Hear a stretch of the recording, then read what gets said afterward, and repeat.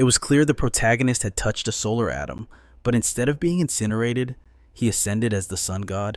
The scorching heat transformed him into a second sun, granting him a full attribute blade. The radiating temperature reduced everything it slashed to charcoal. However, on the very first day of his rebirth, his campus belle girlfriend decided to dump him. Why? Because she had just been admitted to a top-tier university.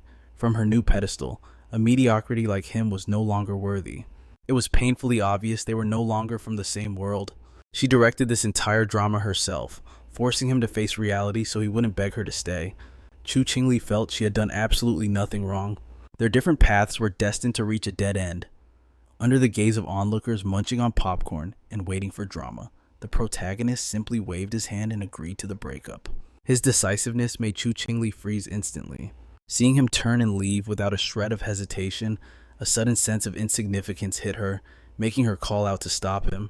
Hearing this, he shot her a sideways glance. "Is there something else?" Chu Qingli feigned calm and spoke coldly. "Don't think I'll get back together with you, no matter what you do." His face remained expressionless for a few seconds before he dropped the bomb. "Stop hallucinating, you delusional idiot." That single sentence instantly shattered Chu Qingli's defenses. Her face flushed red with utter humiliation. Hearing the crowd's gossip, the protagonist just wanted to laugh. Chu Qingli had absolutely no idea what the future held. When that time came, money and academic grades would be utterly useless. Because in just 1 year, the world would enter the spiritual chi revival. The massive upheaval would rewrite all social standards. The era of cultivators was beginning, and raw power would become the only metric that mattered. In his past life, he was just an ordinary man struggling to survive the apocalypse as countless mutated beasts turned the world into a living hell.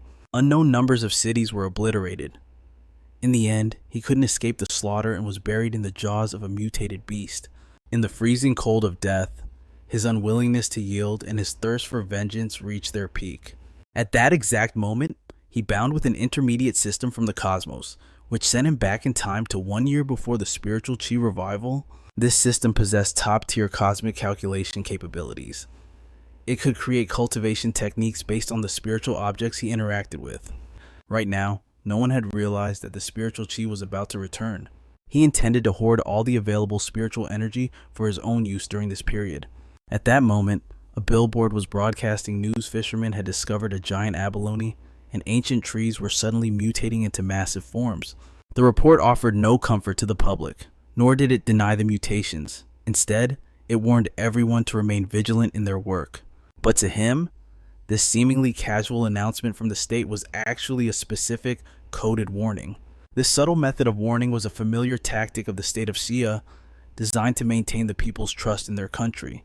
While scrolling through news forums for signs of anomalies, one headline caught his eye. Outside the Qingbei district, ultraviolet radiation levels were far higher than normal. Others saw the news too, but they dismissed it. They weren't far from Qingbei University, and the sky where they stood was cloudy and cool, yet the news claimed the temperature at the university had hit 74 degrees. Seeing the skeptical comments, he chuckled softly. Everyone thought it was fake news, but he knew his first golden opportunity had arrived. 15 minutes later, standing before the Qingbei Medical Department, he wiped sweat from his face. Sure enough, there was something seriously wrong with the temperature here. The sunlight hitting the ground formed blinding spots of light. Even the security guards couldn't stand it and had fled the area. Enduring the searing heat, he reached out to touch a small ray of light. Immediately, the system's voice rang out, detected fluctuation of full Yang attribute, unlocking Yang attribute data. Instantly, the rays of light transformed into blinding chains, binding his body as he erupted in brilliant radiance. The retreating guards were blinded by the flash, completely bewildered by what was happening. They couldn't hide their shock. But what they didn't know was that his body was burning like a living flame. The agony pierced straight through to his very bones. At that moment, the system announced, "Mutation successful. You have obtained the golden sun breathing technique." Meanwhile, at another entrance of Qingbei University, his ex-girlfriend, Chu Qingli, was walking in. Her beauty attracted plenty of seniors who wanted to approach her, but she had zero interest. Suddenly, a beam of light erupted behind her. The school's loudspeakers blared a warning, telling everyone to stay away from the front gate. Chu Qingli frowned as she listened to the warning.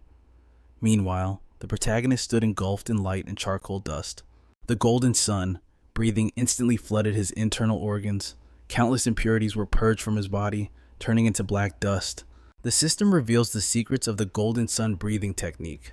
Master this, and he can undergo a total metamorphosis, ascending directly into a sun god. Another system notification chimes in. Congratulations. He has received 50 editing points. He has no idea what those are, but the moment he activates the breathing technique, the scorching sky suddenly turns pitch black. It only lasts a split second, but it is enough to grab every student's attention. Right at that moment, the principal finally rushes to the north gate to disperse the crowd. But here's the kicker. A squad of soldiers in tactical gear is right behind him. The leader barks an order, demanding the principal seal off the north gate immediately. Our protagonist notices the commotion instantly. He decides it is time to get the hell out of there.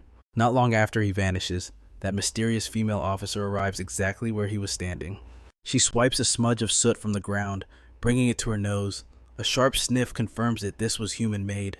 She mutters, "Has someone made contact with spiritual energy again?" Chuchingli whispers the words to herself. She gazes down the distant road, spotting a familiar back walking away. Is that him? She shakes her head, instantly rejecting the idea. With his trash grades, how could he possibly get into a top-tier school like Qingbei University? An hour later, he is back home, devouring solar energy to cultivate. Suddenly, he worries the earlier blackout might have made the news, so he grabs his phone to check. A search result for the Spiritual Energy Association catches his eye. He remembers this group. It popped up online a year ago. Back then, everyone thought it was just a joke, But now it is blowing up, trending alongside the spiritual recovery. Since he has seen state secrets with his own eyes, he knows this is no game. He clicks the link. The cultivation realms are listed.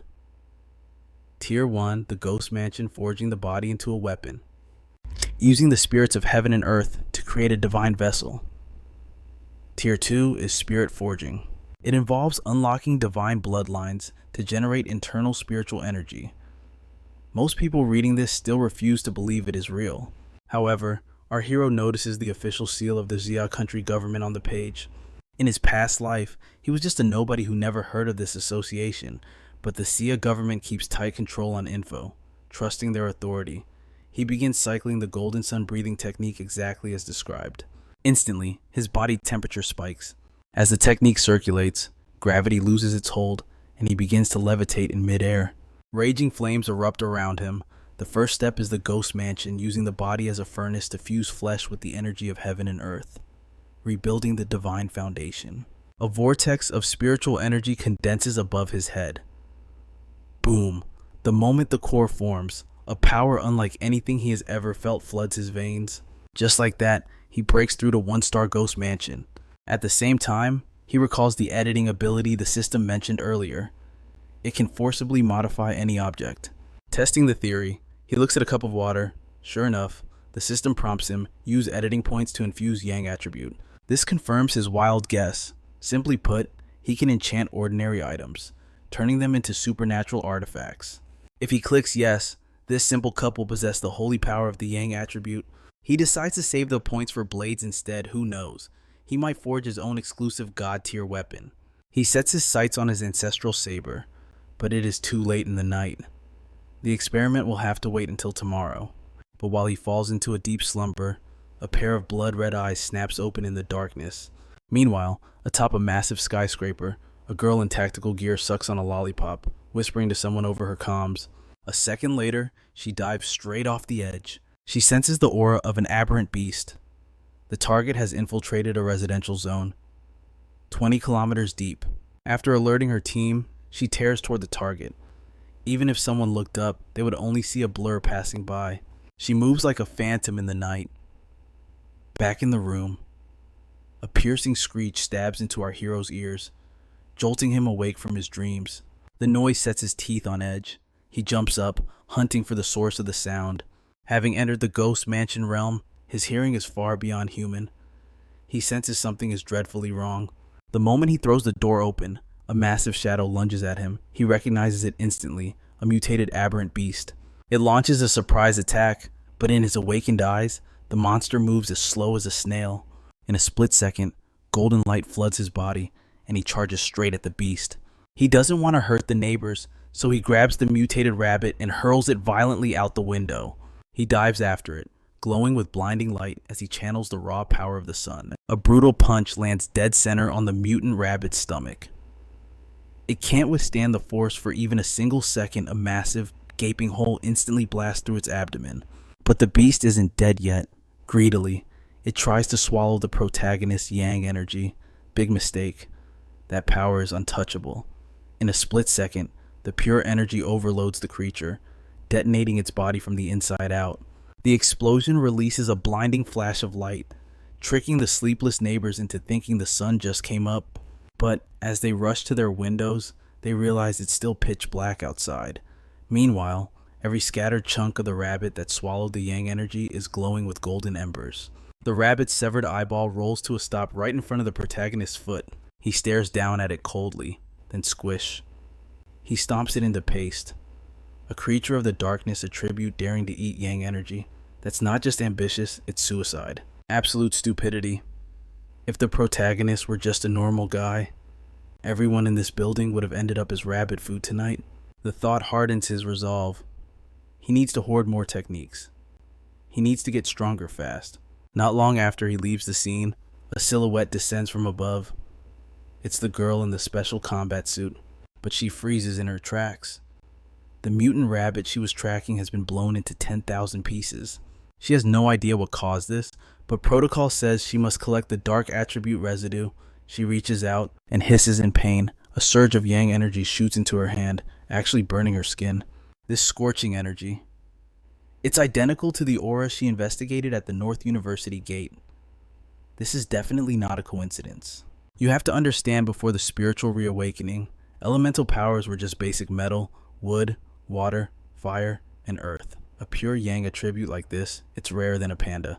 Realizing the gravity of the situation, she immediately reports to HQ. The line goes dead silent for a moment. Then, the order drops. Target priority Alpha. Find this cultivator with the terrifying talent. Recruit him into the organization at any cost. She understands the assignment perfectly. Her priorities shift instantly. She dumps all her other missions onto her subordinates. She decides to stay in the area and hunt for his tracks personally. She's not even annoyed. She's genuinely curious. What kind of person wields such pure yang power? Meanwhile, our guy is feeling the mental fatigue from grinding monsters all night. After soaking up some sunlight, he cycles his energy. Streams of golden aura flood into his body, converging right above his head. He feels it, the rhythm of a breakthrough. But advancing the Ghost Axe realm requires mobilizing his spirit palace. Sensing the moment is right, he goes full throttle, activating the golden yang breathing technique. Golden light wraps around his spirit palace like a cocoon. He grips the divine axe in his mind and slashes forward with everything he's got. Boom! A thunderous sound echoes internally as he breaks through to the 2-star Ghost Axe realm. The blood in his veins actually glows gold. He knows why it was so fast. He hadn't fully tapped into his potential during the first star breakthrough, but from here on out, the free rides are over. He'll have to grind for every inch of power. To avoid causing another scene, he heads to a secluded spot behind the mountain. He spends his points to edit the yang attribute directly onto his blade. Instantly, a golden light erupts. The entire blade is dyed in gold, humming with a mysterious divine power. The system pings, editing successful. He can't wait to test it. He takes a swing at the air, and the sheer heat evaporates the moisture in the area instantly. Realizing he's made a huge commotion again, he gets embarrassed. Oops, time to go. He tactically retreats. Moments later, only a plume of smoke remains where he stood. The girl rushes to the scene, furious. She only stopped to buy a boba tea, and she sensed his aura again, but he's already gone. She stops dead, staring at the destruction. The sheer damage he left behind is terrifying. How am I supposed to clean this up? She groans, but then her expression shifts from annoyance to pure disbelief. She analyzes the residual energy. 2-star Ghost Axe. He was only 1-star last night, but the shocks keep coming. There's something else mixed in with the aura. Traces of a spirit weapon. Impossible. In the entire association, only 2 or 3 people have mastered the ancient art of forging spirit weapons. It's a lost technology. Her curiosity spikes to dangerous levels. Who is this monster? And how does he know forging techniques? Back on the street, the protagonist is deep in thought. Can I combine different attributes on a weapon? With his system, he can edit anything. The possibilities are endless. Suddenly, a notification catches his eye. He forgot to clean up his digital footprint. He's been spotted. The First Awakened group has noticed him. They're looking for him, offering protection and, more importantly, intel on a new mana recovery spot. He opens the file. It's a lava cave. Perfect.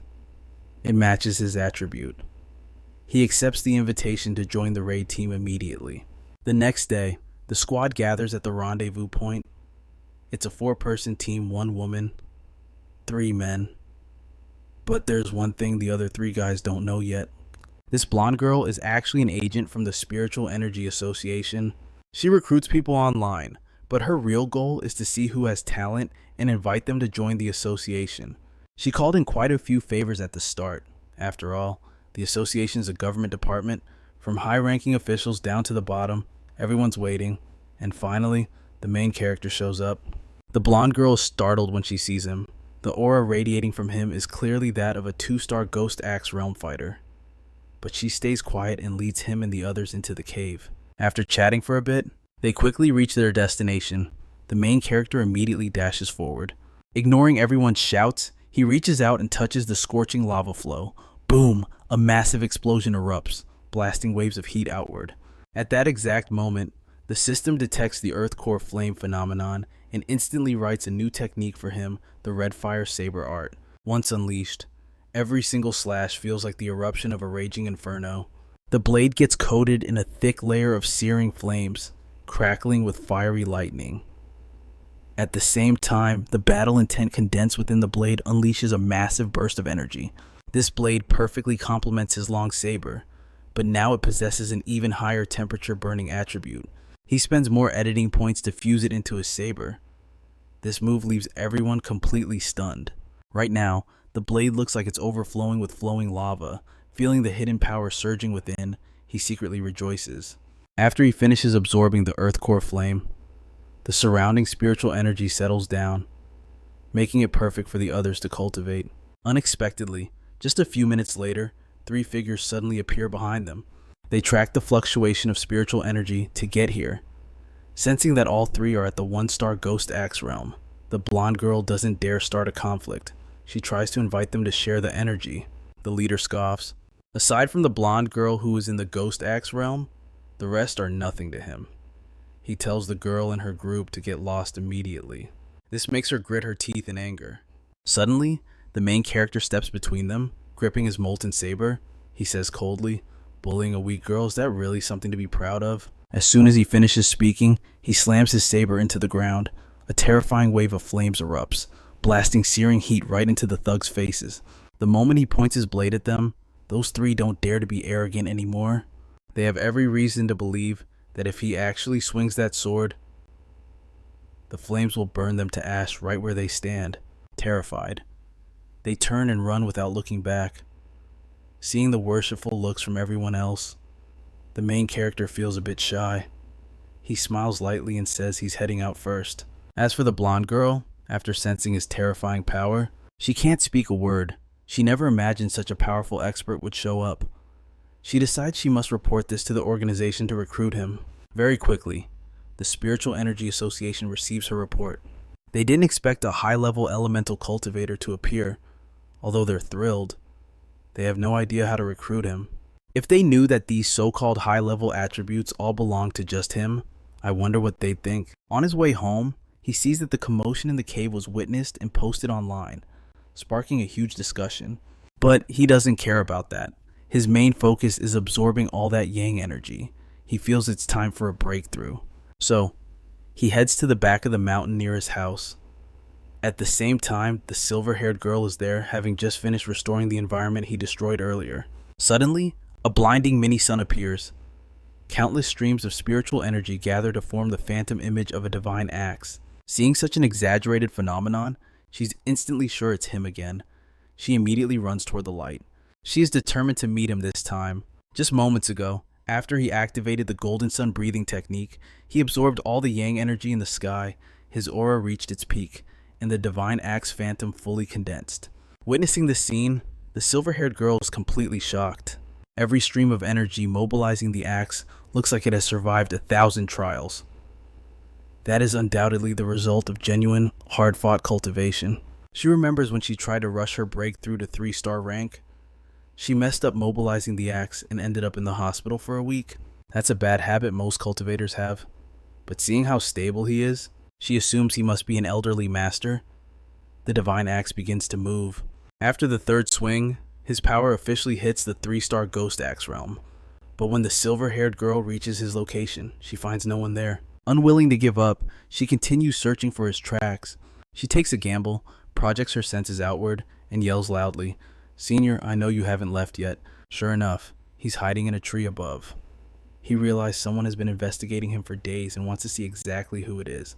The girl mutters to herself, introducing her background from the Cultivation Association. Her voice is tiny, practically begging him to join. He breaks his silence, his tone cutting through her rambling. "If you know I'm not interested, why keep pushing?" She scrambles to explain the benefits fighting future enemies together, pooling resources. She even holds out her badge, swearing on her honor that it's legit. He actually has a faint impression of her.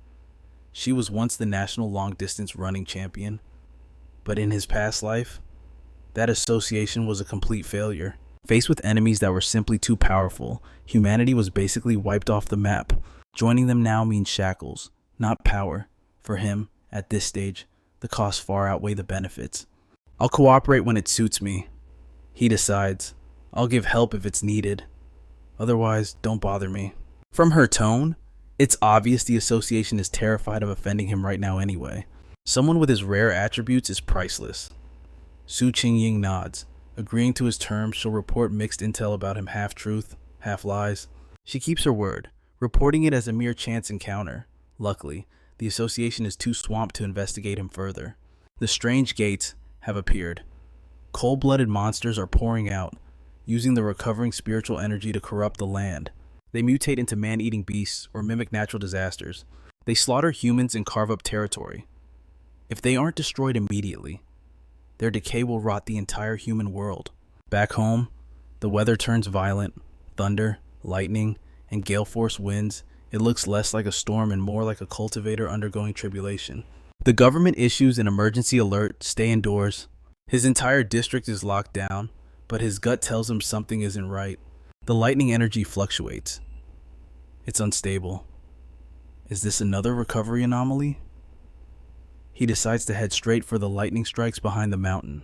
Sure enough, as he gets close, the system pings, new spiritual pollution detected. Meanwhile, the association detects the massive energy spike, a lightning explosion on the mountain. Threat level S. No one from the association can get close to the center. Even a 3-star executioner would be vaporized instantly. They quickly order the mountain sealed, but he is already there, staring at the thunderbolts hammering the center. The lightning on the edge is too weak, too impure. He needs to reach the peak of Jade Emperor Mountain. Mana has only just started to recover. Mutated beasts are trash to him now. But for the horrors coming in the future, this level of power is far from enough. He possesses the Yang attribute and the Blazing Blade. Maybe in the future, he really could become a sun god weapon. But this lightning, this is a golden opportunity to temper his physical body. Fueled by the desperate hunger for strength, he pushes forward, withstanding thousands of bolts as he charges toward the center. Suddenly, a massive bolt locks onto him and detonates. He slashes his blade to block, but it's useless. The force is terrifying. Even with the golden sun breathing technique protecting him, the lightning overwhelms his yang power. This isn't just electricity, it's top-tier judgment, divine punishment. The pressure crushes down on him, trying to force him to his knees, trying to make him break. He looks up, eyes burning. How does he conquer this? Another bolt comes crashing down. He doesn't dodge. He channels every ounce of golden sun power and slashes right into the blinding light. He coughs up a mouthful of crimson blood. The lightning invades his veins, stinging and numbing every inch of his flesh. But he doesn't stop. Step by step, he marches to the center. The storm seems to sense his challenge. Endless lightning bombards him from all sides. The blinding white spectacle is visible from 1,000 miles away. System alert, high-level lightning attribute detected. A second later, he receives the divine lightning 100 refinements technique. He no longer fears the storm, he absorbs it, rebuilding his body from the cellular level. Unlike the yang attribute, lightning is pure dominance. Whether attacking or defending, it reigns supreme. He feels his bones and tendons hardening. The pain vanishes, replaced by raw power. He even gains a new compilation point to fuse lightning into an item. This power of judgment is the ultimate counter to all things evil. His blade is already fire and yang. Adding lightning might shatter it. He shifts focus to his own body, his right arm, and just like that, the lightning arm is born. As he masters the rare attribute, the terrifying storm over Jade Emperor Mountain begins to fade. The association predicted it would last 3 days, but it ended in minutes. They rush up the mountain, finding fresh traces of a cultivator. Heading up the mountain right when the thunder was crashing down like that, it completely shook the Spiritual Chi Association's forces. Even they couldn't get close to an S-class anomaly. Yet here was someone who actually pulled it off. Facing a powerhouse like that, if he turns against society, the damage would be immeasurable. So, even if it costs them everything, they have to find this guy. And they've already slapped a codename on him, the Tyrant. But suddenly, something clicked in Major Han's mind. He remembered a cultivator with the Yang attribute from before. So, he immediately turned to Su Qingying and asked how the investigation was going. Hearing that, she put on her best poker face. She fed him a mix of half-truths and lies about him, conveniently leaving out the part where she'd actually made contact. Major Han nodded, not saying another word. He turned around to mobilize the troops, ordering them to bury the anomaly at Mount Yushan and write it off as a natural phenomenon. Back on the other side, our MC has made it home and starts testing out the lightning power surging through his right arm. Right now, this arm pulsating with electricity is probably the toughest part of his entire body. Even that domineering judgment lightning has compressed into a small sphere, making it easy for him to control. The system pings a notification. This peak level lightning deals 300% critical damage against evil spirits. The MC can barely hold back. He wants to test this bad boy out immediately. Just then, a notification pops up on the forum he follows. News breaks about a massive explosion at a chemical plant, countless casualties. But looking at the comments section, something feels off. People living near the factory are all reporting a sensation of dark, gloomy energy. The MC thinks for a second and immediately recalls the evil familiars from his past life. Those things love popping up out of nowhere, hiding in the shadows and darkness. Originally, they could be any random animal or plant, but once they mutate and gain sentience, their strength goes berserk. Their perception, capture skills, and instant kill abilities all spike into a terrifying state. They're 100 times more dangerous than that mutated rabbit from before. He absolutely cannot let them keep evolving. Meanwhile, near the chemical plant, the breakers from the Spiritual Chi Association seem to be chasing something. They've identified the target as Zhu Ye. The squad leader looks grim. Zhu Ye has a taste for human flesh. Even with the association's backing, this squad knows they have to rely on their own strength to survive. Right now, mutations are popping up all over the country, and headquarters is swamped. HQ only rated this Zhu Ye as a B-class threat. But since Su Qingying was nearby, they dispatched her to assist. Back to the MC, that giant mutated rat is giving off a stench so foul it's nauseating. He could smell it from dozens of miles away. As the two squads merge into one, they finally locate the mutated rat, Zhu Ye. Immediately, they split up, rushing at the mutated rat from multiple angles. Of course, the giant rat spots Su Qingying's group and tries to bolt, but it's too late. They've already got it surrounded. One of the fighters leaps high into the air, bringing his blade down on the beast. It roars in pain, but then wings burst out of the rat's back. It unleashes a sonic wave that blasts everyone apart. Energy gathers in its maw, and it spits out a stream of green toxic gas. It's a dark attribute corrosion attack. Anything it touches starts to rot instantly.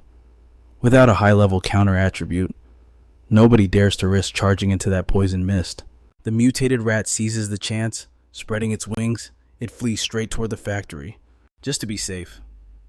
Su Qingying scans the spiritual energy density. Earlier, the rat's fluctuation was 49, but the reading at this factory is 80. That means there's not just one beast here. Sensing the trap, everyone tries to retreat, but it's already too late. Who would have guessed the mutated rat is teaming up with a giant mutated snake they're hunting together? A thick poisonous fog rolls in, separating Su Qingying from the rest of the team. They're picking them off one by one. Su Qingying sees it happening and realizes the whole setup. She never expected a mutated rat to have human-level intelligence, putting aside the food chain to cooperate with a snake. Now, not only is the giant serpent preparing to strike, but they also have to fight off the toxic fumes. Her spiritual power is draining fast. Within moments, she's completely tapped out and collapses to the ground. Right at that moment of despair, crash! The roof is smashed open, and a blinding light illuminates the entire factory. The giant snake sees the MC arrive and lunges, mouth wide open. The mutated rat waits for the moment he dodges to strike. Its massive jaws clamp down on his right arm, but the MC doesn't even flinch. Terrifying lightning instantly erupts from his arm. The giant rat is obliterated on the spot. Without missing a beat, he swings his blade at the serpent behind him. He's actually curious. Isn't the snake afraid of the sunlight? But that casual strike completely enrages the beast. It loses its mind, attacking him in a frenzy. As he dodges, a scorching slash flies toward the serpent, slicing its head cleanly in two. Unbelievable, the snake has regeneration abilities. That slash didn't kill it. But that attack wasn't just pure yang energy. A split second later, boom thunder detonates, echoing through the entire factory. Instantly, a cage of lightning engulfs the giant serpent's entire body. He channels the raw power of his saber, raining in the raging flames while concentrating pure lightning to blast directly into the body of the giant serpent. These are anomalies fueled by dark energy. That rat was easy pickings, burned to a crisp, completely helpless against the power of the sun. But the giant serpent was a different beast entirely. It had evolved into a world-ending catastrophe class, and even in death, the damn thing managed to land one final, spiteful bite. If he didn't possess the golden sun breathing technique with its yang flame to purge poison and lightning for reinforcement, anyone else would be dead meat. With the two monstrosities finally dealt with, he notices something else. It's that girl who was tailing him earlier. A smirk tugs at his lips. He knows she's just pretending to be unconscious. Realizing the gig is up, Su Qingying covers her flushed face with her hands, hiding her eyes in embarrassment. She's never actually seen his face before, no matter the situation. She assumed he was hell-bent on keeping his identity a secret. He glances at the girl as she stammers out her thanks. He acknowledges it briefly, then turns to leave. Seeing him walk away, Su Qingying drops her hands, desperate to say something more. But before she can get a word out, he leaps up to the ceiling and vanishes into the shadows. Truth is, he bolted that fast for a reason. He needed to make contact with that dark attribute immediately to see if the system could harvest it and compile a new cultivation technique. Turns out, he underestimated just how nasty that cold, yin energy felt, the system completely unresponsive. Back on the ground, Su Qingying is busy slapping the captain's face to wake him up. The moment the squad comes to, the sight of the two massive carcasses nearby scares the living daylights out of them. Su Qingying fills them in immediately. It was that yang attribute expert I was chasing. He's the one who wiped them out. While the team reels in shock, marveling at the guy's insane power, they start the cleanup process. They move to harvest the dark attribute remnants from the beasts. But in the chaos, the captain accidentally steps on a chunk of the giant serpent's flesh. Zap! The sound of crackling lightning explodes beneath his boot, leaving the whole team completely dumbfounded. I thought you said he was a yang attribute cultivator. Su Qingying is shell-shocked. She had no idea he possessed a second high-level element, but there's no one else it could be. An impossible thought begins to take shape in her mind. A dual high-level attribute cultivator. That kind of existence is practically a myth. She realizes she's just encountered a genuine monster. Before long, the association receives the alert and arrives on the scene. Their main goal is to scan for residual spiritual energy and analyze the forensic traces. 30 minutes later, the verdict is in whether it was the mutant rat or the giant serpent. There is a 99% chance it was the work of a single person. Even though they tried to prepare themselves for the report, the reality is terrifying. Nobody has ever heard of someone wielding two high-level attributes simultaneously. Su Qingying knows she can't keep a lid on this anymore and files a full report. But the association's reaction is different this time. They immediately cancel her surveillance mission. The higher-ups decree that since he saved lives and exterminated the anomalies, he has proven that Ron holds no ill will toward the association. To avoid ruining their image in his eyes, they decide it's best not to do anything that might piss him off. Since it's come to this, Su Qingying drops another bombshell. The suspect likely possesses a spirit weapon. The association executives are floored. No matter how monstrous his talent is, possessing a spirit weapon this early in the spiritual recovery era shouldn't be possible. Su Qingying theorizes the weapon is Yang attributed. This leads to a terrifying possibility. His realm might be that of a venerable, someone capable of forging their own spirit weapons. But currently, the spirit creation realm is a tier reserved for the world's absolute elite. We're talking about the wealthiest tycoons who have stockpiled resources for decades. A young kid like him shouldn't be anywhere near that level. Furthermore, he's already displayed 2 high-level attributes. Who's to say he doesn't have a third hiding up his sleeve? You have to understand, there isn't a single recorded case of a triple attribute user in the world. If this is confirmed, all the textbooks will have to be rewritten. Back at home, our MC hops in the shower to wash off the gore. It's been less than a year since spiritual energy returned to the world. Money at the anomalies are already aggressively active. Countless people have stepped onto the path of cultivation. Even those with top-tier talent have barely reached the first-star realm. The government and the first wave of Awakened are currently in a stabilization phase. For now, the anomaly outbreaks are considered to be under government control. They're contained within certain zones, and major conflicts between the early cultivators haven't erupted yet. Although the public is whispering about how unsafe things are getting, the government hasn't issued any official corrections or denials.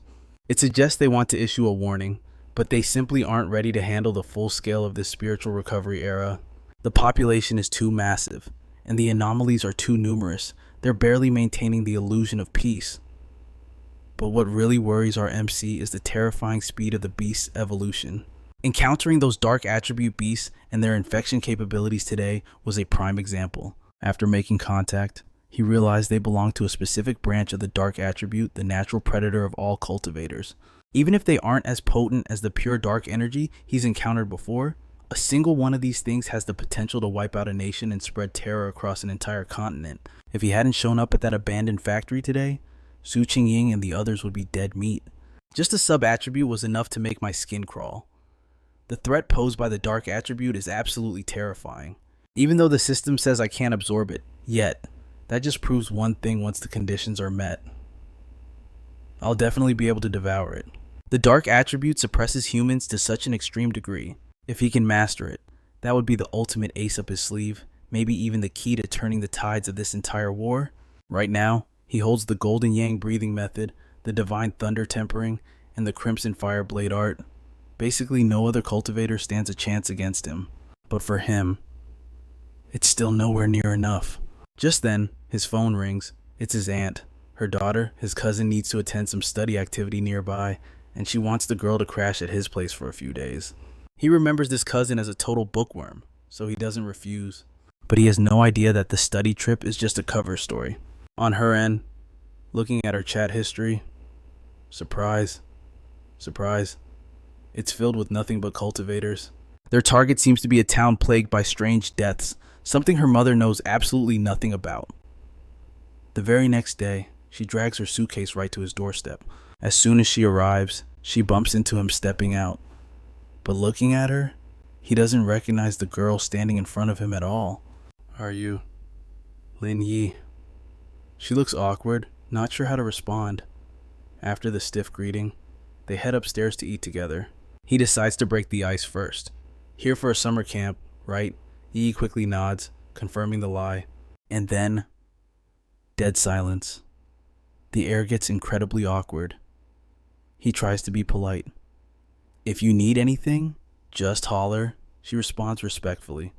Yes, thank you, cousin. A moment later, he hands her a spare key. Here, this is a spare. I'm gonna head to my room now. Your room is opposite mine. She takes the key, keeping it formal. Right. Sorry for bothering you these next few days. Watching his back as he retreats to his room, Yi finally lets out a breath of relief. He seems easygoing, doesn't pry into my business, but on the other side of the door, his guard is up. Way up. He observes her silently, deep in thought. Back on the sofa, I definitely felt a faint spiritual fluctuation, flickering in and out. Is she a cultivator too? She said summer camp, but could it be? Meanwhile, Inside her room, Yi Yi is glued to her screen, messaging her team. Cousin is nice, doesn't ask questions. When do we move? A user named Beautiful Lady 81 replies, advising them to wait for the right moment. The area has been chaotic lately, but other cultivators always seem to beat us to the punch. Another user, Lost $5, chimes in to agree, recounting a recent event. I heard about that too. In the underground river last time, two groups faced off, but then some insanely powerful expert showed up, unleashed a sword strike like the literal sun, scared the other side into retreating immediately. Beautiful Lady 81 is skeptical. Joking, right, if that's true, that guy must be a top tier awakened. Yi decides to play it safe and wait. Seeing her decision, the other two agree to follow her lead. Chat over, but she's still jittery. She decides not to train tonight if her cousin catches her. She'll never be able to explain it away. Just like that, 3 days fly by. He's struggling to adapt to living with someone else. Man, having her here is a massive pain for my cultivation progress. My breath regulation keeps getting interrupted. He retreats to his room to focus. But practicing the golden yang breathing method comes with a risk he's terrified of being spotted. Is it too bright? Since when was this technique so damn flashy? But the glowing lights aren't his biggest problem. The real danger is Yi Yi. She's finished cooking and calls out politely. Cousin, dinner's ready. I made tomato beef stew, cucumber salad, and corn rib soup. He puts on his polite mask. You're too kind. Leave the dishes to me. She gently refuses. It's fine. Really. I'm staying here for free. It's the least I can do. He watches her every move. Too polite, too perfect. Borderline OCD. He eats in silence, thinking, all right then, let's see how long you can keep up this act. Still, he's not giving up on his plan. It's the only way to expose her secret. Midway through the meal, her phone suddenly rings. They both freeze. He asks first, what's wrong? Friend calling. He seizes the chance to slip away, surprising her. Go ahead, take it. I'm going back to my room. She finds his exit a bit abrupt, but doesn't overthink it. Yi Yi rushes to her room to answer. What a great cataclysm is starting tomorrow, when 3 in the afternoon. Don't worry, I'll be there. While she chats with her teammate about the rendezvous at Yanghuo Town, he's actually hovering right outside her window, eavesdropping on every word. It's a well-known town in the suburbs, just a 1-hour drive away. Suddenly, a surge of energy radiates from inside, instantly catching our main character's attention. Finally, the answer he's been looking for is right under his nose. Turns out, his little cousin is also an awakened practitioner in this era of spiritual restoration. He stares intently at her artifact cultivation, unable to hide his surprise. Lucky for me, her current strength isn't enough to detect my presence. But for a high schooler to reach this realm, she's even showing signs of leveling up. He doesn't stop there, analyzing Y's recent actions. So the summer camp excuse was a lie. Her real target is the heaven and earth anomaly. She must have gotten intel about this place from somewhere, so she made up that excuse to come here. The main character gently touches the wall. Every heaven and earth anomaly is an opportunity. I might even snag a new technique to boost my power. Finding the situation getting more interesting by the second, he smirks, burning with curiosity. I wonder what kind of elemental attribute will appear in Yanghuo Town this time. In a flash, he dashes away, sprinting across the water's surface with excitement coursing through his veins. Whatever. If I hear it, it's mine. Meanwhile, back with Y. She pauses her cultivation, looking around with suspicion. Strange. I don't see anyone. Still, Y feels uneasy. Was it a hallucination? I could have sworn someone was watching me. Meanwhile, at Yanghuo Town, the crowd creates a bustling, chaotic atmosphere. Suddenly, a voice rings out in front of the gate. He turns around. It's the person with the nickname Love Online cheated out of 5 yuan, whom she'd only met online. The girl walks over happily, teasing her. So, you've been staying at your cousin's place lately. Is he handsome? Hearing this, Y pauses to compare looks in her head. He's alright, I guess. Just average looking. Definitely not the celebrity idol type you're into. Hearing that, the girl looks a bit disappointed. She lets out a long sigh. Standing next to her, chuckling, is the hot lady with the nickname Beautiful Woman 81 years old. She chimes in, don't forget, I always described herself as just an average face in the crowd. The rest of the group is already waiting. After sitting there for a while, the guy in the white shirt speaks up. Everyone's here. Let's get down to business. He notices a member is missing and asks, is that person not coming this time either? The guy answers coldly, she's not coming. Later, as they all set off, beautiful woman 81 years old comforts why. She always acts mysterious like that. We're used to it. Let's go. At the same time, the main character is already perched nearby, silently observing them from a distance. Hearing everything, he hesitates for a moment. Seems like my cousin's team is skilled enough to operate covertly. He analyzes them one by one. Even the weakest one is stable at the 2-star ghost realm. And that man from earlier has reached the 3-star ghost realm. Rumor has it there's an even stronger member who's always absent. Thinking it over, the main character gradually deduces the situation up on the mountain of this famous town. The atmosphere is becoming increasingly gloomy. As a familiar voice reports the situation, a massive vine suddenly descends from the sky, looking exactly like the beanstalk from the fairy tale Jack and the Beanstalk. He observes carefully and describes it. These vines appear randomly around the area. Their locations aren't fixed.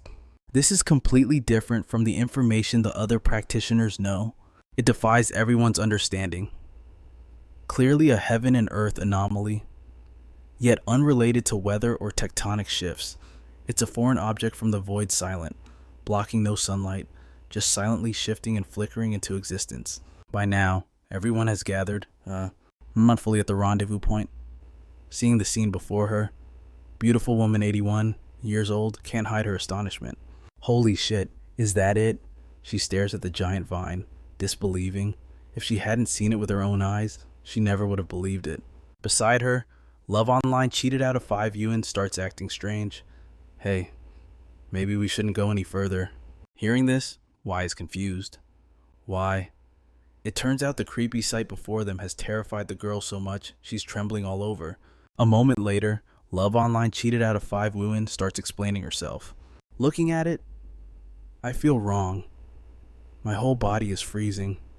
I heard rumors on the internal school forum. She begins recounting a past events. I actually had a friend in that team. They tried to approach the vines. They were all much stronger practitioners than us. As she speaks, she imagines the horrific scene in her head, but after they went in, they all vanished. Her voice shakes with trauma. I have a feeling we'll end up just like them. She summons all her courage to finish her sentence. Dead without a grave. Cheated out of 5 Wuin shivers in pure terror. At first, I thought I could easily accept the risks of being a practitioner, either win big or get crushed. But the moment I saw this thing, I just felt this primal fear take over. My intuition screams that this confrontation is a high-level heaven and earth anomaly, powerful, unknown, and completely unprecedented. She was frantic. I don't want to die here. I'm pulling out. He tried to calm her down. She's right. Actually, we all feel it. He explained it thoroughly. Inside these wood attribute vines flows a desolate aura. I can't even describe it. It feels like sinking into the flow of time itself. Everything withers. Life force drains away. That's why we feel such intense anxiety and discomfort. It's like it wants to swallow our lives whole. Yi Yi grabbed 5 Wen Scam's hand and continued. But I firmly believe this is the path of martial arts advancement. High above, the protagonist observed the situation. That dark magnetic aura, too intense. I've seen many anomalies, but aside from dark attributes, these vines are the most unsettling thing out there. He marveled. They decided to cultivate here. Their courage is actually commendable. The protagonist analyzed it. Clearly plants symbolizing abundant vitality, yet they give off a gloomy vibe. Not living. Like dead things mimicking life, void of spirit. At that moment, Yi Yi stood on a high rock and declared, "We don't have time to overthink the danger. We're going to face it right here." She gave careful orders. Everyone, stay within line of sight. Don't stray too far. Follow my lead immediately. Yi Yi calculated this was the best way to keep them safe. She began to focus on cultivating atop the branch. The protagonist watched from the sidelines. Not bad. Maintaining vigilance, sensing power for cultivation, keeping a distance that's neither too close nor too far. Truly an honor student. Calculated the position for maximum benefit, no rushing, no retreating. Her power is peaking. He was slightly surprised. About to ascend, already touching the 3-star threshold that fast. This cousin of mine really has extraordinary talent. Miss 81 gasped in admiration. Ghost Mansion 3-star. Yee was incredible. 5 UN Scam's jaw dropped to the floor. Yee had already done it. But below the tree, the vines began to spread, launching their invasion. Curly Hair noticed the anomaly instantly. He shouted a warning. Not good. The vines are rushing us. Miss 81 gasped. What? How did they detect us from this distance? In an instant, everyone was entangled, screaming in chaos. Save me, 5 UN Scam shrieked in panic. Run fast. If we don't run, we're definitely dead. She realized Yee's breakthrough caused too much commotion. Absolutely do not let those vines grab you. Once you're caught, that desolate aura will bind your body instantly, will be dissolved in a blink of an eye. Meanwhile, Yee was still deep in cultivation, oblivious to the world. Miss 81 blocked the retreat. No, we can't leave yet. Yee will be in trouble. 5 UN Scam reacted violently. What do you want me to do? Use my energy to guard her. She decided to cultivate here. She's the one reckless about ascending. You want to gamble my life just so she can get stronger? Miss 81 lowered her voice. Calm down. Curly Hair suddenly cut in with his philosophy. Life and death are fate. Wealth is from heaven. If we don't leave now, we'll all be buried with her. You're too young. Don't let emotions rule you. We're just strangers who met on the road. He barely finished his sentence before eating a solid punch to the face. The beautiful Miss 81 was decisive. Then you guys get lost. I will never abandon a teammate. The protagonist quietly clenched his fist. Seems my cousin still doesn't know the situation she's in. He calculated. She's just a student after all. And the power of these vines is terrifying. I don't know if my current strength can save her, but I'm afraid time is running out. Finally, the protagonist decided. I promised her I'd take good care of Yee. A promise made cannot be swallowed back. Meanwhile, Miss 81 fought desperately against the vines, but in a moment of vulnerability, she was the only one whose leg got snagged. After a brief struggle, Miss 81 was neutralized. Suddenly, a vine shot straight toward Yee's cultivation barrier. The protagonist lunged forward, a flaming weapon in hand. Miss 81 and 5 UN Scam watched, torn between worry and helplessness. Flames from his weapon slashed down onto the earth with lightning speed. The attack triggered a massive quake, throwing everything into chaos. After the display, the protagonist landed. Everyone stared in shock. The vines. They retreated. The attack stopped. Every single vine had been incinerated in an instant. His silhouette slowly emerged, looking absolutely god-tier. Curly Hair realized it. Is this also a pioneer weight? Extreme Yang attribute. Makes sense. Only a top-tier attribute like that would dare be this reckless. Forcing back the desolate vines. Curly Hair gritted his teeth in jealousy. On what basis? I consider my own talent extremely high. I reached Ghost Mansion 3-star in such a short time. I estimated that across the whole country, pioneers with speed like mine could be counted on one hand. He thinks to himself, putting that mysterious freak aside, Lin Yi's talent is barely on par with mine. But our protagonist, he stands ready, weapon in hand, poised to strike. The curly-haired youth questions his very existence. If such monsters exist among the pioneers, then what exactly are we? Are we just faint specks of starlight, existing solely to make the bright moon shine? Did you just crush me? No. You didn't just crush me, you crushed all of us pioneers. He stands there, stunned. What kind of entity is this? A system notification pops up. Extreme wood attribute detected. Auto recording in progress. Recording successful. Abilities include continuous regeneration and absorbing surrounding life force for rapid self-recovery. He analyzes the technique. This wood attribute is too powerful. As long as there's life nearby, it's like a perpetual motion machine that recharges itself.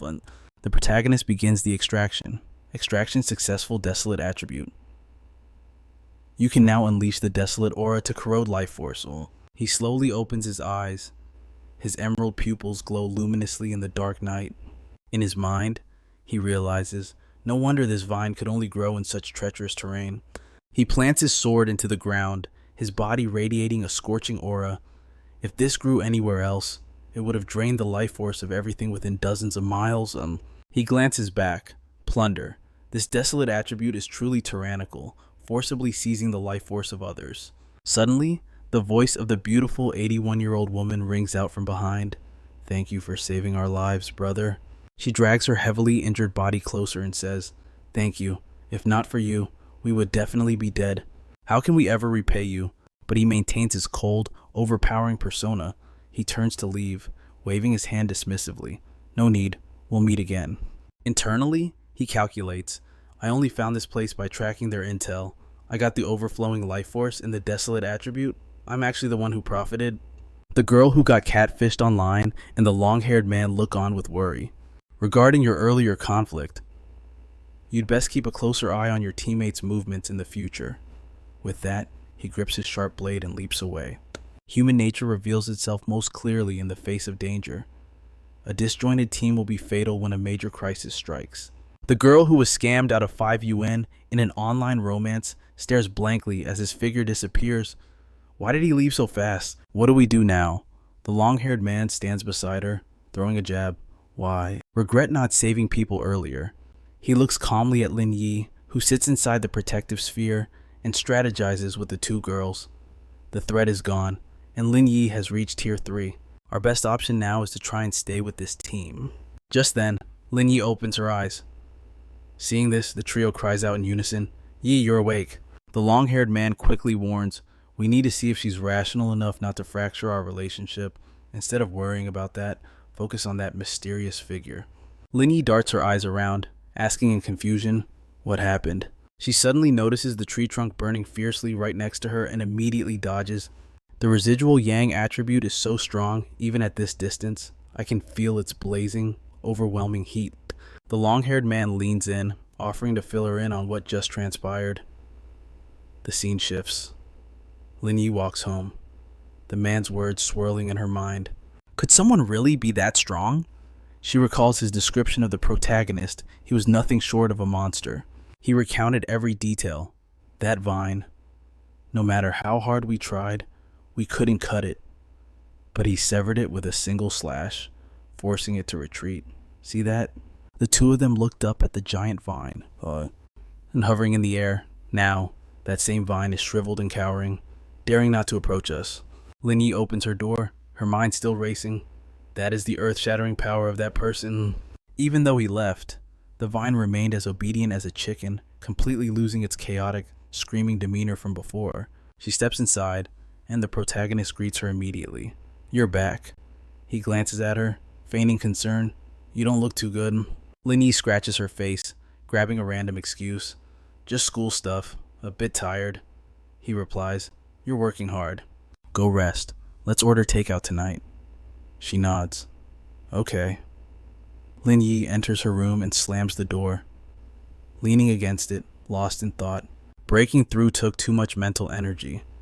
Every time I control spiritual power to activate, a divine judgment, it requires intense focus.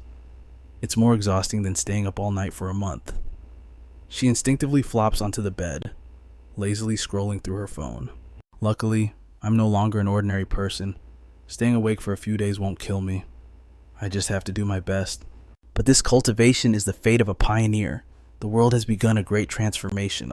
Suddenly, a jealous thought strikes her. The life of a normal person like my cousin. That's impossible for me now. Unexpectedly, a text message freezes her. Jialan instructs her, "If there are any traces of that powerhouse, report to me immediately." She suddenly realized something unusual. Jialan.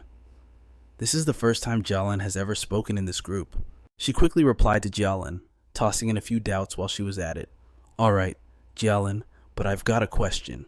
Do you guys think the one who saved us might be that famous figure from the Dark River Dragon Realm? If it really was that Grandmaster, why would he bother saving us?" Meanwhile, rumors and news about the protagonist were exploding everywhere. Breaking news. A high-level Yang attribute god has returned. His sword strike was like a rainbow piercing the sun. Someone claimed they saw it in the polluted Dark River Dragon Realm, that exact same light, accompanied by an explosive blaze. We were forced out of the cave by that man's sword strike. No high-ranking cultivator in the Xia Kingdom dares to face him. If you see him appear in any danger zones later, be careful and stay the hell away. By evening, The protagonist left the house with his bike. As he mounted the seat, he calculated silently. Lin Yi should have lowered her guard against me by now. Going out won't make her suspect I'm tracking her. He pedaled into the darkness, seizing this chance to find a way to absorb the desolation attribute. The desolation attribute has a natural affinity with plant life. He pondered as he rode. But still, this attribute is sinister. Its nature is corrosion. If I put it directly on my body, there might be a bad reaction. Even though he was itching to use the desolation power, he was terrified of the side effects. Plus, it might clash with the thunder attribute I already possess. Finally, he deduced that the best method was to find something similar to that strange demon tree. That ivy monster descended from the sky because it sensed the dense spiritual energy reviving. It chose to evolve on its own, which birthed the power of desolation. Just thinking about it, he smirked stylishly, muttering with a dangerous air, "I know exactly where to go." He sped up, his bike shooting into the deep night. Not long after, he stopped at the city forest park. He walked slowly across the grass, muttering to himself, "I need to choose a plant that can maximize spiritual resonance with me, something that feels intimate enough to be my lucky charm." With that, he closed his eyes and unleashed his magic power. His body began to levitate in midair, spiritual energy radiating outward in all directions. He looked around, genuinely surprised. Is this how plants react to spiritual energy? The energy was reacting stronger and stronger with the leaves. It was intense, but not enough. I need something stronger. His hands had now gathered a massive amount of aura, but he wasn't satisfied. I need more power. Suddenly, something caught his eye. Before him stood a small, glowing flower, swaying gently on the ground. He stared at it, wondering, is this the one? Without hesitation, he reached out toward the flower. Its petals suddenly latched onto his finger. After drinking its fill of spiritual energy, the petals and stamen bloomed full and round. He looked intrigued, thinking, this thing has spirit. It's clearly just a wildflower, but when it meets spiritual energy, it acts like a gluttonous puppy. After draining the energy, it even nuzzles my finger. He gently stroked the little flower. In the silence, his deep voice sounded like a confession. You're the only one in this entire forest that reacted so strongly to my aura. You're perfect for the desolation attribute, and so I choose you. Are you ready? As soon as he finished speaking, the flower nodded. He immediately unleashed his power. A terrifying wind swirled around the flower, blasting the surrounding grass away. The system asked if he wanted to bind the desolation attribute to this object. He lifted the flower in his hand and answered decisively. Yes. Powerful energy burst from his body. He looked at the creature before him with slight surprise. Infused with the desolation attribute, the flower swayed gently, its entire body glowing with a blue light. It wiggled, as if trying to do something. Under his watchful eye, the flower slowly began absorbing the surrounding spiritual energy. In an instant, the forest canopy withered, leaving only the flower standing alone. He had to admit, the power of desolation was terrifying like the hand of a demon. The flower continued to devour the energy without stopping. He marveled internally. In just 3 seconds, it nearly drained the entire forest. This is too domineering. Having absorbed enough energy, the flower slowly grew larger. He decisively plucked the flower from the ground, worried that this commotion would attract the spirit association. Remembering his entry into the forest, he recalled the cameras monitoring the area. He realized this was the city center. The spirit association would definitely be watching this spot since spiritual recovery makes plants dangerous. He flinched slightly. Even after being uprooted, the flower was still greedily sucking in energy. He was amazed it had no roots, yet it was still alive and continuing to absorb power. He smiled softly, teasing the flower. Compared to its mindless feasting earlier, it had become much gentler now. Even after being yanked from the earth, its spirituality hasn't faded one bit. It seems this flower has a thing for handsome guys, as it leans in to gently brush against the protagonist's hand. He gazes down at it, his eyes filled with indulgence. Could it be that after receiving an attribute, this plant has started evolving? It is as if the very chains of evolution have been shattered. Suddenly, a red light on the trunk flashes wildly, an alarm signaling abnormal values off the charts. It startles the living daylights out of both the protagonist and the flower. He thinks, crap, This is bad. Is the monitoring system still active? Gripping the flower tight, he sprints away, vanishing in a flash. Over at the Spirit Energy Recovery Research Department, every single screen simultaneously blares a bright red warning. Panic erupts in the room. No one can sit still. Back at the forest, the scene is split in two, one side teeming with life, the other withered and decayed, drained of every drop of spirit energy. An alarm flashes on someone's watch. A team in protective gear begins scanning the area, but one of them stares at his gauge, completely stunned. A figure in protective gear scans the surroundings, but one look at the readings on his watch leaves him utterly flabbergasted. This is terrifying. Before, the fluctuation at the north gate of Qingcheng University was only around 8, but the Dark River Molten Dragon, it is hitting 25. The person next to him nods in grim agreement. If the abnormal spirit concentration exceeds 10, the military takes over. This park's concentration wasn't even at 10 initially. The staff member measures the soil, then looks up, visibly confused. Air humidity, surface moisture, temperature, everything is normal. Even solar radiation shows no issues. But it is like the vegetation here was drained of all life in a matter of seconds. Another staff member steps forward, wondering, I wonder what attribute caused this. I feel that we need to push a bit further ahead. That is where the epicenter is. Burning with curiosity about the power behind this, that staff member starts inching toward the center of the incident. Right then, a man shouts, "Don't take another step." He warns everyone, absolutely do not touch anything. This is the desolation attribute. The young employee beside him looks baffled. Seeing the confusion, the man with glasses explains, "Do you know about those vines hanging in the sky?" The young staff members shudder. Those devil-like vines, they have been classified as grade A mutants. The glasses-wearing man replies solemnly, "Exactly. They are grade A because they are extremely dangerous. Their brutality has crushed countless predecessors to dust. Ultimately, it is because they possess the desolation attribute, a powerful attribute capable of draining the life force of surrounding creatures, seizing everything for itself." The young employee is so terrified he holds his breath. Realizing the danger, the employee says with gratitude, "If you hadn't stopped me just now."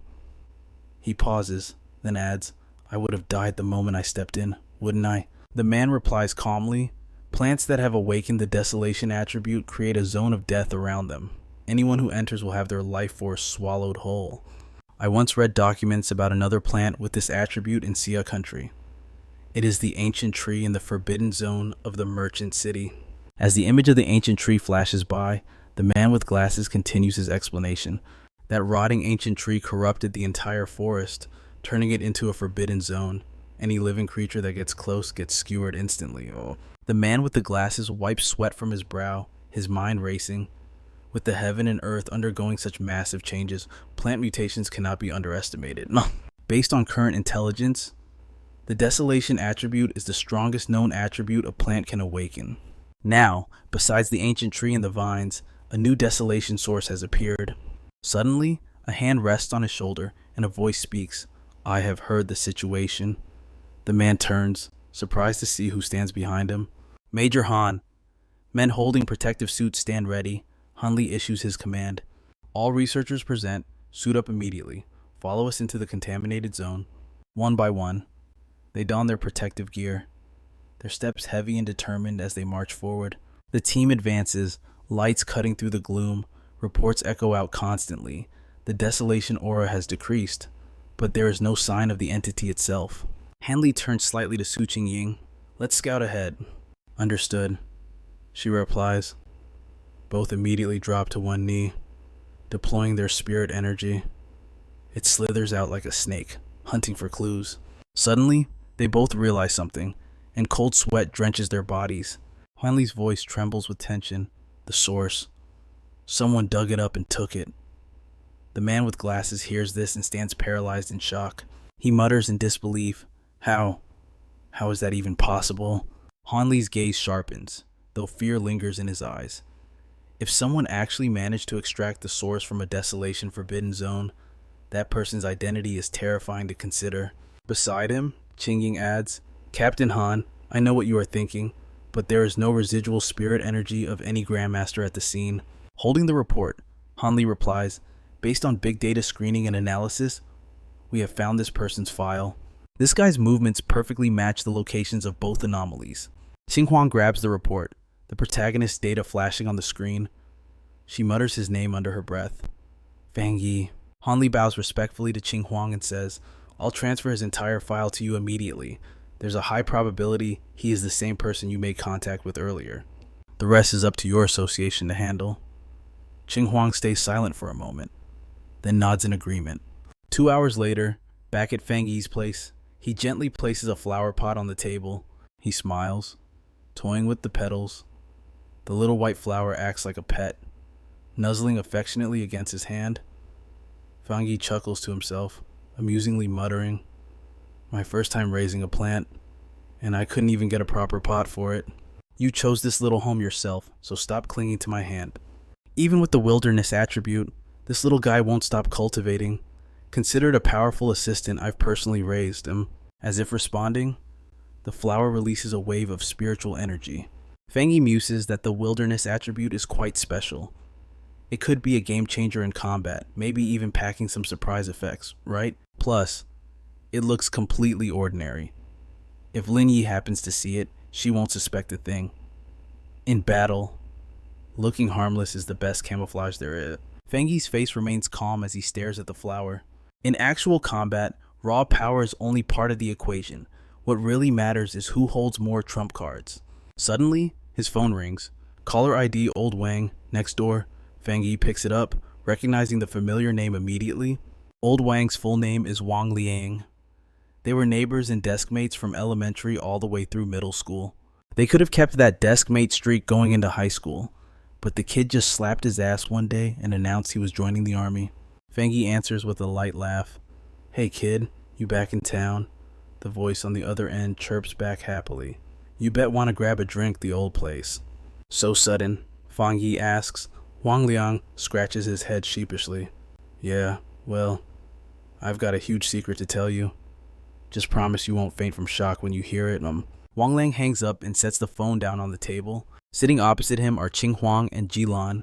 Wang Liang's expression turns serious as he reports. Report, Commander, I've done exactly as ordered, but I have a request. If he's not the target we're looking for, can you guarantee his safety? Jilan taps her finger sharply on the table, her face hardening. Just focus on executing your mission. Don't do anything unnecessary. If he isn't the one, then just act as a friend and give him some advice. Reunion Day. Fang Yi and Wang Liang clink glasses. As he sips, Fang Yi watches Wang Liang chugging his drink and silently reflects. Judging by his appearance, life in the army must be brutal. This idiot has really grown up. Wang Liang finishes his drink with a satisfied sigh and starts opening up. These past 3 years. Man, so many feelings. Army life is something else. He sighs, then asks about Fang Yi. Fang Yi smiles warmly, mentioning he got into college, so things are decent. Wang Liang just lets out a quiet, oh. Across the table, Fang Yi falls into a flashback. In my past life, the chaos was so bad I never got the chance to see him again or even hear news about him. Fang Yi remembers the ruined buildings and the piles of soldier corpses. A soldier like him. He probably logged out on some battlefield somewhere. This time around, will his fate be different? Wang Liang suddenly turns serious, asking his childhood buddy, Hey, I gotta ask, have you seen anything weird lately, like stuff from zombie movies or monsters? Fang Yi feels a spark of suspicion but quickly dismisses it. Makes sense. The military would definitely know about the spiritual chi recovery. But is he testing me? Fang Yi acts confused. What are you getting at? Wang Liang rests his forehead in his hand. If not, then good.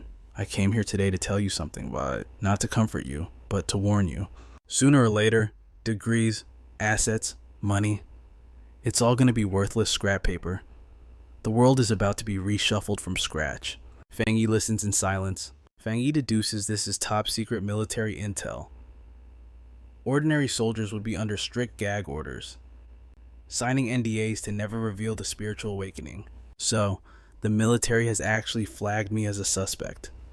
Since Wang Liang is my childhood friend, they sent him to probe me. Wang Liang reassures him, Don't worry. As long as you don't leak what I told you today, you'll be fine. Fang Yi feels a surge of gratitude.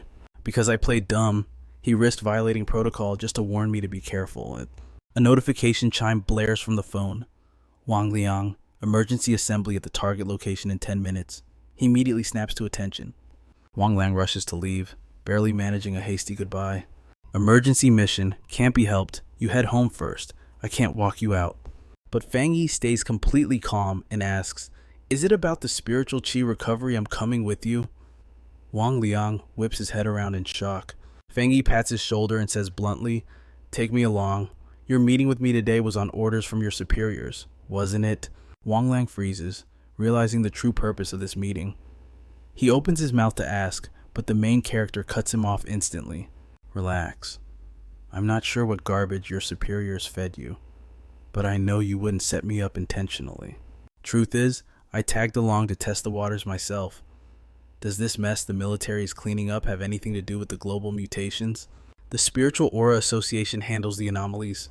So what exactly is the military responsible for now? They arrive at Military Restricted Zone 19. The main character silently scans the area. The spiritual energy here is thick, far exceeding the levels of a standard pollution zone. Wang Liang barks out his name to verify his identity. A confirmation chime rings out, and the two are cleared to walk between the rows of heavily armed guards. Suddenly, an explosion rocks the ground ahead of them. A squad of over 20 soldiers is locked in combat with a screeching mutated beast. They wield weapons and beams of blue light, trying to bind the creature. But the beast retaliates, spewing red energy that sends the soldiers flying. Fang Yi watches in shock. That's a dual element combination. Jilan, a 3-star talisman officer, shouts back. Exactly, a freak fusion of darkness and fire has made this mutt incredibly vicious. We've already got soldiers critically injured. She screams Wang Liang's name. He snaps to attention, ready to take the heat for bringing a civilian. Why did you bring an unauthorized civilian into the restricted zone without permission? Wang Liang tries to explain, but Jilan cuts him off as she rushes into the fray. Forget it. It's an emergency and we're short-handed. Get over here and set up the suppression formation. Yes, ma'am. Wang Liang obeys instantly. Jilan side-eyes the main character. So that's Fang Yi. He looks nothing special. His aura is barely active. Is he really the one? Whatever. No time to think now. She throws a warning over her shoulder. Since you're Wang Liang's friend, I won't waste my breath. This is a restricted zone.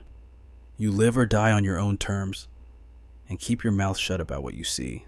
Fang Yi nods, understanding the stakes. Understood. Jilan draws her weapon and commands, Jiang Mi Li, you flank it. The two soldiers instantly dive at the beast from above, while Jilan fires a blinding beam of golden light from her gun. The heavy golden blast slams into the beast, making it howl in agony. But in a split second, a crimson aura erupts around the monster.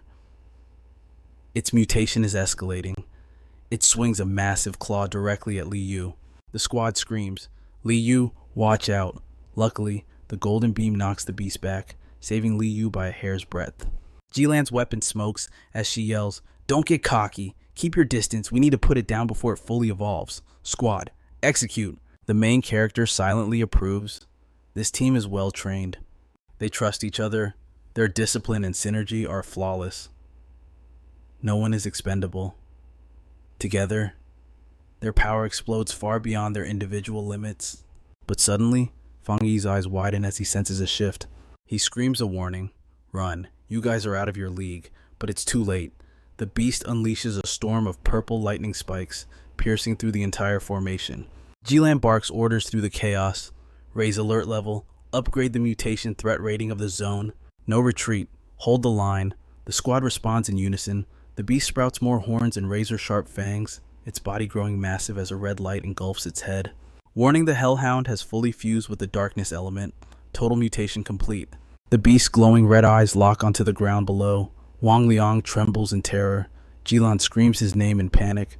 Behind him, Fang Yi's eyes crackle with electricity and worry. Wang Liang barely manages to dodge the first lethal strike. Jilan broadcasts the update. Listen up, Zone 019. C-rank mutated hellhound has evolved. Threat level upgraded to B-rank, updating combat plan. Meanwhile, Fang Yi silently assesses the grim situation from the rear. He sees Wang Liang get swatted backward, coughing up blood. Fang Yi rushes over and catches him. Hey, you okay? Wang Liang looks wrecked, his body shaking violently, but he forces a grin. I'm good. Just poured too much aura into the binding collar. Got hit with the backlash. He tries to reassure Fang Yi, don't worry about me. The soldiers of Zone 19 will handle this. Fang Yi stays silent, his gaze turning cold. Across the field, Jilan raises her gun again. She summons every ounce of her strength to give the final order. Everyone, I don't care what tactics you use, even if we have to die right here. We swore an oath that B-rank abomination does not leave this zone. Suddenly, a blur rushes past her. It's Fang Yi, charging straight for the monster. Ignoring Jilan's confused shout, he concentrates a massive ball of lightning in his palm, ready to strike. Fang Yi taunts the beast with a smirk. Think you're tough, huh? He leaps into the air, power surging. Then let my divine lightning forge you anew. The beast takes the devastating hit head-on and lets out a wretched scream of pain. The shockwave from that strike is so massive everyone has to shield their faces just to stay standing. Li Yu's eyes nearly pop out of his skull. Am I seeing things that's a B-rank mutation? Even Commander Jilan couldn't handle that solo. Wang Lang stammers, completely floored. Commander, don't tell me. Is that my bro? Jilan confirms his suspicion without hesitation. We aren't seeing things. Her eyes are glued to the figure exploding with power, voice firm. That man is absolutely a tyrant. Meanwhile, the protagonist sees the beast still twitching and lets out a sigh. Guess I have to finish it like this then. He signals the two behind him. Commander, old Wang fall back, now. Jilan rapidly analyzes the situation. We needed a full formation, perfect coordination, and we're ready to die just to stall a B-rank mutation. Yet he pushed it this far all by himself. Her brows knit together in deep thought. What kind of power is this? On the other side, the main character raises his hand for the final blow, silently acknowledging the surge. This is the ultimate lightning attribute. Even in the current Thunder Nation, this level of existence is the absolute peak. If he waits until spiritual energy fully recovers, Jilan watches his movement, face twisting in horror. Just how terrifyingly will he evolve? A massive pillar of lightning crashes down from the heavens. At that exact moment, the protagonist spins around. He walks away, silhouette framed by the blinding light incinerating the beast. Jilan is completely won over. He truly deserves the title. Tyrant. The protagonist's face turns cold, expression unreadable. Jiangmi clutches her chest. Watching that gave me chills. My head is still buzzing. Li Yu gasps. Why does this lightning feel 10,000 times scarier than the darkness attribute I can handle being corroded? But getting fried by lightning? No thanks. With the job done, he strolls back, tone shifting to his usual casual self. Old Wang, it's over. Wang Lang runs over, happily scolding him. You brat, you scared me to death. He playfully knocks the protagonist on the head. Didn't expect my brother to be this good. The protagonist bursts out laughing at the hit. You, repaying kindness with violence now. I beat the dog, and you beat me. Wang Liang scratches his head, awkward. Sorry. I actually knew you might be a pioneer. Orders are orders, but I dragged you into this mess. The protagonist waves it off. What's with that 3 years apart and you're acting all distant like I don't know you? Just then, Jilan approaches from behind. Her voice is full of goodwill as she extends a hand. Fang Yi, thank you for your help. He smiles back, politely shaking her hand. Don't mention it. Just consider it me saving my friend. As if suddenly remembering protocol, she introduces herself. I am Jilan, in charge of guarding Forbidden Zone 019. You saved Zone 019. I hope you can leave your contact information. I need to file an accurate report. The protagonist agrees without hesitation. Meanwhile, Wang Liang looks delighted seeing his strict commander salute his childhood friend. That's a new experience. Jilan praises him openly. Fang Yi, your strength surpasses many pioneers specifically invited by the military. I would very much like you to join the Xia Nation army.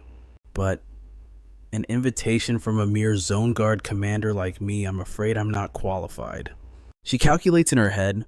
What's even more shocking is his cultivation base appears to be 3-star Ghost Axe realm, yet his power, it far exceeds a spirit creation realm venerable. He pauses. Commander G, are you saying you feel you aren't worthy to invite me? Jilan replies bluntly, correct. I don't think that is something to deny or be ashamed of. We were following orders to investigate you, but we absolutely had no intention of dragging you into this mutation outbreak. I believe the higher-ups will come to invite you personally. Hearing this, the protagonist laughs it off. It's not that serious. Really. Honestly, I respect you all. Not everyone has the courage to sacrifice themselves to protect others. I've never seen soldiers fight up close before. What you guys did just now, how should I put it? It moved me. His words lift a weight off her shoulders. She whispers softly, "Thank you." The protagonist makes an offer. "So, if there's trouble in the future, call me. Just like what you all do for us, the ordinary people, in times of peace, of course. But there is a condition: do not interfere with my personal cultivation, and do not restrict my freedom." The frank conditions stun her for a moment. He turns toward the gate, ready to leave. "It's getting late. I'll take my leave now." Jilan nods. "Understood. Wang Liang and I still need to clean up the remains of the mutated dog. I'll have someone drive you back." The protagonist walks away with his head high, thinking to himself, "I finally understand the role of the military now." They station troops in dangerous or high-energy zones to let soldiers cultivate in rich spiritual environments, ensuring their combat power stays top tier. But on the other hand, they create a warning line, a barrier separating ordinary people from the anomalies. Jilan remarked, "Wang Liang, calling your friend not simple doesn't even begin to cut it anymore. What we witnessed today, that was barely a fraction of his true power," she asserted firmly. "But even that glimpse is enough to prove we can't keep up. For a pioneer to reach this level so quickly is unheard of. It shows he possesses instincts like never before. Luck, courage, ability, he has them all. Missing even one of those three would be fatal." Wang Liang immediately pitched his idea. "Chief, since that's the case, shouldn't we bump up his benefits a little? If you don't feel like recruiting him personally, just let me handle it.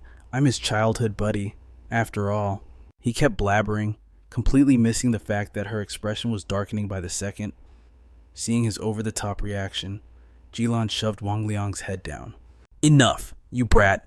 Follow me and clean up this mess."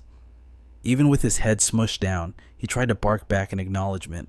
Back in the room, while the male lead cultivated, he analyzed the situation. "I exposed my identity, sure, but I didn't reveal any power other than the lightning attribute. Besides, judging by their reactions, this might not be a bad thing at all." The male lead calculated, "At the very least, I know this lightning attribute is incredibly rare. It might even be one of a kind. Plus, it counters the dark attribute, which is exactly what the military is desperate for right now, to win me over. They won't use threats or suppression. Instead, they'll give me a voice and the fastest path to becoming stronger. I'll get access to the most advanced intel. Too, I understand exactly how the military and the Spirit Association operate. The difference is that the military acts as the night watchman. They are the blade in the shadows, the nation's iron shield, doing everything to ensure the people's current peace. The government uses restricted zones to protect civilians while signaling the impending spirit recovery. It's a two-pronged approach to buy time, so people aren't slaughtered by mutant beasts the moment disaster strikes." Putting his thoughts aside, he began the cultivation process. Sensing the surrounding energy, the male lead felt very satisfied. This restricted zone is bursting with spiritual energy. Absorbing the desolate power earlier didn't trigger a breakthrough, so he secretly rejoiced. "But just a short time in here, and my body is overflowing with energy. This is it, I'm about to break through." On the street, Lin Yi walked home, her mind wandering. "I wonder if my cousin is back yet." She hopes so. If he is, I can make him test if my cooking has improved. Suddenly, a massive pillar of golden light shot up in the distance, grabbing her attention. She stared, overwhelmed. Is that an energy fluctuation from someone advancing to the Ghost Axe realm? But Lin Yi sensed something was off. That aura was too terrifying. While she hesitated, the pillar of light blasted straight into the heavens. Lin Yi formed a bold hypothesis. Don't tell me. Is a senior cultivator about to break through to the spirit creation realm? The powerful golden energy condensed, forming a shining golden axe in the sky. People looked up in shock, but Lin Yi was terrified. It moved. Wait, that's not the Ghost Axe realm. This immense power, it's the spirit creation realm. The violent golden energy shifted shape again, forming a hand with a finger pointing straight at the sky. Lin Yi's jaw dropped, cold sweat running down her face. A pioneer this powerful. is right next to me. Just then, urgent alarms blared, warning that the anomaly index had hit 99. Magnetic field fluctuation detected location 5 kilometers southeast of the city. Hanley and Qingying stood frozen. What the hell is happening? The entire team rushed into the target zone, their minds reeling with disbelief. How could a phenomenon this powerful go undetected until now? That reading is high enough to wipe out an entire city? Inside the monitoring room, the group huddled around the screens, completely stunned. Did a new spirit creation pioneer just appear, or are we facing a cataclysmic disaster? The tension was tight enough to snap.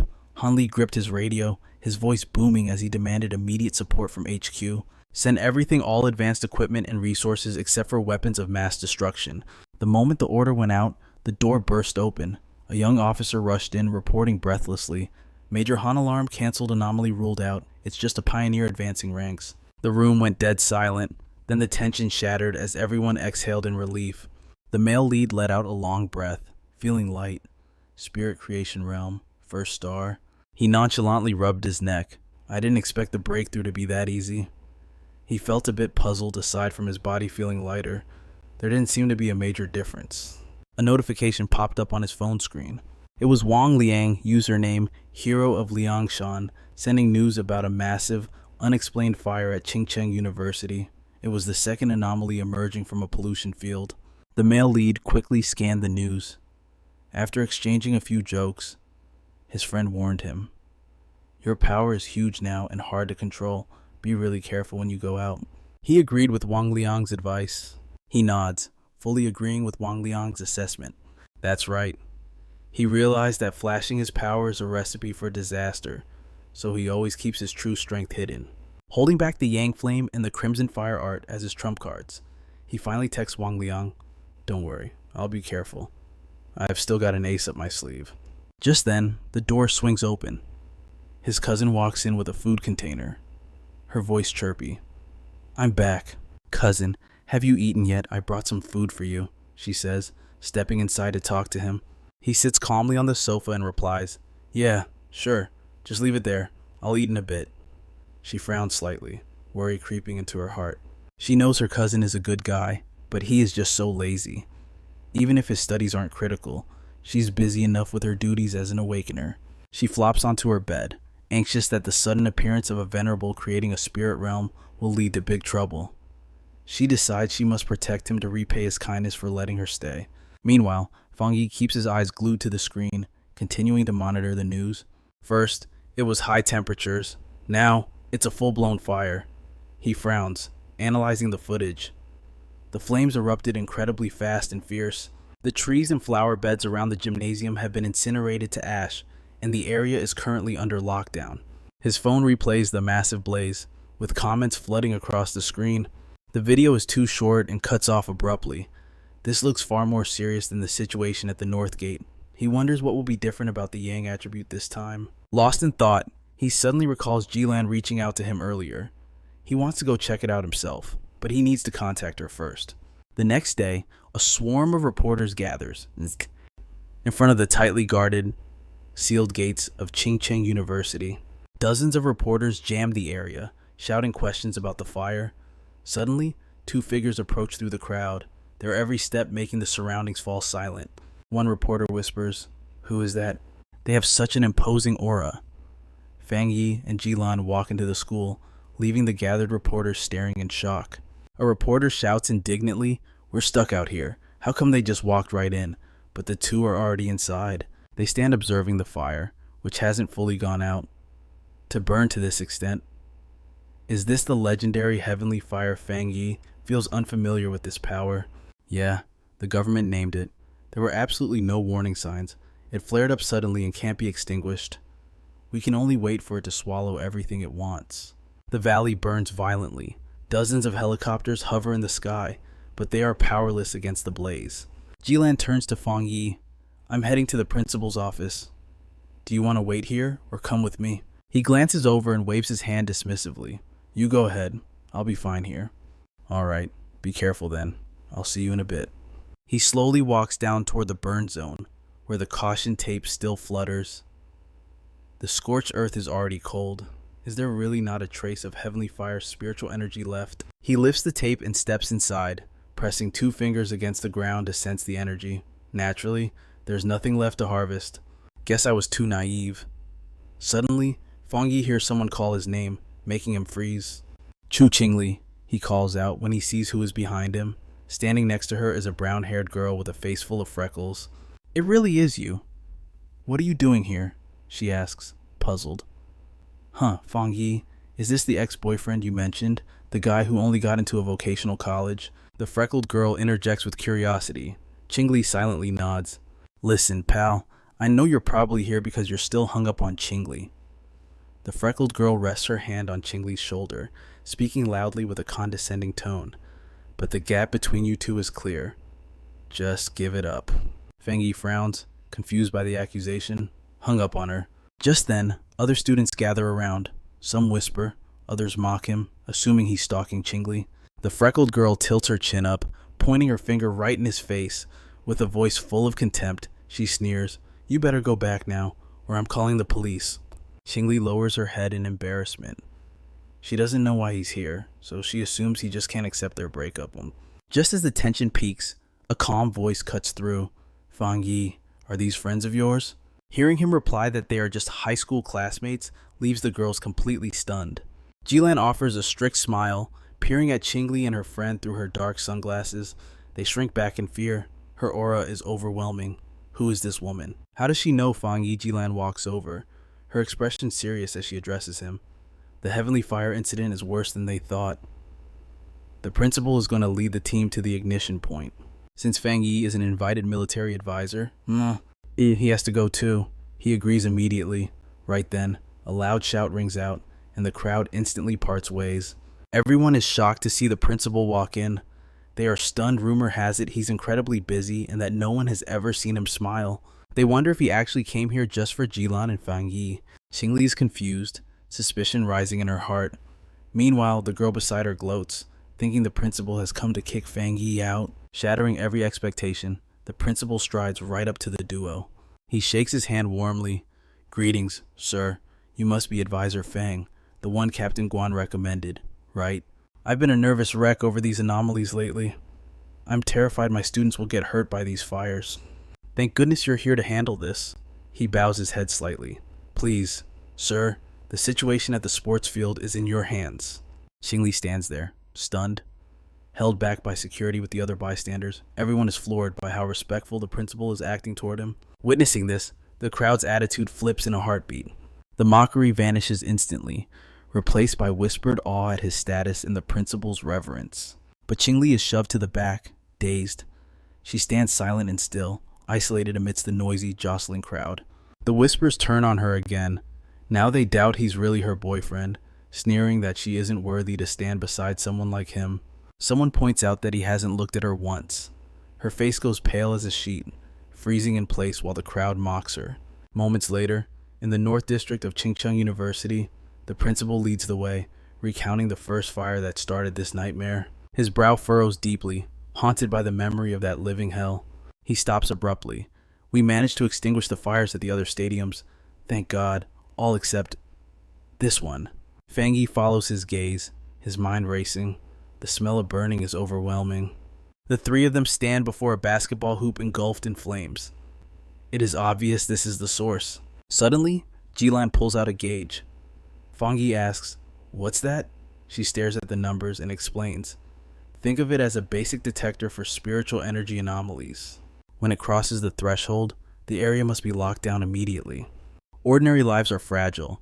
To them, an anomaly like this is an inescapable natural disaster. As she speaks, the number spikes to 60. That high, she panics, words tumbling out. This is bad. It is way too high. If we ignore this, it won't just be Qingcheng University, the whole city will fall.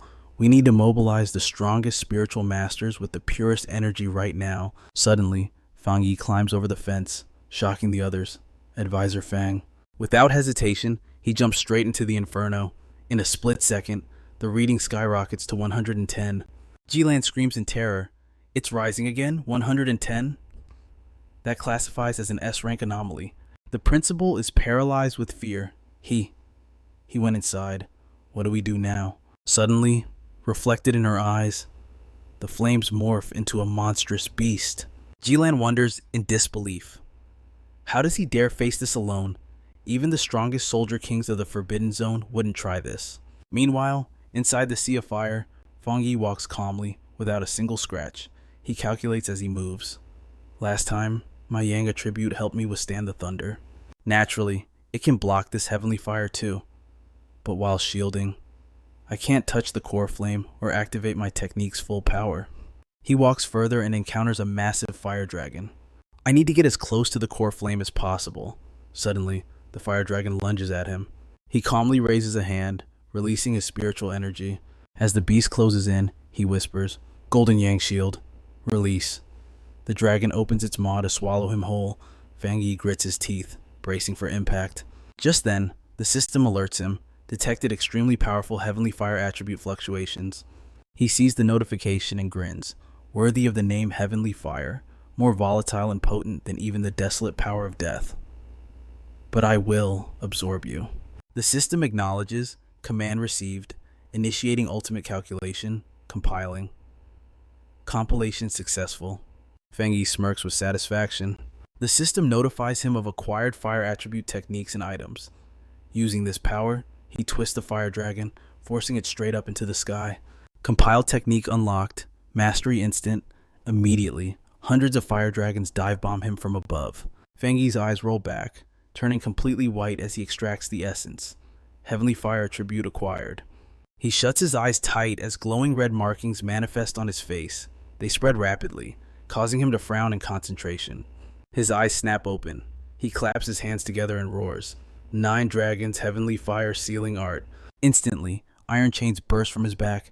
They elongate like serpents, snagging every fire dragon lurking behind him. Jilan and the principal watch the phenomenon in utter shock. That is the aura of a seal. I've seen this before on the high-ranking vanguards of the Forbidden Army. Their technique was different from Fangyi's, but the sealing aura is identical. Amidst the clashing chains, Fangyi clears his throat and shouts. The raging heavenly fire is violently sucked into the chains. The metal expands, jaws opening wide to swallow every last wisp of the inferno. Fangyi catches the massive iron chains as they finish sealing the flames. The moment his feet touch the ground, he releases his grip, leaving the sealed heavenly fire hovering silently in midair. He glances at the orb and declares, "I'll keep the heavenly fire sealed here for now. Do not reopen the stadium, no repairs, and absolutely no one is allowed near this area." That should stop the fire from spreading. The principal immediately nods, eager to please. "Rest assured, sir, we'll keep it locked down. After all, this isn't the only stadium on campus." Meanwhile, Jilan stands off to the side, unusually quiet. Her silence is heavy. Fangyi cracks a joke to break the mood. "Qingbei University really has money to burn? 7 or 8 stadiums?" The principal laughs awkwardly. "Advisor Fang, you're too funny, but if you ever need anything else..." Before he can finish, Jilan cuts him off sharply. "Principal, excuse us. I have some private matters to discuss with Advisor Fang." The principal beams, backing away. No problem at all. Take your time." As he leaves, Fangyi looks at Jilan, confused. "What's up with you?" Jilan steps right up to him, her eyes intense. "Fangyi, you really know how to hide your strength." Fangyi shrugs, trying to play it cool. It was nothing. That heavenly fire is tricky. Took a bit of effort." But she cuts right through his excuse. "Stop playing dumb. You know exactly what I'm talking about. You've been hiding your true rank and talent." Even with his secret exposed, Fangyi's expression doesn't flicker. "Fine. I guess it's normal for an awakened to have secrets. Especially someone as overpowered as you. Fangyi, I know I'm in no position to make demands. But please, listen closely to what I'm about to say." Suddenly, a vision of a ruined city flashes in his mind, the critical moment of the great shift that changed the world. She needs top-tier talent like you. Let me put it this way. When the spiritual energy fully recovers, you will be the human equivalent of a nuclear deterrent. She pauses, letting that sink in. She warns him that everyone will be gunning for him soon, from the military restricted zones to the spirit association, and even foreign powers. After beating around the bush, she finally drops her pitch to recruit him for her own restricted zone unit. But she adds a genuine warning he needs to start planning his future right now. Fang Yi absorbs every word. After a silence, he asks the obvious question, "Why aren't you trying to recruit me for your own squad?" Jilan hesitates, then sighs. "Because of the legendary restricted zone. Honestly, those guys are monsters. Freakishly strong. I figured you'd be more interested in playing with them." Fang Yi smiles faintly. The top tier, huh? Absolutely, she confirms. But I rarely see them myself. Rumor has it they've been swamped lately. That gets him thinking. If the elite unit is that busy, the pressure must be intense enough for other zones to notice. Suddenly, Jilan turns around, reminding him about the principal's dinner invitation. Fang Yi follows her in silence, his mind racing. Seems like even the best are dealing with some major trouble. He imagines the front-line soldiers battling waves of mutant beasts day in and day out. It means the number of anomalies is skyrocketing. But on the flip side, more powerful awakened are rising to meet the threat. A wave of unease hits him. The era of spiritual recovery is approaching fast, and his preparations, they aren't enough. He starts strategizing. How do I maximize this heavenly fire attribute I just absorbed from the stadium? Heavenly fire is chaotic. It burns indiscriminately, leaving nothing but ash in its wake. It's a wildfire perfect for wiping out swarms of rapidly breeding monsters. A realization strikes him. Wait, this attribute? It's a 100% match for my Crimson Flame Blade art. Enchanting my blade with this is like adding wings to a tiger. The more power, the better. The scene shifts to a range of towering mountains in the distance. Fang Yi grips his blade, stepping into the dense forest. Suddenly, a holographic notification pops up, grabbing his attention. He's entered the Forbidden Mountain. At first glance, everything seems normal, yet the area is under strict lockdown. The military shouldn't have reacted this quickly. He can't help but suspect that the Spirit Association has already figured out his next move. Fang Yi chuckles, thinking of Qing Ying. Did you leave this place for me as a testing ground? Well then, I'd be rude to refuse such a gift. His senses spike. He picks up a scent of foul aura. Mongrels. A shadow shifts in this canopy above. Rustling leaves reveal a ferocious beast, its eyes locked onto him like prey. But Fang Yi just smirks, completely unfazed. Oh, it has intelligence. It's sizing me up, deciding if I'm worth the risk. Well then, watch closely. He accepts the system prompt, funneling spiritual energy into his blade. Instantly, the metal ignites, the heavenly fire erupts, a violent, eternal flame that refuses to die. The sheer excitement in Fang Yi's eyes makes the beast flinch. He's dying to see what this new power will do to living flesh. He swings the blade, unleashing a storm of sparks. You'll make the perfect test dummy. Caught completely off guard, the panic-stricken beast didn't stand a chance. Even as it screamed and tried to flee, the torrential wave of fire surged forward and engulfed it. Our hero strode toward the beast with a smug grin, endlessly praising this breakthrough. His strength had actually doubled. Better yet, this surging energy didn't harm him in the slightest. His fingers silently grazed the blade of his saber. The moment he touched it, a chilling sensation shot through him.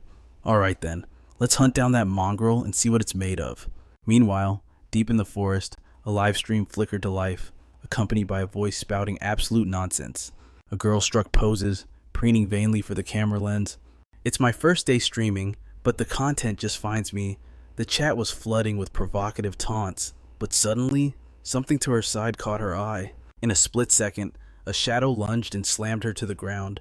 Her phone flew from her hand, smashing against the dirt. The beast pinned her down, ignoring her blood-curdling screams. Viewers instantly realized the danger, and the comment section exploded in panic. Its rough hand crushed her throat, choking the life out of her as she looked up with tear-filled, pleading eyes. The beast went feral, drooling over the delicious prey before it. Suddenly, roar flaming dragons erupted from behind them, charging straight in. The online audience gasped in shock, and the view count skyrocketed to impossible numbers instantly. A silhouette emerged from the flames, leaving her stunned. "You are..." She immediately scrambled for her phone, frantically filming to show off the encounter. I got it. There's someone standing inside the fire. The shot of our hero standing amidst the inferno with his saber sent the crowd into a frenzy. It must be an immortal. An immortal is saving people. The live stream ended, but his image instantly splashed across every news outlet, sparking heated debates everywhere. Elsewhere, a woman couldn't hide her excitement, calling Qingli over to see the viral news about the mystery hero, but Qingli immediately dismissed it. But when Qingli involuntarily glanced at the screen, she shrieked in shock. The other woman burst into laughter. "See, I told you it was real, you idiot." Qingli's face went dark. "That video is absolutely fake. It's all just special effects." Qingli reassured herself internally. "It's not him. It's just someone with a similar build. If it were truly him, he'd be burnt to ash by now. But if it is him, will he use this chance to take revenge on me? Damn it, I will absolutely never bow my head." Meanwhile, a stunning 81-year-old beauty received a notification and hurriedly showed her phone to Lin Yi. "Doesn't this guy look familiar? He looks just like that practitioner who saved us from the vines earlier." She nodded in excited agreement. At the same time, Xiaoya was staring at the same image of our hero. "Old Li, is that Fang? He feels significantly stronger now." The old man was astonished. "Good heavens, that sword stance is identical. We really did hit the jackpot befriending him back then." High up in a skyscraper, a stern voice echoed. "The city's crisis is approaching, yet our practitioners lack the strength to respond." Inside the academy, Qingying and the others were deep in discussion. Jilan asked Han Li skeptically, "How many attributes does that guy actually have?" He answered instantly, 3, or maybe more. She spoke up. "Are you saying the higher-ups have decided to intervene personally?" Han Li frowned, cutting her off to reassure them. He stood to leave, tossing back a final command, "Handle this cleanly." Qingying broke into a cold sweat. The entire spiritual world of Xia country was watching this boy now. Even Jilan sighed. He really makes people look forward to what's next. In another scene, a heart monitor beeped steadily as a joyful voice rang out. "Master, it seems Xia country has new hope." Jilan sat by the hospital bed, her voice tinged with sadness. "With such a powerful figure appearing, the chances of you waking up have increased just a little." The sun rose, signaling the start of a new day. Our hero sat quietly at home, brooding over the footage of himself that had been leaked yesterday. Munching on bread, he pondered why the livestream recording had been locked down so quickly. Suddenly, he glanced to the side, realizing with a start that Lin Yi hadn't come home all night. No texts, either. Worried, he picked up his phone to call her, but there was no response. Something feels wrong. She wouldn't be this irresponsible without a reason, right? Dread quickly took over his heart. He decided he couldn't wait, he had to go find her. Back with Lin Yi, she asked the woman fearfully, "How long have we been trapped here?" Both of them were covered in wounds. The 81-year-old woman struggled to speak. "I'm sorry. It's been about 10 hours. I've dragged you into this mess. I thought it was just a normal ghost shadow." She clutched the wound on her waist, groaning in pain. Lin Yi remained incredibly calm, trying to reassure her. "It's simply because I wasn't strong enough. Remember, stay alert and conserve your stamina." She flashed back to a battle she had witnessed. If only I could be like that great master. But neither of them noticed the shadow of the beast lurking, ready to strike from behind. He turned her head just in time to see the beast lunging at them, claws bared. She shouted a frantic warning to her team and blasted a wave of spiritual energy. The blast whizzed past, hitting the beast with such force that its head was blown clean off its body. The beautiful woman, 81, asked in horror, "Are these the people who got trapped and died here?" Wai frowned. "Now that they've turned into anomaly zombies, they want to assimilate us all." Hearing this, 81 suddenly realized their attacks were barely scratching the enemy, while their spiritual energy was draining way too fast. It felt like the thing was just waiting for them to run dry, treating them like prey to be slowly exhausted. In this place, the monster seemed invincible. A cold wind swept past, freezing her in fear for a few seconds. When she looked up at the giant eye looming before her, 81 couldn't help but scream in terror. Suddenly, cracks appeared on the eye, and from those tears, it multiplied into countless identical eyes. Furious, 81 slashed horizontally at the swarm. He quickly warned her, "It's losing patience, don't let your guard down." But then, she noticed something strange. A chilling gaze pierced her from behind. By the time she turned around, She realized dozens of eyes had already surrounded them. Despair washed over her. She was going to die. Y felt like the darkness had already swallowed both her and 81 whole. Guilt toward her teammates gnawed at her. She regretted that she wouldn't live to see the magnificent new world after the spiritual energy recovery. Helpless, he closed her eyes. But in that moment of deepest despair, a streak of blue light tore through the sky. The male lead arrived with an overwhelming aura. He parted his lips and muttered, "Damn, that was close." Seeing this, Y burst into tears of relief as that violent power slammed into the ground nearby. That's when she realized her cousin was no ordinary person. Her joy didn't last long. She shouted a warning as the beast lunged, aiming straight for him. He drew Tianhua, calmly wanting to test out this new toy. Glancing to pinpoint the beast's location, he slashed out a crimson fire blade technique. The beast was incinerated by the flames, its body twisting into a grotesque, deformed shape. Even Y shivered at the sight. 81, just waking up, looked around in confusion and asked in a daze, Are we dying? Did we go to hell with that monster? Y quickly calmed her down. No, we're still alive. 81 finally snapped out of it. We're alive. Wait. Who is? Just then, the male lead stepped forward. It's handled. They hadn't even eaten breakfast yet, but 81 couldn't care less about that now. Her eyes went wide, and she instantly flew over to fawn over her savior, making him incredibly awkward. Watching this, Y stood there, questioning reality. Wait, is that fire element expert who saved us actually my cousin? 81 jumped. That super boss is your cousin. Didn't you say he was just some ordinary guy? Witnessing this tragicomic scene, the male lead could only stand there smiling like a fool. Meanwhile, 81 lost all control, shaking Y violently while listing an endless number of his glorious achievements.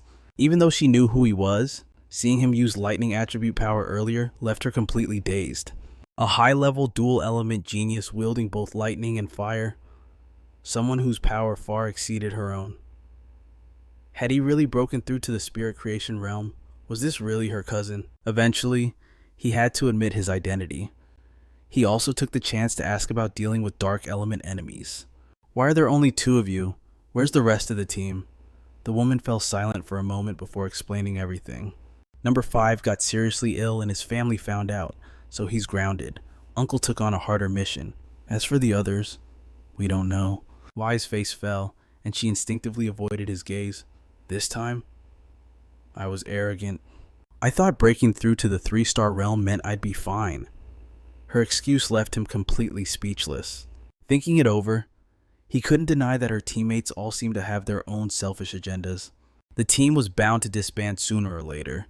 Number 81 was an unexpected variable, but his smart cousin had probably sensed that already.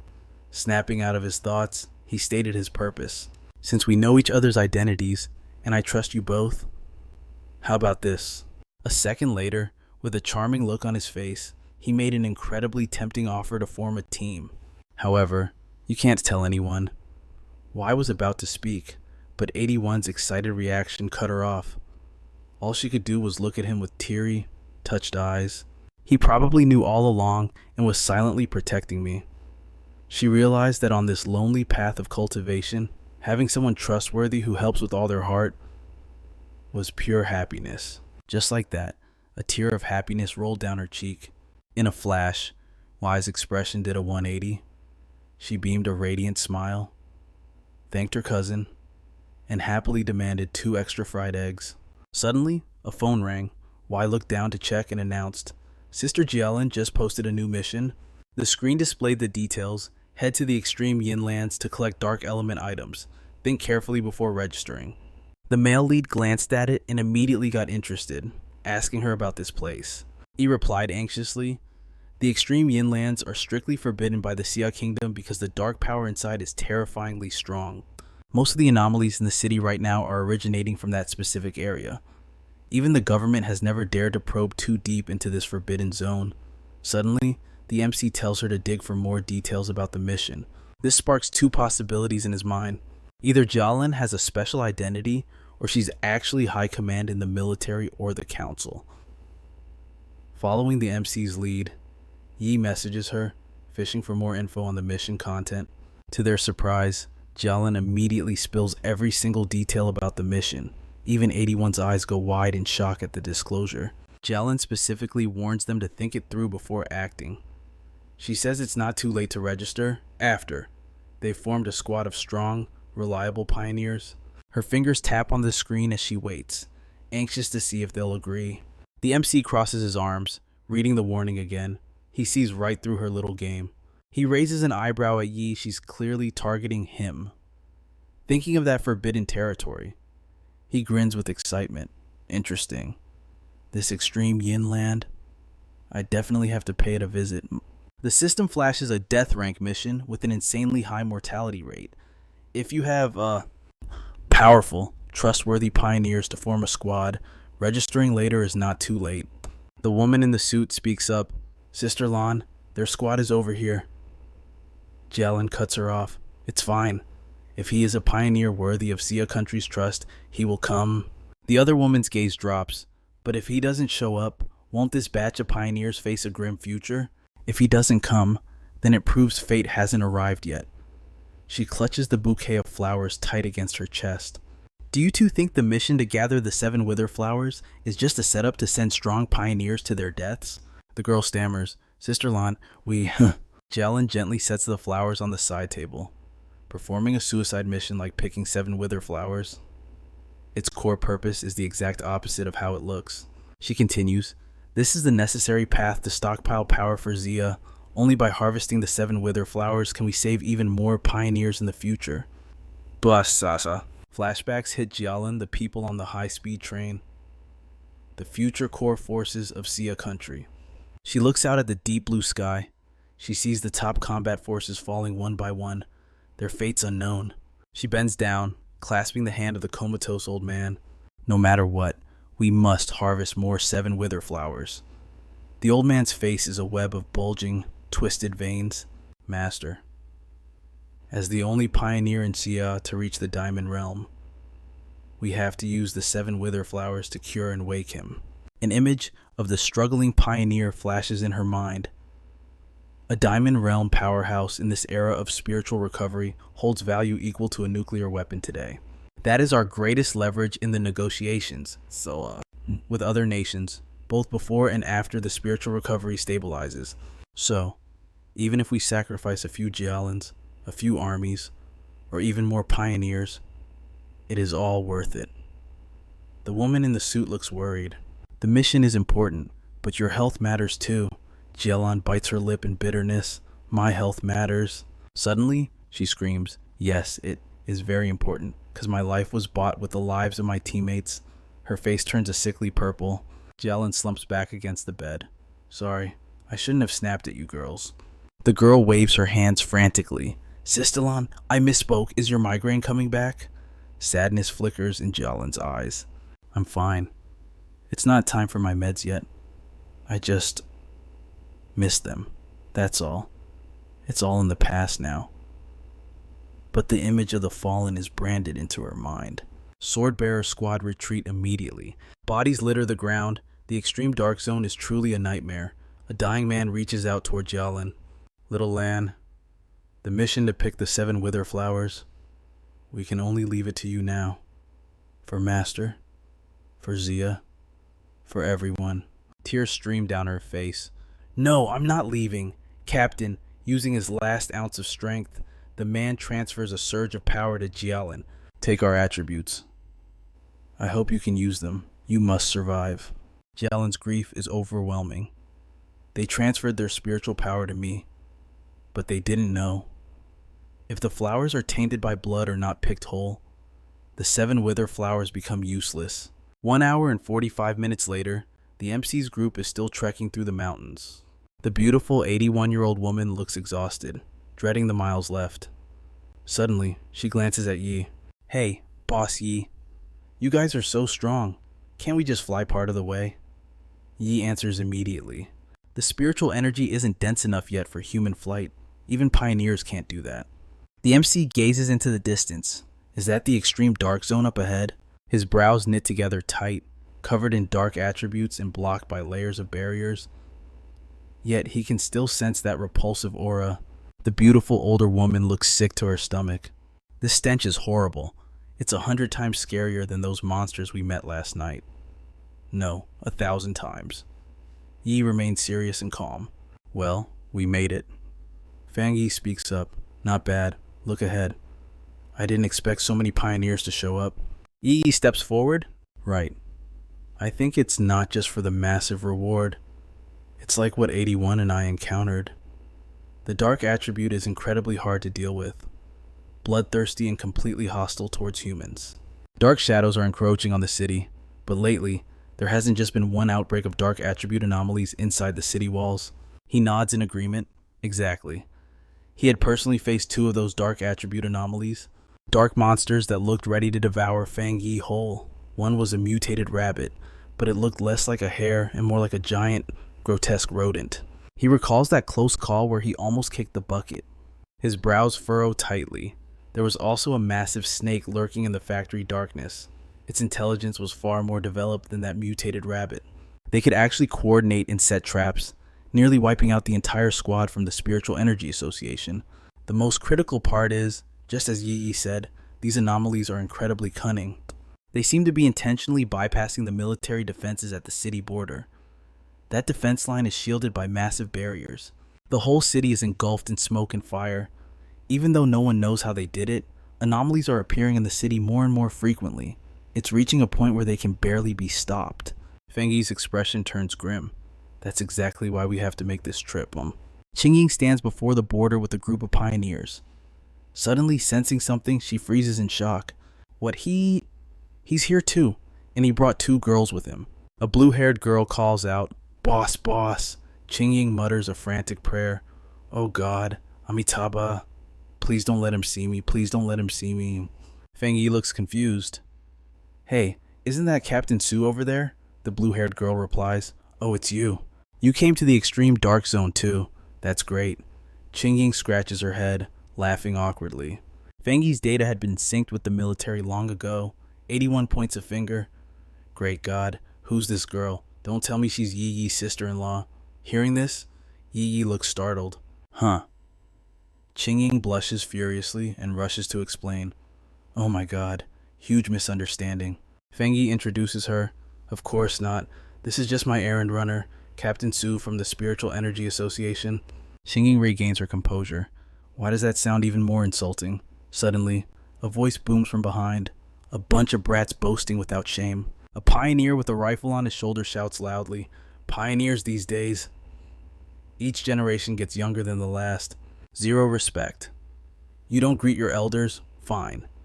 But arguing loudly without even looking at where you are. This old man just hopes that later, inside the extreme dark zone, you can still trust each other like that. And 81 is furious. Watch out, my bad temper is flaring up again. Do you even know who these people are? Fang Yi signals him to stop. 81 sneers. Uncle, worry about yourself. We'll see who gets scared to death later. The pioneer glances behind them and chuckles softly. The car is here. Let's go see. The car door slowly opens. Jialan stands tall in the doorway, leaving everyone stunned. That's Sister Jialan. Jialan approaches. It really is her. 81 is curious. What's her status anyway? That's quite an entrance, Fang Yi replies. Probably the one here to open the door for us. Jialan glances at Fang Yi, then walks towards the border gate. She raises her hand and shoots something at the door. Veins bulge around Jialan's eyes. The mystical border gate slowly dissolves. A wave of crimson power spreads rapidly. Everyone is here. The gate opens.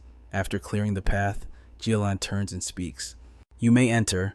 A special reminder, the 7 decay flowers you collect must be intact and unstained by human blood. Fang Yi's group listens silently. If it doesn't meet the requirements, there's no reward. If there are no problems, then begin. That older pioneer enters, grumbling. Not going yourself, but forcing us. Some to go throw our lives away, and not even a word about death compensation. The young man behind him looks incredibly annoyed. If we die, we'll just be reported as missing. If the government suddenly paid your family a huge sum for no reason, wouldn't that just prove they got you killed? Xingying turns to Fang Yi. That middle-aged man, is he at the spirit creation realm like you? Besides, among those silent ones, there seem to be not a few experts, but they might be suppressing their spiritual aura, so it's hard to judge. The others are pioneers with solid cultivation, mostly 2 or 3-star Ghost Axe Realm. The strength of each team is pretty balanced. Fengi's face darkens. Looks like a tough mission. I didn't expect them to find so many elite pioneer teams. A question rises in his mind. Was that guy earlier really Spirit Creation Realm? His spiritual energy didn't feel that high. The girl beside Jialan speaks up. Character statistics complete. Inside the extreme dark zone this time, there are 37 cultivators at the 2-star Ghost Axe Realm, 12 at the 3-star, and 3 elites at the 1-star Spirit Realm. The anomaly difficulty level for this mission is ranked BDNS. Jialan watches the group marching off and commands, "You guys, get to the monitoring equipment, now!" "Don't worry, sis, I've already handled all the prep work." Across the border, the landscape is desolate, completely void of life. The stench hanging in the air makes 81 and Yi visibly uncomfortable. The protagonist warns them, stay close. The dark attribute here blinds your senses. If we don't stick together, we'll get separated and lose our way in seconds. 81 collapses to the ground, gagging. "I'm sorry. I can't hold it back. I'm gonna be sick." Xingyin comforts her gently. "It's okay. That smell, it's just a mix of rotting corpses and spinal fluid. You're not the only one puking. It's perfectly normal." She forces a smile, pointing ahead. "Look, that group up there has the same cultivation level as you, and they're puking their guts out too." Xingyin continues explaining. The dark attribute naturally counters awakeners. Think of it as a type of pollution. Anomalies in the dark zone are extremely active. She just keeps rambling on. B-rank anomalies are on par with the Ghost Axe Realm. Their damage range is manageable. A-rank anomalies match the Spirit Realm, usually found in riots of spiritual energy or concentrated spots like this dark zone. But S-rank, that rivals the Diamond Realm or higher. We're talking catastrophic levels. However, I need to emphasize something about these anomalies. The dark attribute in this zone amplifies them. An anomaly originally rated as B rank can easily jump up a whole tier in here. Yi helps 81 to her feet. "Seriously, that's the first I've heard of it." "Got it. What about you, Captain Sue? You guys aren't affected." 81 asks, puzzled. "Yeah, aren't you getting polluted too?" Xingyin dodges the question with a smile, trying to hide the fact that she's already broken through to the 3-star Ghost Axe Realm. "You're overthinking it. My team handles anomalies like this all the time, so we're used to the stench. Besides, I've been pushing myself lately, evolving my water attribute into ice." 81's voice is weak. "Our levels are the same. Captain Sue, do you feel what I feel?" "The moment I stepped into this thick fog, my spiritual power started draining. It's way worse than the last mission." Xingyin responds gravely. "Many experts have died here in the past, including military elites at the 1-star Spirit Realm and above. We have to be extremely careful." Hearing this, panic flickers in 81's eyes. "Let's move. The mission comes first." Yi carefully supports 81. "I can't see the group ahead anymore. Let's huddle up. I'm gonna save my breath now. Everyone, focus your spiritual power. Don't give this fog an opening." The protagonist walks in silence, deep in thought. "Strange. Since we entered, my body doesn't feel uncomfortable at all. It seems my Yang attribute and the enchanted Thunder attribute are effectively repelling it. It's either dispelling the dark attribute, or my spiritual power just got a massive boost after leveling up to the Spirit Realm." Elsewhere, a red-armored awakener is battling a beast. Is this all the Dark Zone has to offer? Riding the momentum, he charges forward. "Brothers, the 7 rot flowers are ours for the taking. Let's show those kids what real power looks like." Another guy chimes in. "Hell yeah, nice moves, bro." Charge. Back with the main group, Yi starts coughing violently. 81 looks over in worry. The protagonist turns his head, thinking, she's still just a kid, after all. Yi freezes as he pats her back. She's stunned. That feeling, the nausea, the corrosion, it's all gone. It feels warm, like basking in the winter sun. She gasps in admiration. "So this is the power of the spirit realm?" Yi stares at her hand. "That fire attribute is so warm. No wonder it's a rare high-tier element. Since I hit the 3-star Ghost Axe realm, I've started understanding attributes better. My wood attribute specializes in absorbing spiritual energy from plants and dew, and Captain Sue's water mutated to ice attribute is super rare too. The protagonist replies indifferently. It's not fire, it's the yang attribute. I didn't explain it clearly before. The one who handled the fire at Gongbei and the training grounds at Chingcheng University, that was me. He speaks casually. But those two incidents were different. The yang attribute and heavenly fire are slightly different things. Ching Ying screams out. You're just admitting it like that. Does that mean you have 3 rare high-tier attributes now? He thinks to himself, actually, I have the desolation attribute too, but tall trees catch the wind better. Keep that one hidden as a trump card. Out loud, he shrugs. Something like that. Hey, where's 81? 81 is shivering. I haven't reached 3-star ghost axe yet, so I can't feel attributes clearly, but I think I'm following the metal path. Big brother, God, I promise if I get out of here, I'll never bother you again. Please, use your yang attribute. Warm me up a little. He gently touches her back. Sure, I'll keep you warm for a day. The blonde girl watches the scene, confused. Why are you guys patting each other? 81 sighs in relief. Oh God, that's so warm. He turned to Su Qingying's group. Captain Su, how about your team gets a taste of this power-up too? She smirked. Doesn't feel bad at all. The 2 cloaked girls were buzzing with excitement. What are we waiting for? Do your thing, great God. One by one, he infused them with a warm surge of spiritual energy. But then heavy footsteps approached. The MC's eyes darted toward the noise. Incoming. Su Qingying unleashed an attack at the beast. What the hell is that? 81, it was right in front of her. 81 jumped back in shock. A warning scream tore through the air. Class A anomaly. Su Qingying gathered frost energy in her palm and slammed a direct hit into the beast. She stood protectively in front of Lin Yi. That was tough. Wait, did it just vanish? Where did this horde of zombies come from? The MC yanked everyone close. Watch your step. He drew his sword, eyes burning with killing intent as he stepped forward to defend them. Every slash of his blade roared like a fire dragon. The undead shrieked in agony as they were incinerated instantly. The flames in his eyes slowly faded. Safe. For now. Those anomalies are toast. Looked like a swarm, but it was just 2 of them playing tricks. He rubbed his chin. I just didn't expect them to evolve enough to mimic human speech. Su Qingying chimed in grimly. They've probably eaten enough humans to pick up the habit. Even the runts here are fed by the Dark Zone until they hit Class A. Unless you're in the Star Creation realm. Fighting them head-on is suicide. Jialin stared at the blazing fire, stunned. He took out 2 Class A illusion beasts with a single strike. She kept her face blank, but her mind was racing. Even I would have needed a few rounds to take them down. Nearby, Lin Yi clenched her fists. If Captain Su is right, we need to stick together. Otherwise, these things will disguise themselves and infiltrate our ranks, and they'll strike the moment we let our guard down. 81, get up. 81 was still trembling. That pressure, it was terrifying. Stronger than even Miao Miao and the Jiangxi.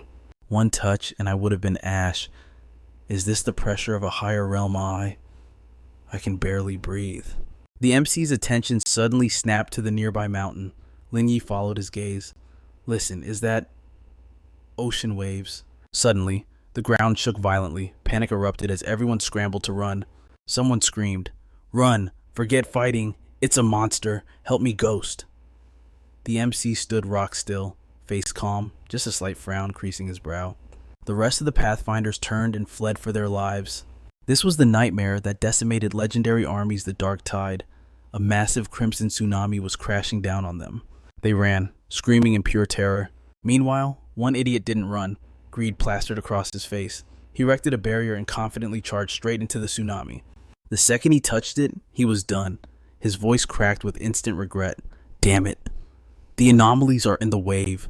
The wave morphed into a demon and devoured him whole.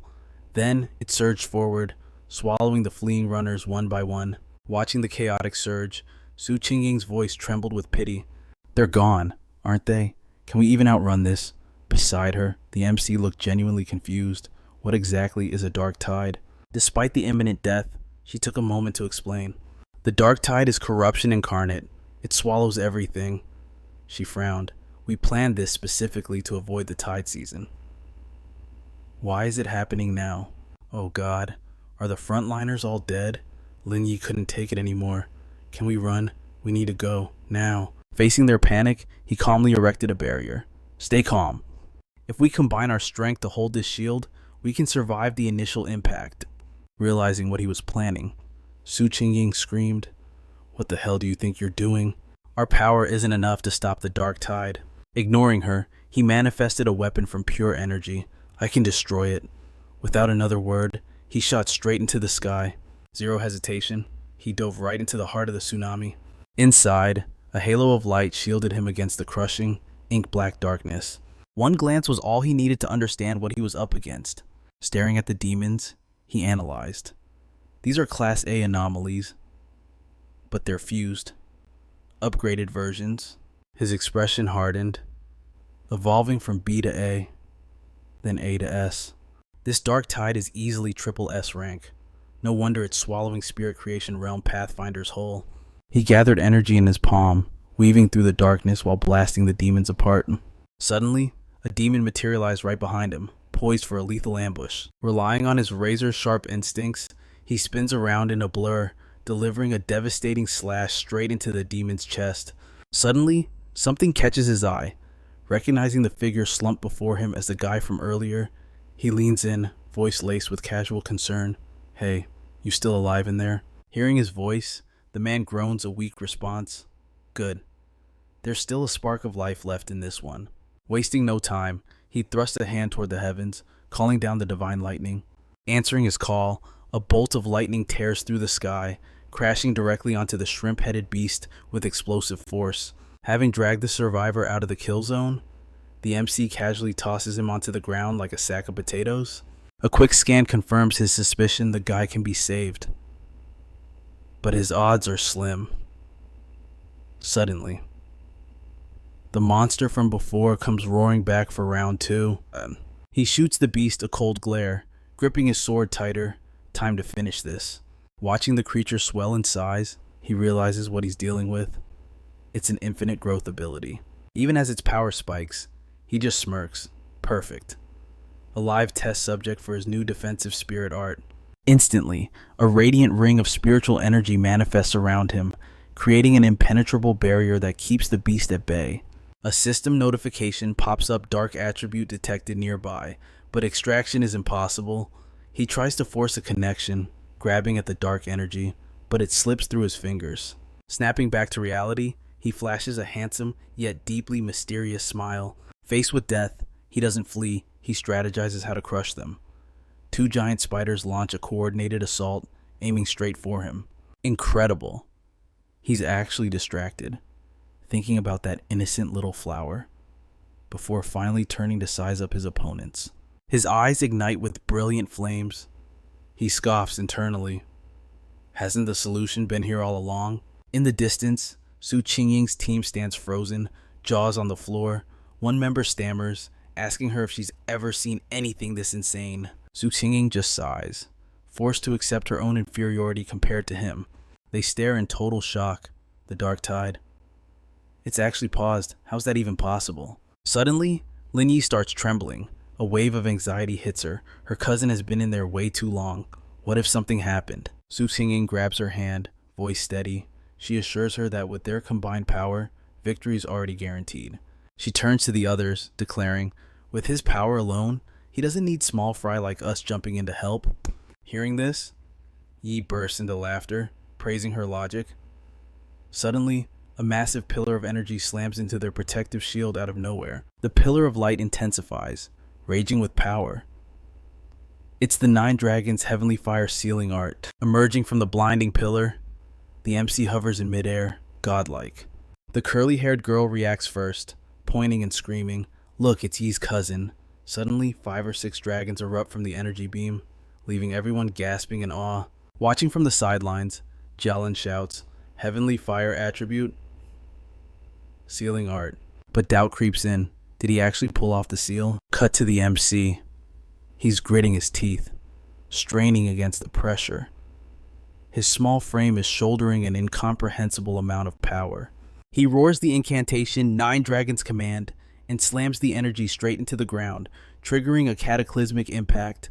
Seizing the moment, He manipulates the explosion's flames to fuel his seal. The fire swirls, condensing into a sphere that traps the target inside. Suddenly, the sphere shatters. The enemy's body crashes to the earth. The team sighs in relief, exchanging glances. So, what do we do with him now? Lin Yi ignores the chatter, rushing over to cling to the MC's arm. Suxinging steps forward. Hand him over to me. She studies his face. Why doesn't he look happy? Still, she can't help but admire him. He said he'd crush the dark tide, and he actually did it. The MC turns away coldly. The dark energy here is too dense. We need to move. Now. While quickly gathering the 7 petal flowers, Su Qingying replies, "We'll take him back to the Spirit Association for treatment." Then, a realization hits them. Wait, are the others ahead all dead? The MC explains calmly, except for him, everyone else has likely been devoured by the darkness. Number 81 sighs with regret. Gone. Just like that. I guess I'm lucky I didn't have to watch them die. The group pushes forward until they reach a pitch-black lake. The MC stops dead in his tracks. "This pond is the real danger," he announces. "I'll cover the rear." Trusting his strength, the group obeys without question. He stares intently at the water. The system pings, detecting intense dark attribute fluctuations. Suddenly, dark energy erupts from the surface. Analysis complete. Initiating ultimate calculation protocol. Instantly, the dark energy splits, shooting into the sky as massive pillars of power. And then, he begins to absorb every last drop of it. The system chimes, compilation successful. He opens his eyes, his body wreathed in mysterious energy. A notification flashes, acquired dark attribute technique, boundless dark realm. This skill manifests a domain where spiritual energy gets devoured and corroded. He slowly realized that the corrosive effect of the dark attribute could drain an opponent's spiritual power dry. If he combined this with his own cultivation method, wouldn't that make him absolutely godlike? Snapping back to reality, Su Qingying felt something off. She turned to the lead, asking, "Do you feel this strange mist?" Before she could finish, her eyes widened in pure terror. The protagonist was hovering in midair. Was he breaking through again? A crazy thought flashed through her mind. Did he absorb the power of the dark tide? But she quickly shook that idea off. Su Qingying scanned the area, sensing the energy spike. Absorbing dark attributes was strictly forbidden by the government. She couldn't help but recall that horrifying scene. The government once tried to purify and refine dark attributes, but they paid a blood-soaked price. Even though the sources range from D rank to S rank, even a measly D rank source was enough to make a practitioner stepping into the Ghost Mansion realm suffer unspeakable. Forget a single spirit creation realm cultivator. Even if there were 10, they would be devoured instantly. The pioneers who were experimented on lost their minds completely, descending into total madness. As the chaos settles, the main character returns to his original state. His voice is cold as ice, speaking to the empty air. "Come out. You've been watching us for a long time." From the shadows, Jialan steps out slowly. "Let me guess. The dark tide was sealed by you." Su Qingying stares at the woman, her jaw hitting the floor in total shock. "Jialan," she interrogates, "what were you doing just now? Fang Yi doesn't hide anything." "That's right." Su Qingying turns to the main character in disbelief. Suddenly, Jialan reaches into her coat and pulls out a gun. Everyone screams in panic. "Sister Jialan, what are you doing? I thought Fang Yi was the target the military wanted to recruit most." What is the meaning of this? The main character remains calm, his expression freezing. Isn't our mission to find the 7-rot flower? "It seems you're upset that we didn't die back there." Jialan doesn't answer, her eyes locked on his every move. Number 81 rushes forward to stop her. "Why didn't you make a move earlier? If it wasn't for him, everyone would be dead by now, and now you want to trouble the boss." Finally, she lowers her weapon. "Just kidding. Congratulations on passing the test." The group lets out a massive sigh of relief. The main character turns to Jialan. "So your goal was to test me. She has no reason to hide it, because you have talent and power. I wanted to witness it with my own eyes." Suddenly, she addresses the question of why she didn't intervene. Because pioneers can only follow the rules of pioneers. Life and death are fated. Fortune and misfortune are destiny. But you kids are lucky. You have someone worth trusting and protecting. Didn't you realize why no anomalies attacked you? They were terrified of Fang Yi's sealing power. The dark tide is the same. It bullies the weak and fears the strong. "Come on, I'll lead everyone to the seven-rot flower. She turns her head and barks the order. The main character scans Jialin, sensing something is off. Her mental state is unstable. Su Qingying whispers to him, she was the only one who escaped the dark tide in the past. The main character suddenly understands the problem because of her identity. Absolute obedience, and she was indifferent to missions and rules, yet held a conviction that kept her persevering. He lowered his guard, turning to ask everyone to cut the injured girl some slack. Number 81 immediately caught the hidden meaning. She's injured. He confirmed her spiritual energy was critically depleted, proving she was suffering from severe internal injuries. Jialin's footsteps suddenly paused. She glanced back to whisper a thank you, then reassured them. In the ultra-dark zone of the burial mound, surrounded by gloom, they ventured deeper inside. The protagonist noticed something below a dried-up skeleton. This is...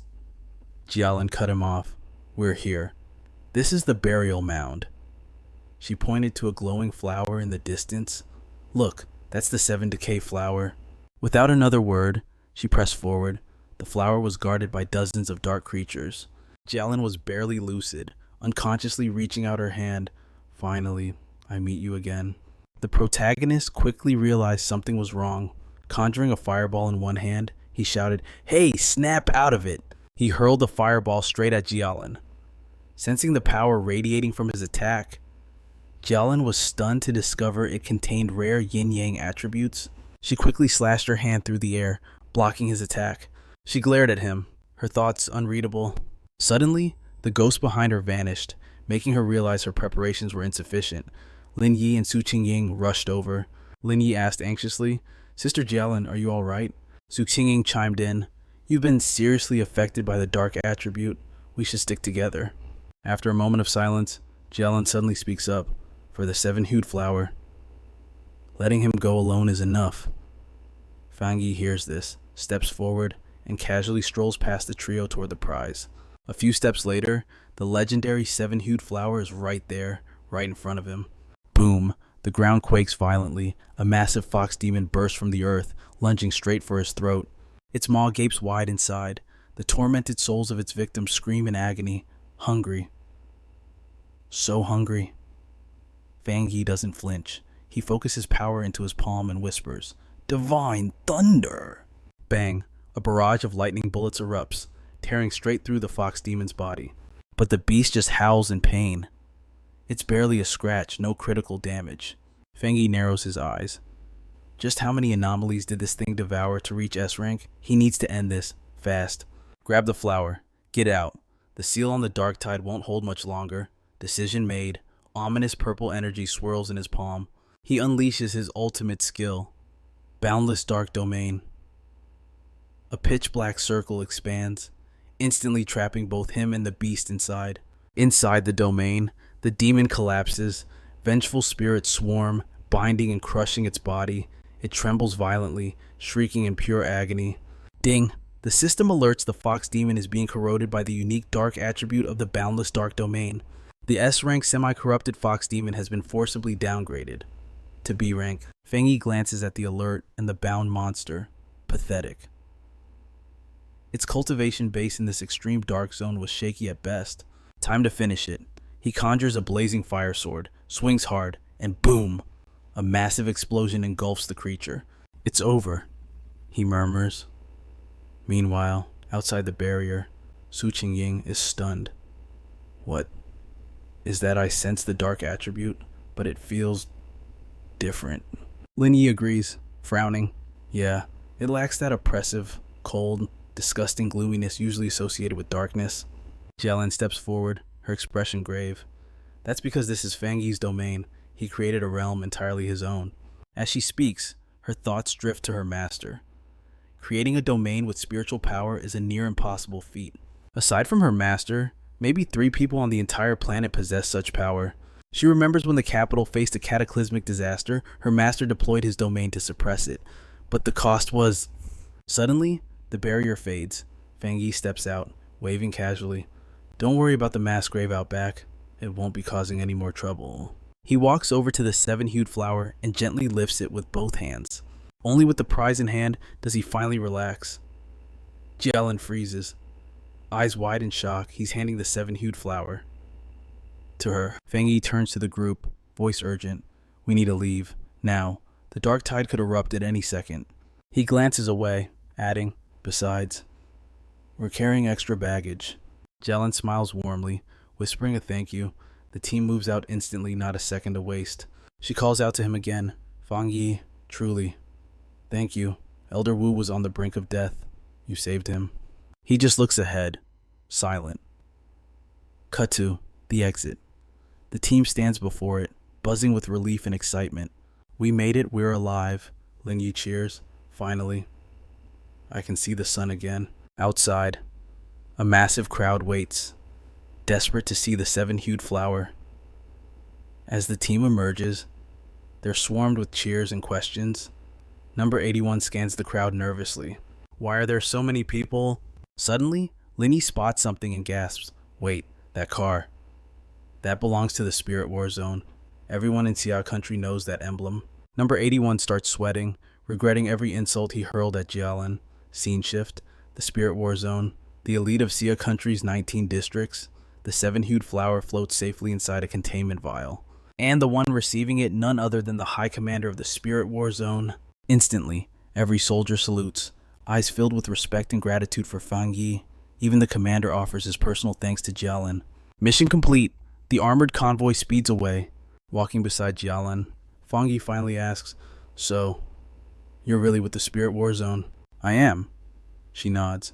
And your performance, it's already legendary back at HQ. You're about to become very, very famous. I have to admit, your power rivals our strongest squads, and your potential limitless. Jialin's tone shifts, becoming playful yet serious. She wants to recruit him. Seeing Feng Yi hesitate, she switches tactics. The world is changing. Right now, the nation's biggest priority and greatest fear are the dark attribute anomalies. Their numbers are exploding. In the future, it's going to get much, much worse. Their corruption is spreading unchecked. We're sitting on a ticking time bomb of total catastrophe. That's why we're pouring everything we have into building containment zones. The Spirit Association is on high alert.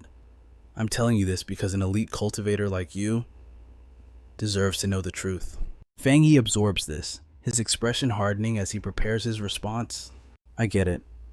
If I run into trouble later, even with strangers, I won't just stand there and watch.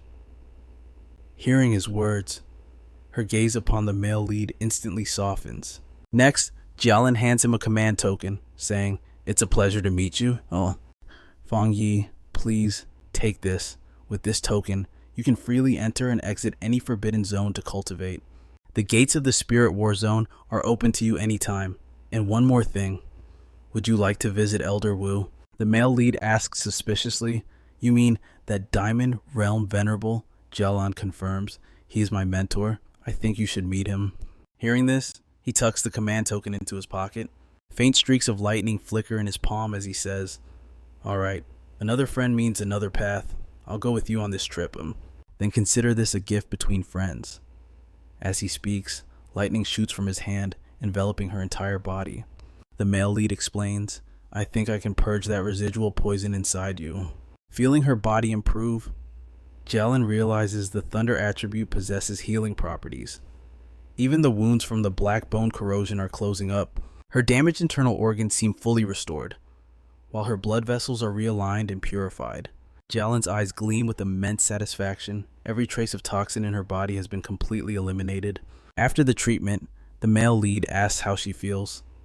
Jialin replies, I feel great. The dark attribute inside me has been completely shattered. Nearby, a medical team attends to a critically injured patient in an ambulance. Su Xinging, standing nearby, notices the two of them. She walks over and asks, You guys haven't left yet. Wait, why does your injury feel different, Jialin? Answering her unspoken question, Jialin replies, That's right. The dark attribute within me has been wiped out by his thunder attribute. Hearing this, Su Qingying's interest peaks, and she steps closer to get a better look at the male lead. Immediately, she summons the medical team over. She turns to the male lead, eyes sparkling. hoping to ask for his help in treating the vanguards infected by the dark attribute. She bows her head low to show her sincerity, moved by her earnestness. The male lead agrees and manifests his pure thunder attribute. Watching the lightning generate from him, one of the medics doubts whether pure thunder can truly shatter the dark attribute. Jalen steps forward to explain. Just now, Fang Yi transmitted it directly into me, and the dark attribute was instantly destroyed. So we just need to let Fang Yi shake hands with the injured vanguards. I recall there's a coma patient who is also in the spirit creation realm, right? Hearing this, Su Qingying replies with some hesitation. Not every spirit creation realm cultivator can withstand this kind of spiritual power. The medic adds, that patient is far more critically injured than you were. By my estimate, to treat him, the necessary thunder spiritual power would be 10 times what you required. Furthermore, just waking him up would be a miracle. A full recovery is impossible. And wasting no more time, the male lead asks the medic how they want to store the spiritual power, and they lead him over to the ambulance. They guide him to place his hand on a machine to release his energy. In the distance, Lin Yi watches the male lead, lost in thought. She never expected Sister Jialin to be a high-ranking official of the Spirit War Zone, nor that her cousin could command such special privileges from them. Sister Jialin is usually so cold, yet she actively sought to befriend my cousin. She even gave him her own command token just now. The male lead notices her gaze. He turns to look at number 81 and Lin Yi, asking gently, "How are you two holding up?" She replies, "We've got everything sorted out. Number 81 and I want to go train a bit more. We can't always rely on you, cousin, otherwise we'll never improve." Hearing this, he agrees without hesitation. The male lead looks at her with a gentle gaze, praising her silently. My little cousin has really grown up. Once the spiritual power transfer is complete, Su Qingying waves goodbye to Jialin and the male lead, then gets in her vehicle to head back. Sitting in the car, she grumbles angrily, cursing the fact that the Spirit War Zone snatched the male lead away. She tells herself that the Spirit Association structure is still a mess. At headquarters and the branches, many managers are even phonier than the military brass. The top elite teams are disjointed. Never mind humbling themselves to befriend Fang Yi, it would be pure luck if those stubborn fools didn't come to cause trouble. The scene shifts to a high-level ward within the Spirit War Zone's medical base. Looking at the dying old man on the bed, the male lead asks, "Is this Elder Wu?" Jialin replies, "Yes. Strange, isn't it? A powerhouse of the Diamond Realm looks like nothing more than a skinny old man. His complexion was even worse before. We even used the 7 decay flower, but he still hasn't woken up." Hearing this, the male lead asks curiously, "What happened to him?" She recounts the events from before, when a dark attribute disaster struck the city, accompanied by abnormal celestial phenomena. To stop the dark corruption from reaching the capital, Master sacrificed his own body to seal the remnants. We all used a special technique to transfer our spiritual energy to him beforehand. We estimated this anomaly was far beyond S rank. The dark wave we faced before was a terrifying S rank, but the destruction from this calamity is exponentially worse. As she said this, she hung her head in despair. Once it fully manifests, it could obliterate the entire capital. Even the surrounding cities would be infected and destroyed. The capital is the heart of our nation. If it falls, the whole country descends into chaos. Master used his domain to forcibly seal that S-rank anomaly. But we never expected that, even with our combined strength. This massive disaster would be far more terrifying than we estimated. Master ended up being consumed by the dark energy. If he wasn't a Vajra realm venerable, he would have turned to ash instantly or worse. Become fuel for the darkness. Hearing the full story, Fang Yi couldn't help but admire him. He really is a great pioneer. It reminded him of the pioneers from his past life who stood on the front lines, shielding him so he could survive until the very end. In my past life, Master probably died right here. With that thought, he extended his palm toward the old man, attempting to purge some of the dark energy from his body. Jialin hesitated for a moment, but remembering Fang Yi's incredible feats in the dungeon, she stayed silent and let him proceed. She warned him, "Be careful. This dark energy is scarier than the dark wave. That's why Master is recovering so slowly, even with the 7-phase flower." He replied, "I know. I can feel exactly how potent the darkness here is." Even suppressed by the 7-phase flower, it still emits a crushing pressure. As he spoke, a sudden burst of black smoke erupted from the old man's body, engulfing the entire room. Jialin froze, then quickly shouted, Fang Yi, focus your mind, it's starting to affect you. He closed his eyes, a golden aura enveloping his body. A moment later, his eyes snapped open, sharp and serious. Looking around, Fang Yi was shocked to find his consciousness pulled into the past. A mysterious creature's voice boomed, demanding to know who he was. He paused, surprised. An illusion realm. Here. Fang Yi answered coldly. All you need to know is that I'm here to kill you. As he channeled his power, the creature fired a blast of dark energy. He gasped, but reacted instantly, activating the golden sun breathing technique. He effortlessly dodged the attack. He had to admit, this anomaly's power was impressive, no weaker than the divine lightning he absorbed on Jade Dragon Peak. Suddenly, he glanced around. Countless monstrosities appeared, all rushing toward him at once. A blazing red flame ignited in his hand. Facing this deadly threat, Fang Yi showed no fear. With determination in his eyes, he charged forward, his strike slicing through the darkness and dealing a fatal blow to the creature. But a second later, it completely regenerated. It immediately fired 2 more shots, though it seemed much weaker. Fang Yi dodged rapidly, leaping onto the rooftops to escape. In an instant, he unleashed the infinite yin domain, condensing a sphere of darkness in his hand. It absorbed all the surrounding dark energy. The creature gaped. You're not human. Fang Yi grimaced and commanded in a low voice, Open. Instantly, a massive black hole materialized, and the creature vanished into nothingness. However, the sky remained shrouded in a gloomy haze. It seemed this was just the remnant consciousness of the anomaly. Fang Yi felt a rising dread about the coming catastrophe. He couldn't shake the image of that terrifying creature, one man, fighting an endless horde of horrors. He sighed, I need to find a way out. The scene shifted back to reality. Fang Yi froze, then clawed at the air, dragging out a wisp of black smoke. It dissipated the moment he struck it.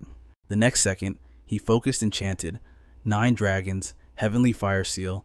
The dark energy was instantly bound. Jialin stood by, stunned. That's the dark attribute from Elder Wu's body. Fang Yi explained, these are remnants of the calamity. It's still strong, but its influence has weakened significantly. Elder Wu's complexion immediately improved. Jialin was overwhelmed with gratitude, thanking him profusely. Fang Yi humbly waved it off. I couldn't completely remove the dark attribute from him, though.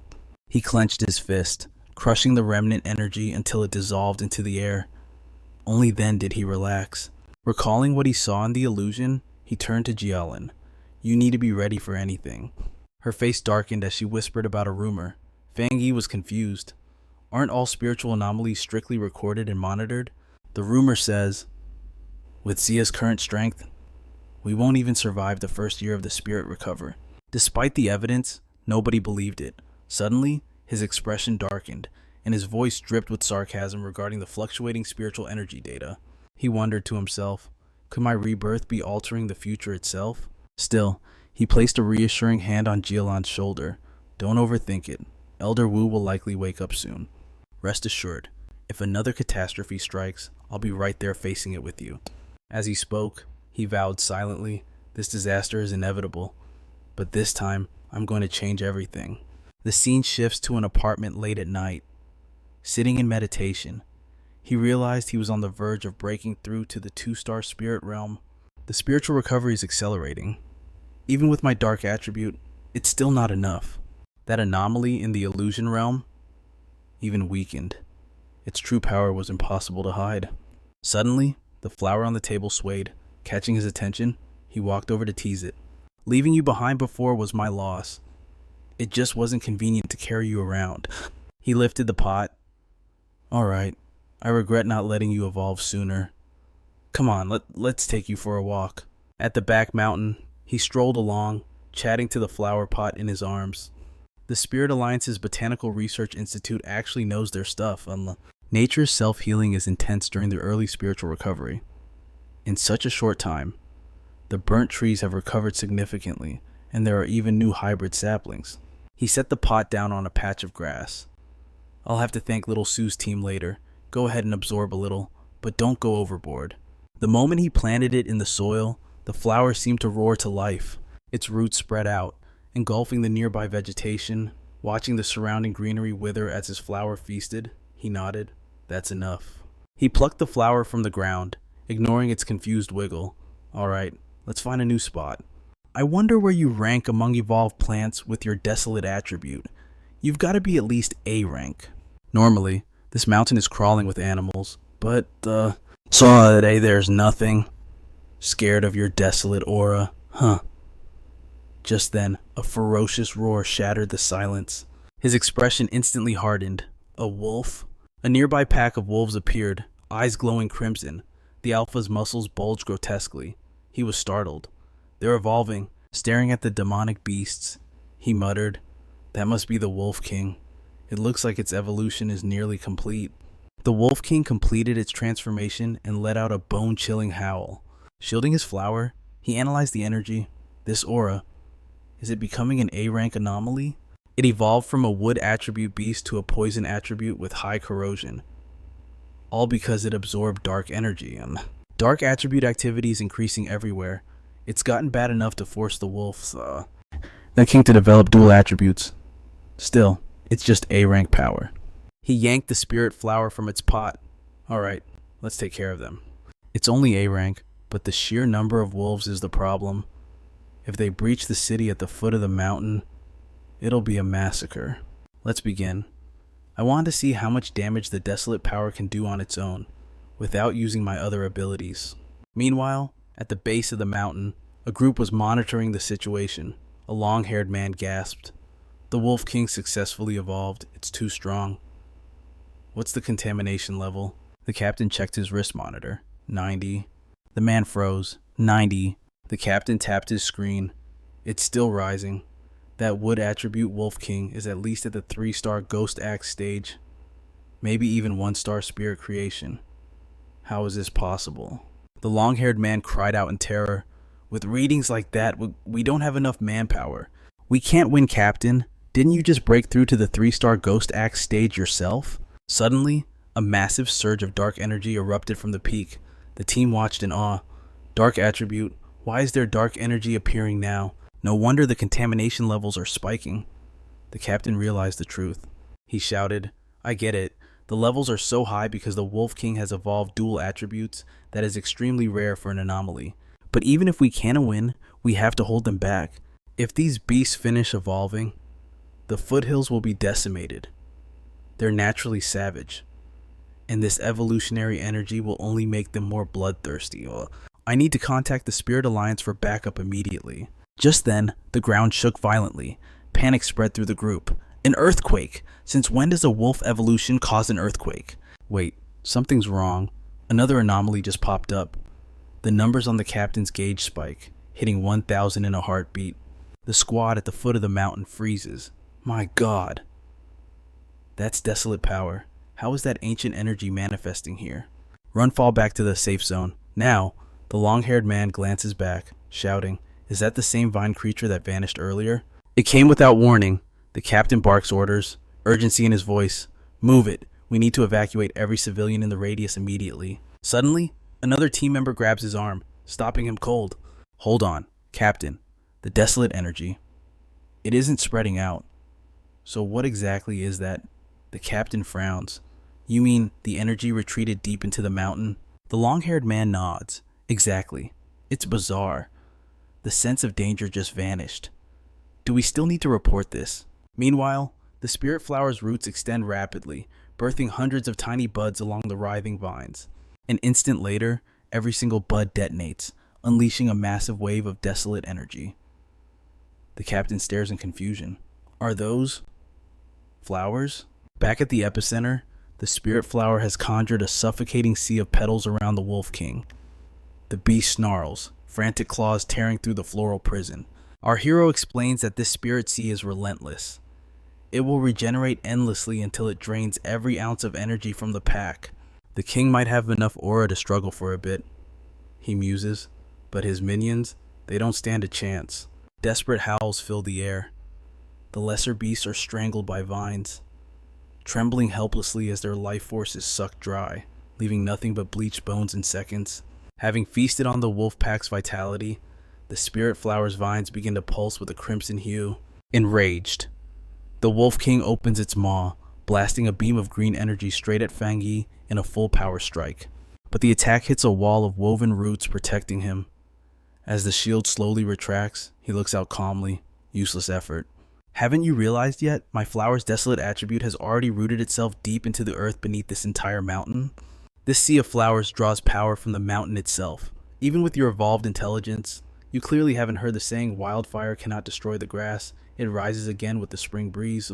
Not bad, he smirks. You actually spotted the main body. Hey, little flower, he found you. What are you gonna do about it? The Wolf King gnashes its teeth in fury, launching itself like a missile straight at the spirit flower. The flower shifts its size instantly. The Wolf King lunges, but bad move, huge petals clamp down like a Venus flytrap. The beast struggles, but it's trapped tight. As the flower begins to corrode the king, Fang Yi watches coolly, pondering. Is it really okay to let that dark attribute consume it? The sticky petals split open, pinning the pitiful, screaming beast down before ruthlessly swallowing it whole. Fang Yi watches the digestion process, deep in thought. This desolate power is absolutely domineering. What kind of insane ability is this? I never expected that after grafting the desolate attribute, it would develop its own cultivation method without me lifting a finger. He realizes that once trapped in this endless sea of petals, no anomaly, no matter how strong, can ever escape. Even if they destroy the flowers, they just regenerate instantly, using that endless desolate power to strip everything down to white bone. I'll call it the endless spirit sea. The system chimes in. Spirit flower successfully grafted with desolate attribute. Skill acquired, endless spirit sea. The flower suddenly glows a fiery red. Watching closely, Fang Yi notices a strange shift in its energy. Watching it gorge on the ambient mana, he smiles. Well, look at that. Little flower, you're about to evolve. Back in the command center, chaos erupts. Alert, we're detecting Class A mutant pollution levels. There are two distinct energy signatures. One is the evolved Wolf King, but there's something else. The Guildmaster asks calmly. Location. Captain Su's sector. Sir, the Master frowns. That doesn't make sense. The destroyer squad already intercepted the wolf pack. Suddenly, his earpiece crackles to life. Captain Su's voice comes through urgent and clear. Sir, a massive burst of desolate energy just wiped out the Class A mutant wolves, but the entity didn't attack us. It retreated into the caves. And now, the entire mountain is blooming. Strange flowers are popping up everywhere. We're too weak to get close. We can't confirm if the fallout will hit the surrounding areas. If this thing blows, it'll be worse than that Sky Devil Vine incident. Do we need reinforcements? Any standard pioneers here would be vaporized instantly. The Master commands. Understood. I'm deploying 2 elite squads immediately. Standing nearby, Qingying thinks to herself. Back mountain. I have a gut feeling it's him again. She speaks up. Sir, the source of that desolate power, I think it's Fang Yi. That's exactly where his house is. He's handling this whole thing solo. Back at the mountain, red petals dance in the wind. Fang Yi laughs. Just as I thought you devoured the Wolf King and absorbed its power, you're evolving a second attribute. As the petals flicker like dancing flames, his excitement builds. A fire attribute, that's what I'm talking about. You just eat and evolve. Your cultivation method is seriously a cheat code. The spirit flower beast shrinks down, resting comfortably in the palm of his hand. A system notification pops up. After wiping out the wolf pack and the mutant Wolf King, its evolution is complete. Rank a mutant, desolate fire spirit flower, fire attribute, trade extreme hunger for spiritual energy, recommended habitat limitless yin realm. Reading this, he pauses, stunned. He mutters to himself, the limitless yin realm. Why didn't I think of that? Can it really survive in there? That place is crawling with dark anomalies and corrupted soil. If the flower absorbs that energy, it could evolve into a dark variant. Without hesitation, he tosses it inside. Suddenly, a bolt of lightning tears through the sky, scaring the living daylights out of him. He glances up, realizing what's coming. Is this a breakthrough? 2-star spirit creation realm. He immediately sits cross-legged in midair, waves of power surging around him. He thinks, circulating energy feels so much easier now. It's like the spiritual energy of heaven and earth was made just for me. Just then, Zhonglu easily spots him. He frowns, sizing him up. The legendary Heavenly Fireblade. 2-star spirit creation realm. Now I'm getting excited. I'll put you in a coffin right now. I want the whole world to know that I am the #1 fire awakener. Sensing the killing intent, he snaps his eyes open, instantly on guard. Seeing a fireball hurtling towards him, he thinks, a fire awakener. He immediately concentrates power into one hand. In a flash, he blocks the entire attack. He silently notes, finally showed up. He was hiding before, but didn't bother suppressing his aura at all. A rogue awakener. No faction, no organization, just a battle junkie. A battle. Zhang steps out from the flames, sneering. You're interesting. You've got some serious spiritual pressure. How did you dodge my flowing flame strike just now? But the MC just looks at him with disdain, not bothering to answer. Zhang continues. Forgot to introduce myself. I'm Zhang. You'll remember that name soon enough. Calmly, the MC raises a hand to the sky. Divine thunder. Zhang charges forward blindly. Just as a blinding light materializes directly above his head, he freezes, thinking, what the hell? But at this point, dodging is just a pipe dream. Zhang takes the full brunt of the strike. His body feels like it's dissolving into thin air. Finally, he coughs up a puff of white smoke, clothes tattered, and collapses to his knees. Dazed and confused, Zhang asks himself, who am I? Where am I? Wait, I thought he was a fire awakener. He kneels there trembling, gasping for air. The MC walks over calmly, his sharp gaze scanning him from head to toe. Then, he grabs Zhang by the head, lifting him up gently. Before slamming his face violently into the dirt, only now does he speak. Sorry, I was a bit deaf earlier. What did you say your name was? But Zhang is too busy eating dirt to answer. Zhang mind is in chaos. He got knocked out cold in a single beat. I'm a 1-star spirit creation realm. I've always been the fastest among all awakeners. Not to mention my ultimate move. Fire is the rarest, highest tier attribute I possess, immense power.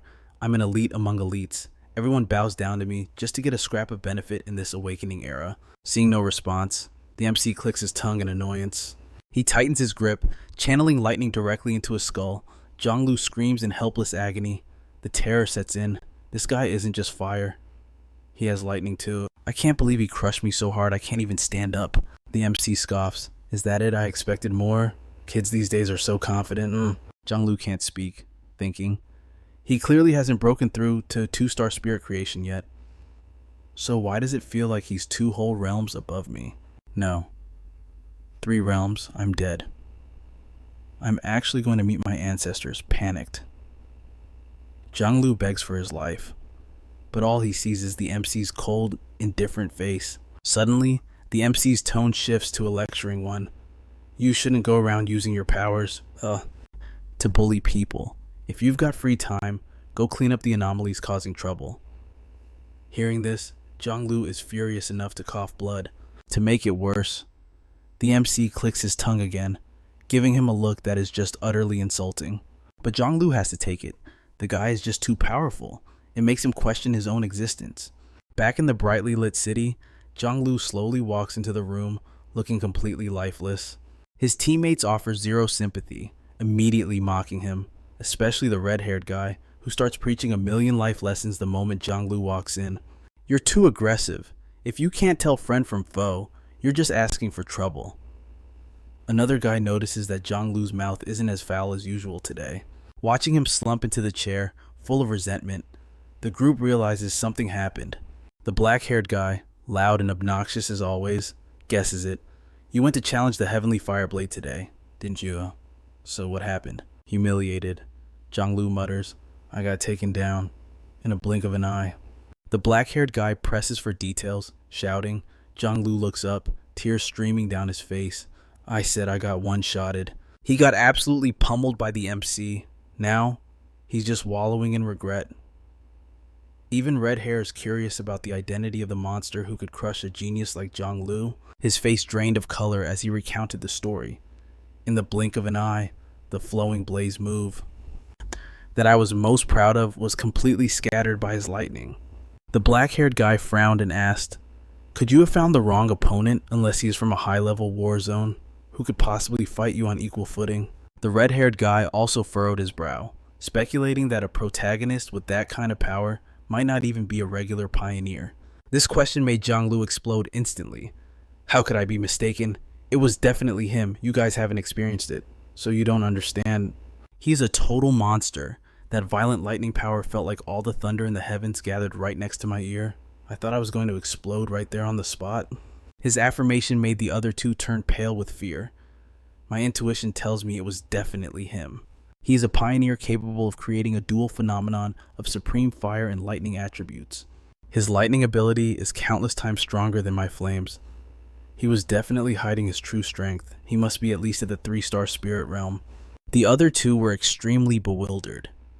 The black-haired guy fearfully predicted that this person would become a nightmare for all the prodigies in the Pioneer City. All three of them couldn't stop gasping in awe at that berserk power.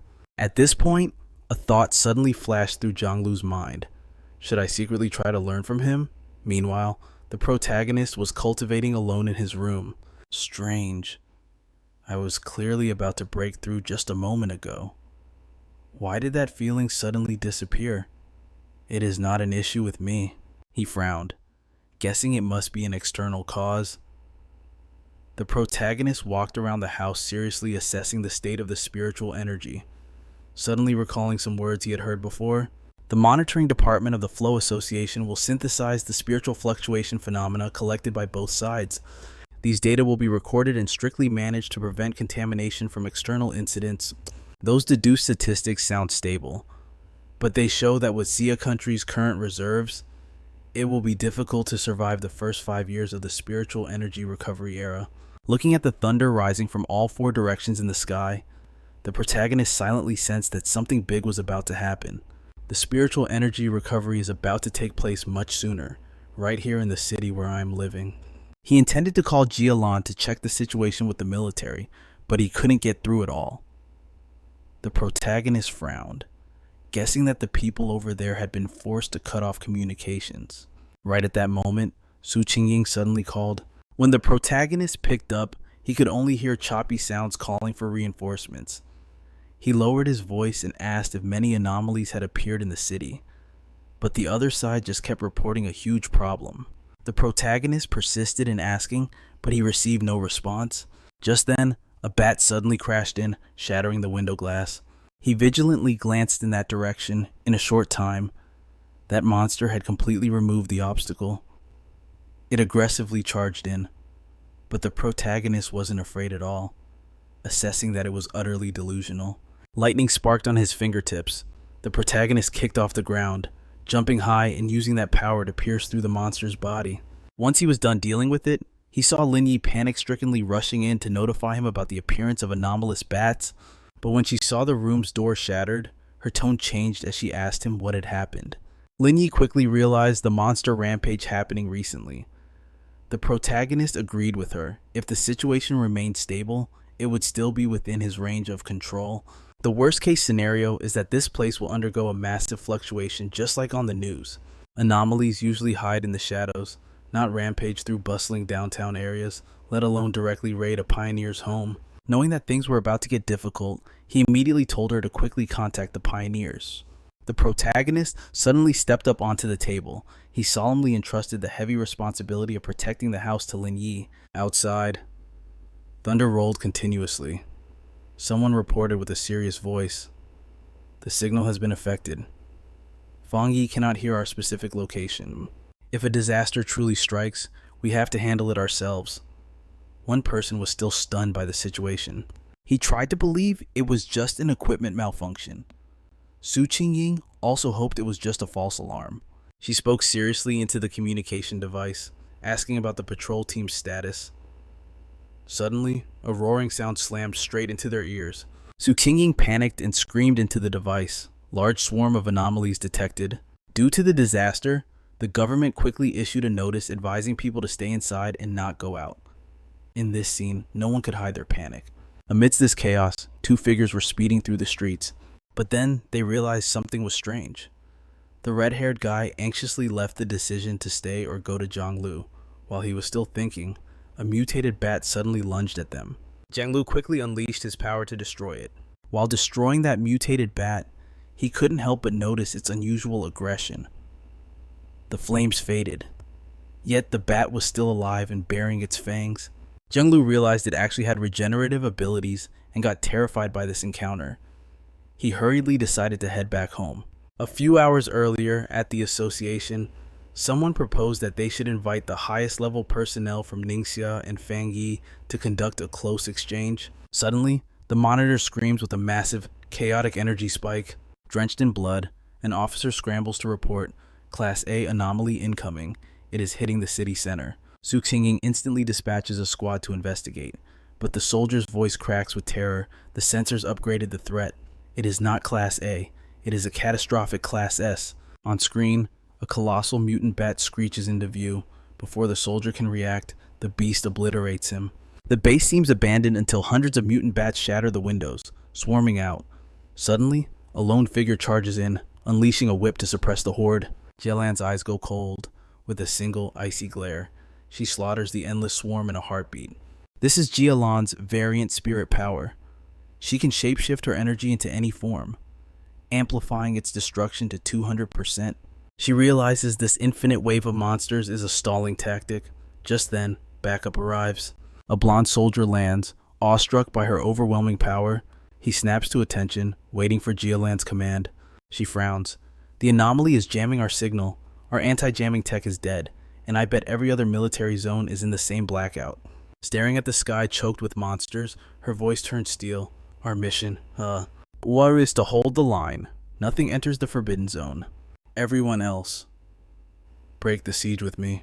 We regroup with the other units. Jielan realizes with horror the anomaly's true target is the city itself.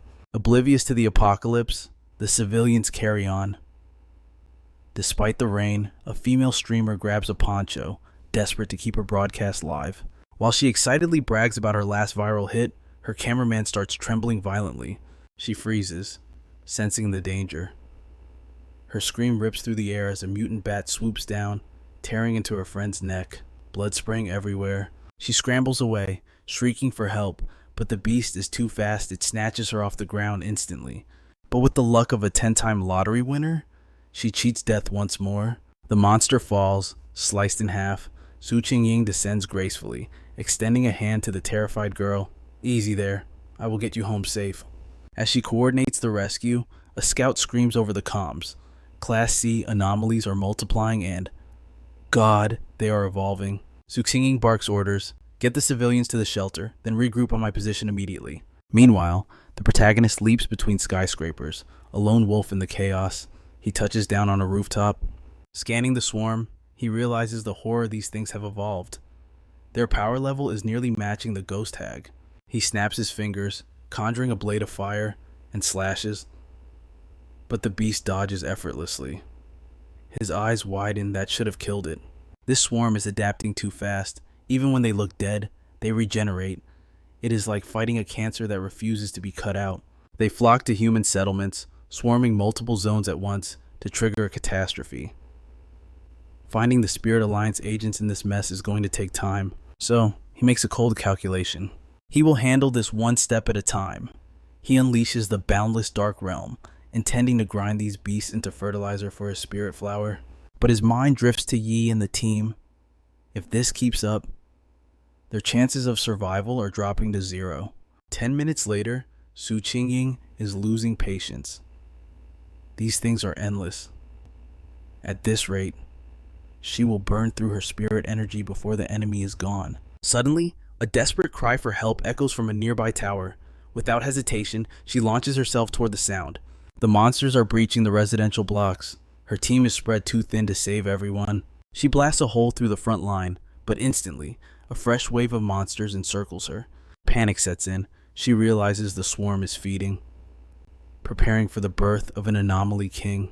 The city descends into absolute hell.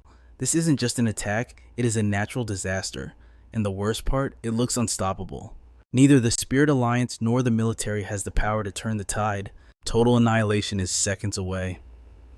Desperate radio chatter floods the channels, Zone A vanguards engaging detonating spirit cores, taking them down with us. Zone B is acting as bait and is completely overrun. Sensors scream a new warning.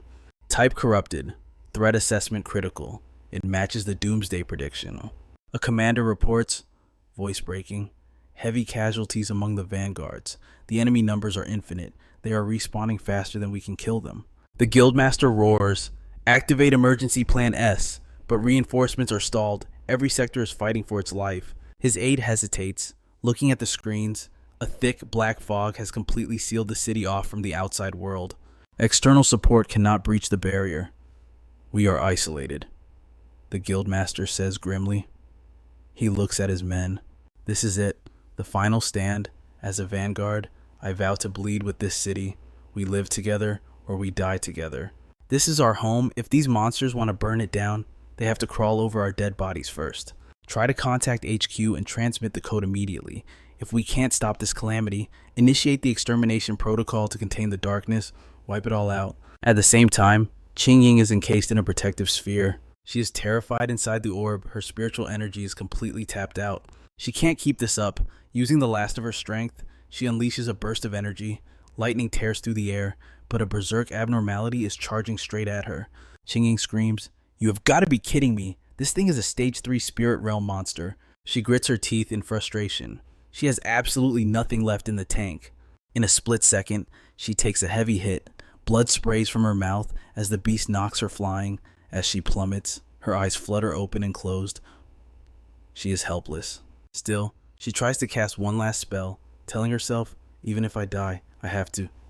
Suddenly, a massive pillar of fire shoots up from below.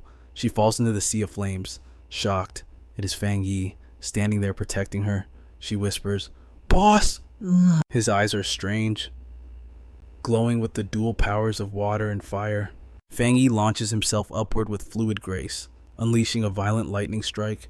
The falling monster opens its massive maw, waiting to swallow him whole. Fang Yi unleashes a devastating combo, 100 refinements, followed by an internal explosive flame strike. He lands and complains, "Sorry, finding you was a bit of a pain.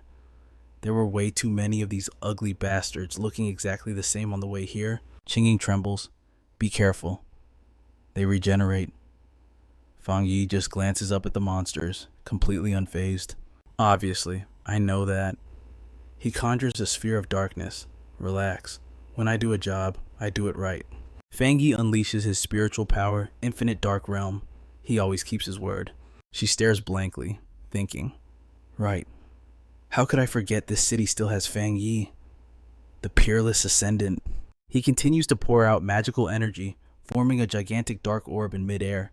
Fang Yi asks, "You okay?" She replies, "I'm fine. Thanks for saving me. I have some hemostatic medicine left. I can recover."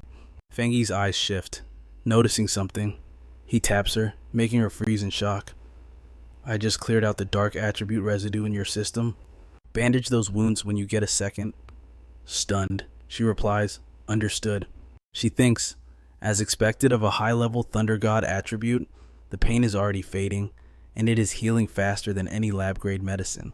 Back at the command center, a surveillance officer shouts in panic, "Look, the number of abnormalities is dropping. Did we actually break the siege?" The commander behind him speaks up, "No, every rescue squad around the city has been attacked and lost contact. We can't even get inside to check. The numbers outside the city haven't dropped at all, and inside the city, our ascendants are dropping like flies. Not a single team has re-established comms. The numbers are likely dropping because they are gathering. The king of abnormalities is coming. I wanted to visit my parents one last time, but I guess that is not happening. Let's just do what we can before the end." Back on the battlefield, Fang Yi asks, "You guys got any solid intel? What the hell is this thing?" Qingying explains, "It is a super S-rank abnormality. It is using the entire city as blood bait. Its power is on par with the one sealed in the Spirit War Zone. Natural disaster. That is the only word used to describe it. This cocoon is an omen. Just like humans can predict a hurricane but can't stop it, this thing warns us of destruction we can't prevent. There is a terrifying entity incubating inside. Once it hatches, the whole city is dust. But science gives us a better explanation. Studies show that abnormalities usually eat and attack their own kind. Devouring each other is the fastest way to evolve, but this blackened abnormality is different. A perfect evolutionary form emits a suppression effect. Lesser monsters don't fight it, they become its slaves. We call this perfect form, the king of abnormalities. Boss, I know you are stronger than I can comprehend, but you haven't reached the Vajra realm yet. Even the strongest ascendant ended up bedridden after sealing a calamity like this. We can't afford to lose another genius ascendant. Please, break through the blockade and leave. Meet up with the military and tell them to abandon this place. Fangi flicks her on the forehead. Did you forget 20 years of education just because spiritual energy returned to the world? This is my home. I will pay any price to protect it. No regrets. Qingying holds her forehead, silent, but a soft smile touches her lips. Fangyi steps forward, igniting a spark in his hand as he looks up at the swarm of monsters overhead. His voice turns ice cold.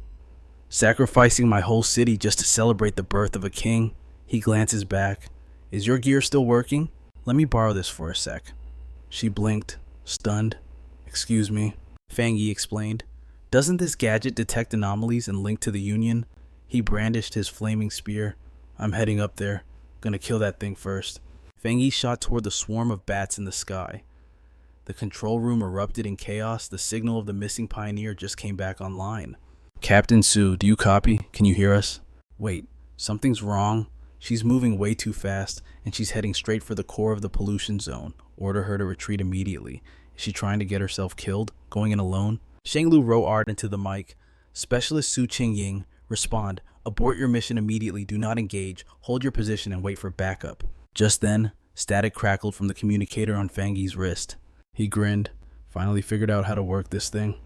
He spoke into the device. Hello, you guys. Hear me? Hearing a stranger's voice, Shanglu shouted, Who the hell is this? Where is Specialist Su? Fangyi cut him off. Listen up. I need your full cooperation. Right now. I'm taking down the Anomaly King. Shanglu froze in horror. You're doing what? Fangyi repeated, louder this time. I said, unless you want this city wiped off the map and everyone eaten alive, I need every operator, every sensor, and every scrap of data you have. Guide me to the cocoon so I can kill it. Shanglu hesitated, clenching his jaw so hard his teeth nearly cracked. Suddenly, Shanglu slammed his hand down. All right, everyone. Drop what you're doing. Link up with him. Now, utilize all functional satellite radars. Scan for nearby anomaly signatures. Give him full informational support. You might handle the main connection. Guide him to the target Team 2. Man the tactical consoles. Move. Satellite data incoming. The cocoon is surrounded. Density increases with proximity. Swirling with the wind currents. The northern sector is thinnest. That's your breach point. The main route is crawling with them. We suggest flanking from the southeast. Wait, damn it. They've spotted you 2 bogeys. S-class strength, estimated at 2-star spirit realm. Evasive maneuvers, watch out. Fangyi narrowed his eyes. Dodge, is that even possible right now? Too late to turn back. Boom! A deafening shockwave blasted out, forcing everyone in the control room to cover their ears. On the screen, Fangyi wove through the air, dodging death by inches. His eyes burned with a wild, manic fire. Status report? Shanglu screamed. The anomaly signal. It's gone. He one-shotted an S-class dark attribute with a single slash. Is that him? Is that... The room erupted in cheers. It's the tyrant. We're saved. He's actually here. A grand hermit hiding right under our noses. I had no idea our city harbored such a powerful pioneer. Fangyi squinted, assessing the carnage. The upgrade to the Demon Slayer blade is working. The flames are suppressing their energy, slowing down their regeneration. If I had successfully leveled up earlier, and then increased my strength just a bit more, a single strike would have completely nullified their reconstruction ability. Guess I'll just have to rely on speed and spam attacks to grind them down. Ugh, this endless regeneration is a pain in the ass. Suddenly, the center of the swarm shifted. The low-level bats froze in midair, as if they heard a command. They swarmed back to their starting positions and ceased all hostilities. The crew watched in confusion. What's going on? The bats. They stopped attacking. The commander's face paled.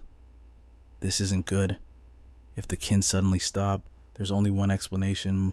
The Anomaly King is recalling them. It's trying to accelerate its incubation. If the bats blocking the outer perimeter are being recalled, we might still have a shot. Meanwhile, Jialan was fighting relentlessly. Jialan shouted, How long until we can breach the city limits? The captain checked his scanner. At best, 30 minutes. Jialan grit her teeth. 30 minutes. The king will hatch by then. The city will be dust before we even get there. He shook his head, helpless. We can't help it. The bat swarm is 10 times larger than our initial projections. 10 times. Even with heavy artillery and wide area explosives, we can't clear them out fast enough. Jialan slammed her fist. Damn it, if we stay stuck here. The surrounding cities will be swallowed by the darkness. Do we seriously not have the manpower to punch a hole through this? The captain nodded grimly. We don't. And there are still pioneers just standing by and watching. Do those idiots think the fire won't reach them too? Suddenly, Jialan noticed a shift. Wait, look up there. What is that? The bats. They're retreating toward the king. She narrowed her eyes. Hold on. That blazing light in the sky. Is that him? Fang Yi. The captain noticed her dazed expression and nudged her. Jialan. She snapped back, her eyes filled with newfound hope and determination. Nothing. Jialan barked out a command. All units, maximize firepower, dump your ammo. I don't care. We are breaching the city. Now, the spirit defense zone abandons no one. Meanwhile, Fang Yi charged upward, wreathed in roaring flames. Jialan's face went stiff, her eyes wide with total disbelief. Qingying gasped, her voice trembling. This sea of fire. Yi peered through the window, buzzing with excitement. It's cousin that's cousin's blade art. The mutant bats, eyes glowing crimson, whipped into a frenzy. As Fang Yi powered through them, he scoffed. All of you, coming to stop me? Fang Yi swung a fist downward. Then you're playing right into my hands. The city's gloomy sky was choked with bats, illuminated only by his brilliance. A terrifying spark, carrying immense power, pierced straight through their defensive layer. Flames of determination danced in Fang Yi's eyes as he attacked. A sudden sensation washed over him. He could feel it again. Even with such thin spiritual energy, I can feel the edge of a breakthrough. Fang Yi cracked a faint smile, accelerating wildly as he charged. His other hand conjured a sphere of darkness, massive enough to swallow the heaven's boundless dark realm. Fearless, Fang Yi roared, "Summon spirit flower, bloom." Following his command, red fissures cracked open the air. A colossal flower materialized as Fang Yi mentally commanded.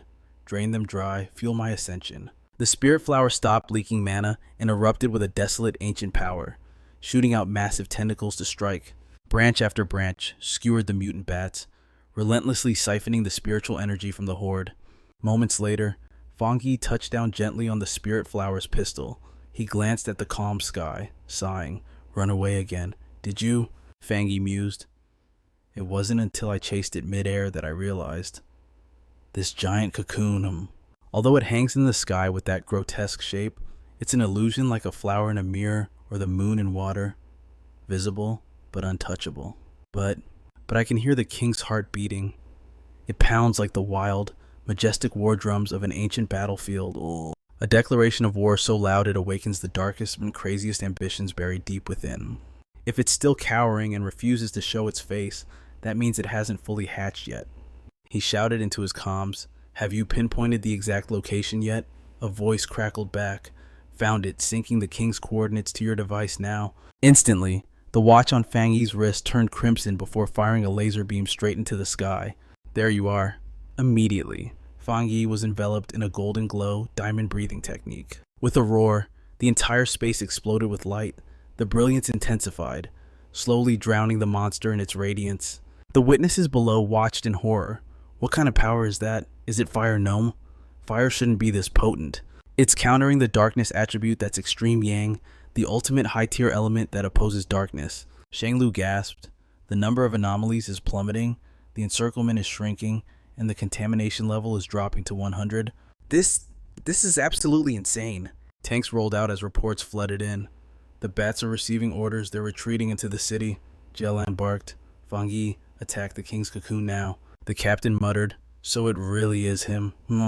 That tyrant, paired with the heavenly fireblade. I can't believe this power is pure. Extreme yang. But is he facing the king of anomalies all by himself?" She commanded, "While he holds them off, we enter the city immediately." Wait, look at that thing. Suddenly, Jialan's eyes went wide, filled with panic. An anomaly twisted the sky, leaving everyone stunned. Is the king breaking out of its cocoon early? That thing is the root of all this evil. And those beasts, they slaughtered our people. They kill every last one of them. Yi grit her teeth. If we just defend, we're sitting ducks. We have to do something. We have to help cousin. If that creature in the cocoon is born, the price will be all our lives.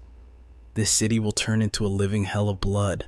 Nearby, Qingying was frantically healing the wounded. She choked back tears, voice straining. Those anomalies blocking cousin. Whether they're B rank, A rank, or even S rank.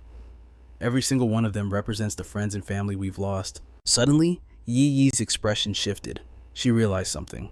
Wait, that flower, cousin summoned. I saw it draining power from the area. Isn't that just like the desolate devil vine we fought before? Does cousin actually control the desolate attribute too? We need to dump all our spiritual energy into the net created by those plants. Let it feed on our power. Everyone immediately responded. Got it. The guildmaster, seeing the crowd's action, started in shock. Are those awakened gathering energy to attack the anomalies? No, that's not right. Their power isn't enough to hit the anomalies up there. I see. They're feeding energy to the plant, Fang Yi summoned. The guildmaster unleashed his own aura, then I'll lend him a hand too. Everyone else was swept up in that overwhelming aura. Me too. All of us. And now, all that generated energy is surging toward a single target, Qingying, who was in the middle of healing injuries, froze in stunned silence as she witnessed the scene. She realized this power was coming from every single pioneer in the city. Without hesitating, Qingying began to unleash the hidden power dormant within her own body. She thought with grit, come at us, Anomaly King. This is the resistance of humanity in this city. The anomaly monster was descending into its most malevolent state. Fang Yi casually launched an attack, scattering the swarm of bats in an instant. He wiped blood from his wound while listening to the report on his watch. Be careful. All the anomaly bats outside the city are frantically closing in on your position. 200,000 B-rank anomalies, with power equivalent to the Ghost Axe stage of the 3-star realm. And 100,000 A-rank anomalies at the S-class 1-star spirit creation realm are swarming above. Fang Yi scoffed. It's useless. No matter how many minions you summon, I'll slaughter every last one of them. Anomaly King, you haven't even finished evolving, yet you rushed out of your cocoon. Are you that afraid I'd kill you straight away? Right then, a grotesque hand burst out from the anomaly cocoon. Fang Yi's expression turned dead serious as he sharpened his focus.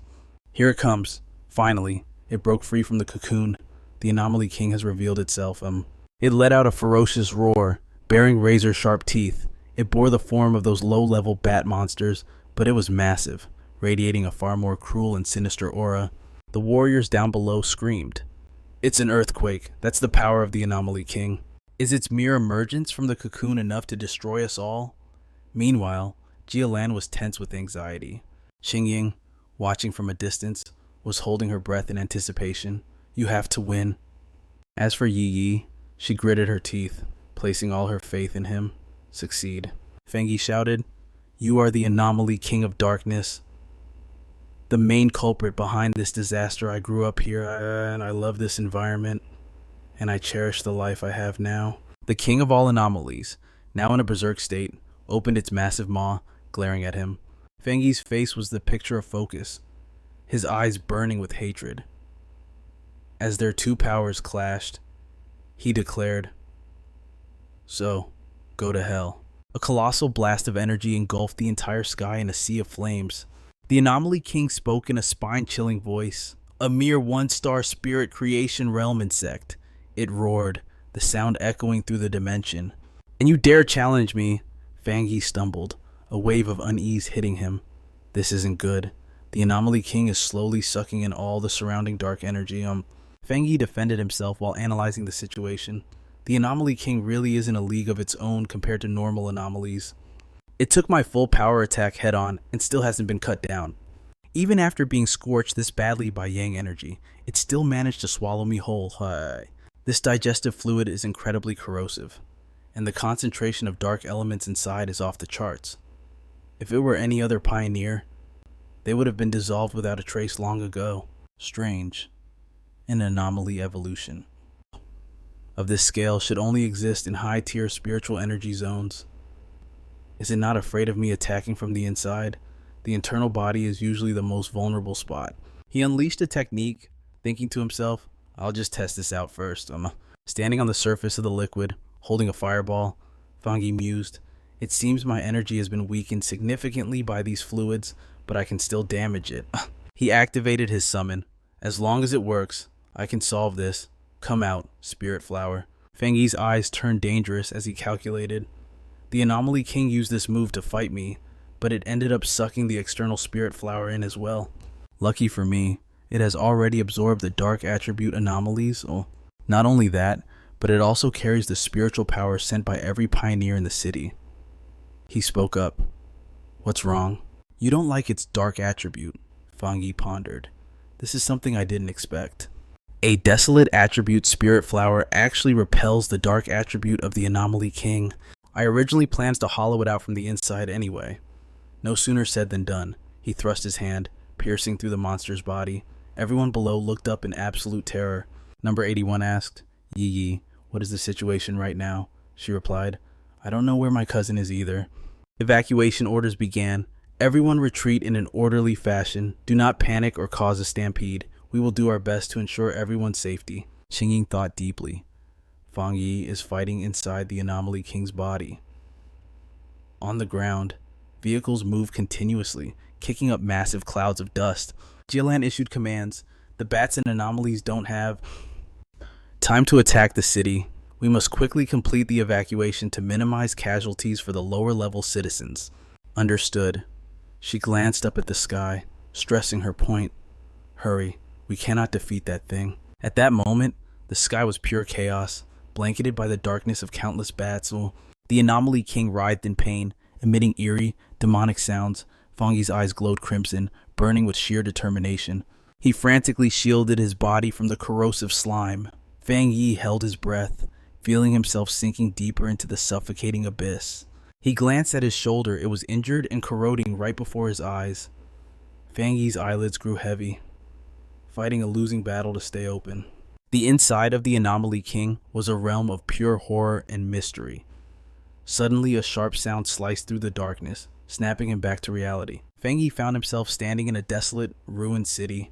Dazed, he muttered, This is... But then, a chill ran down his spine. Something was coming. A colossal fist came hurtling towards him from behind. Fang Yi desperately tried to summon power into his hands, but nothing happened. Panic set in. Where was his spiritual energy? Just as the Anomaly King's fist was about to crush him, he leaped onto a boulder, barely dodging the impact. He breathed a sigh of relief. I dodged it. His physical stats were still at their peak cultivation level. This proved one thing. This was the Anomaly King's hallucination ability at work. It was trying to trick him into believing he had returned to his past life, that he had never awakened, never become a pioneer. The Anomaly King launched another devastating attack. Fang Yi realized the truth. The beast wasn't strong enough to strip away all his power. Its true strength wasn't greater than his own. His abilities weren't gone. They were just suppressed. He needed to break this barrier, a breakthrough within the illusion. That was the very weakness the Anomaly King had exposed. The monster roared. You ignorant fool! Once you enter this place, there is no escape. Look. Suddenly, a faint smile played on Fang Yi's lips. He had it. The Anomaly King was morphing, half its face turning into him. Opening its massive maw, it declared, It is all over. This is your true reality. Accept your fate, even with a scrap of power. What can you possibly achieve? Humans are nothing but fodder for my evolution. At that moment, Fang Yi bowed his head and chuckled, his voice dripping with pure contempt. Is that so? Is this really the extent of your tricks? Small, spectral hands began to emerge. It seems you still don't understand, Fang Yi said. Me, I was reborn for one reason only, to protect my family and those by my side. A brilliant light pierced the darkness, making the Anomaly King roar in agony. The entire dimension shifted, the dark energy dissipating into nothingness. Fang Yi's face transformed, engulfed in raging flames. He summoned his full power.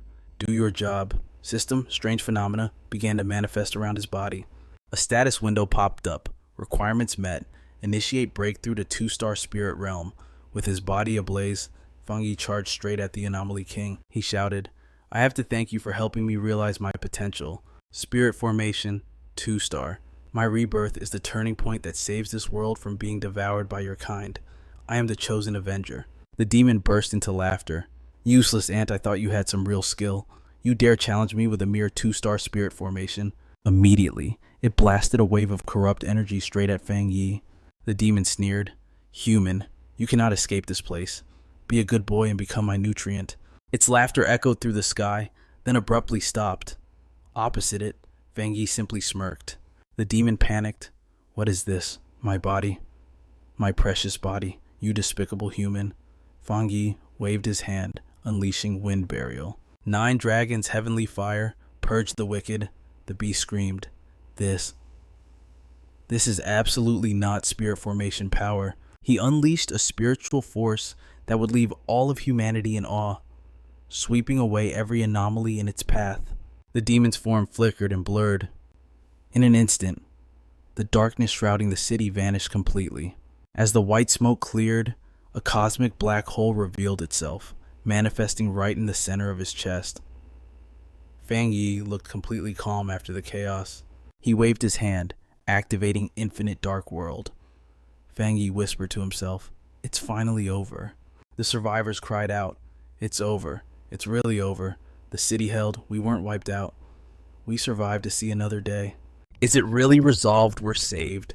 Jialan cheered happily. "Look, the sun is rising." The captain asked curiously, "Aren't you going to look for them?" She shook her head. "No need. We have our own work to do. Like getting these people's lives back to normal and restoring the city."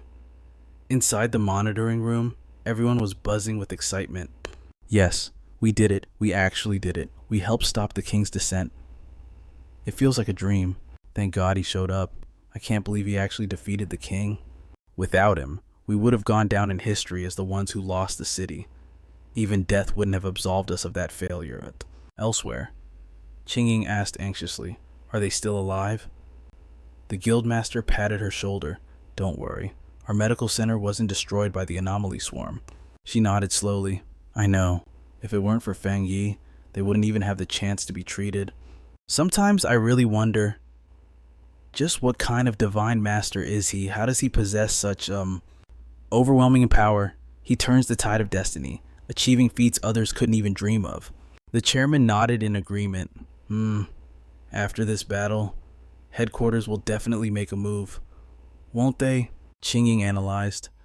"That celestial phenomenon just now. It proves he's advanced to the 2-star spirit creation realm. At that level, others will try to contact him before we can." When I first started monitoring him, I thought I could actually compete. Turns out, I've been left in the dust. Moreover, knowing him, his spiritual attributes and talents are limitless. His true power likely exceeds even this. Forget this city across all of Great Xia. He is the apex prodigy. The chairman? Agreed. A light piercing the clouds, sealing the fire dragon and annihilating every anomaly. Everyone witnessed that spectacle.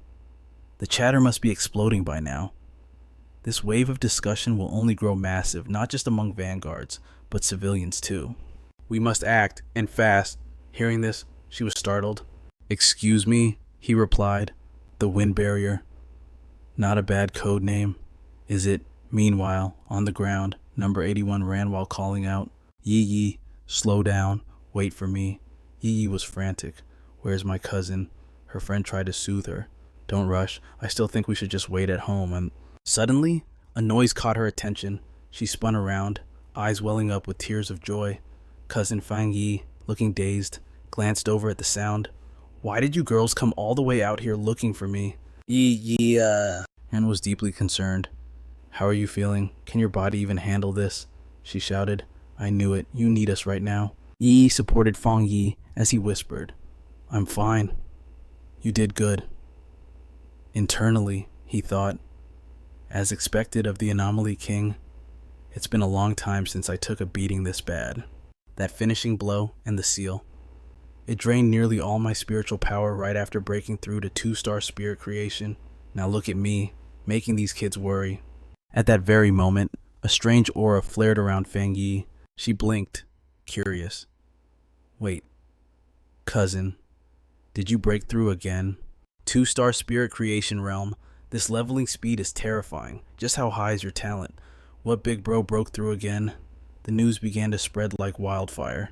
The man who saved the city, the super vanguard, the mysterious master, the wind barrier, one blade to slay the anomaly king.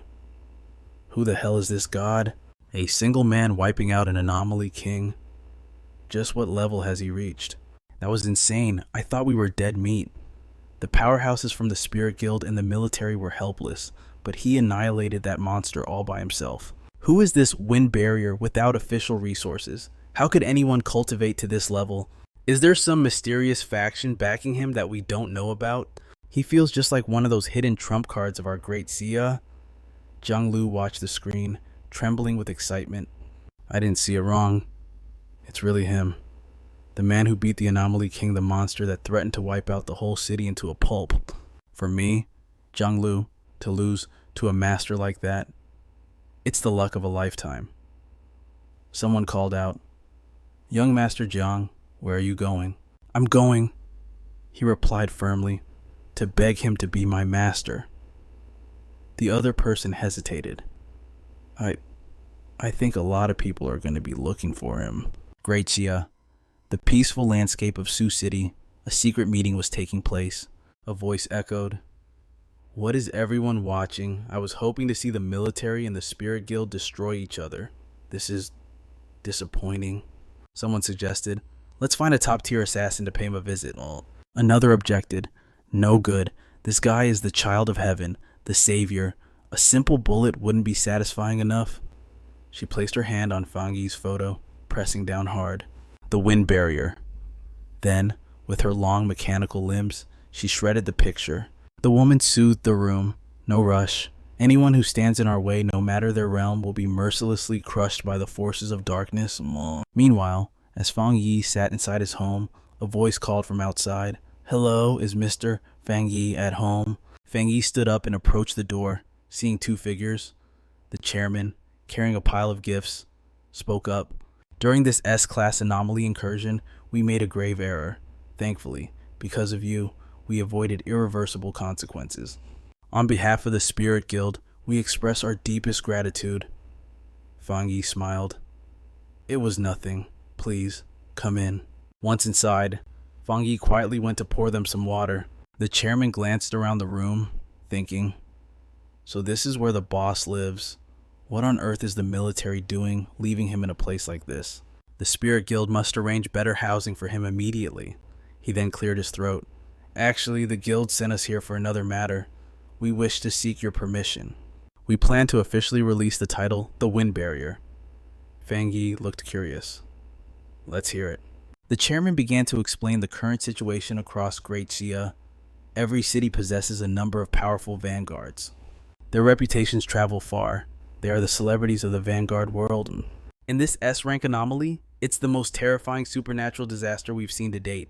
We want to debut the title, The Wind Barrier, to position Tai City as a key strategic hub following the Spirit Chi resurgence. After an S-rank catastrophe like that, it's undeniable. Our city needs a powerful, famous pioneer to lead the charge as captain. Qingying analyzes the situation gravely. Natural anomalies will only become more frequent. Invasions will rise. We can never again face the threat of our city being abandoned. Fang Yi repeats the word slowly. Abandoned. She nods. Exactly. Though, the result is the same. Without you, every citizen would have died. The only difference would be how they met their end. He interrupts. I get it. It seems I still haven't fully grasped just how cruel this changing world has become. Referring to the Spirit Chi resurgence, he offers some reassurance. Yi, there's no need to be so pessimistic yet. Fang Yi reflects internally. I've been so focused on my cultivation that I completely neglected the broader picture of the city's development. Before the Spirit Chi resurgence, Tai City was a key provincial hub in Xia country. But in terms of strategic depth or development, it never cracked the top 3. Out of over 100 cities, the top 3 are Shen City, Tian City, and Shang City. Following them are Hai City, Yuan City, and Chuan City. So, this disaster is actually a golden opportunity for Tai City. The chairman begins his situation report. Right now, Every city is tallying the number and strength of their pioneers, scrambling to develop their regional combat power. The stronger the pioneers, the higher the city's ranking, and the more resources we secure. Even independent wild pioneers are lining up to join the spirit associations. Everyone, whether they are a pioneer or just a civilian, needs a solid pillar of support. They need a beacon of light to guide them down the path of evolution. However, our spirit association will keep your personal identity strictly confidential. The goal is to cultivate an aura of mystery. Truth mixed with lies, let them speculate. He crosses his arms, replying quickly. Appropriately mysterious, much smarter than revealing everything. She exclaims excitedly. Exactly, human imagination is often far more intimidating than reality itself. He nods in agreement. I have no objections. This arrangement benefits me and those around me. Then I hope for a pleasant partnership. Fang Yi extends his hand. They shake firmly, sealing the deal in an instant. The chairman looks at him with a beam. Pleasant partnership indeed. Wind barrier. Following that, with tight coordination between the Spirit Association and the military, Tai City resumes normal operations at an unbelievable speed. As the city rebuilds, the rescue and treatment of the wounded proceeds in an orderly fashion. This disaster has accelerated order maintenance everywhere. The world is falling into its new groove. Meanwhile, at the Spirit Association HQ in Shen City, voices buzz. The wind barrier. Is this the pioneer who handled the S-rank anomaly in Tai City? Among the recent batch of pioneers, he stands out the most. He possesses a high-tier Yang attribute. It's the direct counter to darkness. Truly a chosen one. Not only that, according to Tai City's files, he holds more than one high-tier attribute. Remember that viral Heavenly Fire Strike video? High-tier fire attribute. And the Tyrant. High-tier lightning attribute, codenamed by the military as Tyrant. That's him. Another voice chimes in. It doesn't end there. There's something even more miraculous. Just then, a woman approaches, interrupting them. Are you boys discussing the wind barrier? Mind letting me take a look at the data? The staff member immediately agrees, stepping aside. Oh, it's you, of course. She comments. More and more talented pioneers are emerging, being this flashy. I'm sure many who haven't seen his power firsthand are feeling quite unconvinced. Even I want to witness his prowess with my own eyes. The wind barrier. Perhaps we'll meet sooner than expected. Scene shift to Shang City, in a quiet library. Qingli sits before a screen. Boys nearby steal glances until one approaches, stammering. Hi, excuse me, could I possibly? She shuts him down instantly. No, this is a library. You're disturbing people. The rejected boy turns away, sighing deeply. Qingli fumes internally. Boring idiot. The world is changing, and he's oblivious. I've only been in Shang City for a few days, yet so much has happened. After the exams, I awakened my spiritual power. Becoming a one-star pioneer of the ghost realm. Few can become pioneers, and I just happen to be one of the chosen ones. Maybe that's the reason I managed to escape the disaster in Tai City. How can ordinary people possibly fight against anomalies, especially the mediocre ones? What hope do they have? She unconsciously recalls Jilan's words. So, just a classmate, huh? Qingli frowns in thought. With how he used to be, he was probably drained dry by those bats long ago. How could I mistake them for a second? I thought that genius looked a bit like that useless loser. This Wind Undertaker is 10,000 times better than that guy. Only a brave and dashing awakener like him is truly worthy of me. The flyer in her hand is for a house sale. Yi Yi is buzzing with excitement. Today we need to rest and reorganize our goal house hunting. But, cousin, is it really okay if we skip cultivation today? Fang Yi replies. It's rare to have a free day. Work-life balance is key. The Spirit Association's suggestion actually makes a lot of sense. Aside from leveling up our cultivation, we still need to make time to upgrade our standard of living. She begins the introductions, but Captain Su Qingying cuts in. Your living conditions definitely need an improvement. We've scheduled a day to take you both house hunting. Yi beams with excitement. I had no idea Captain Su had connections like this. I never dared to dream of a luxury house like this. Captain Su is just giving away 2 units freely. Do I really get one too? Fang Yi speaks up with total indifference. That's nothing. In this era of spiritual resurgence, everyone knows that a powerful awakener is worth far more than any real estate. She counters, maybe, but this shift is still dizzying to me. I just thought if I could earn a little money and cultivation resources to rely on, I'd be fine. Suddenly, a strange scent hits Yi's nose. She asks, "Do you smell that stench?" Fang Yi replies, "Smells like a sewer backing up. Something's off. You've lived in Tai City for ages and never smelled this before." She wonders, could it be a careless worker fixing the pipes? He shoots back, "No, someone is following us." Suddenly, they both spin around to face the same direction. An aggressive man strides forward. "So, you're the so-called Wind Undertaker, huh? You only noticed me after walking right into my poison range."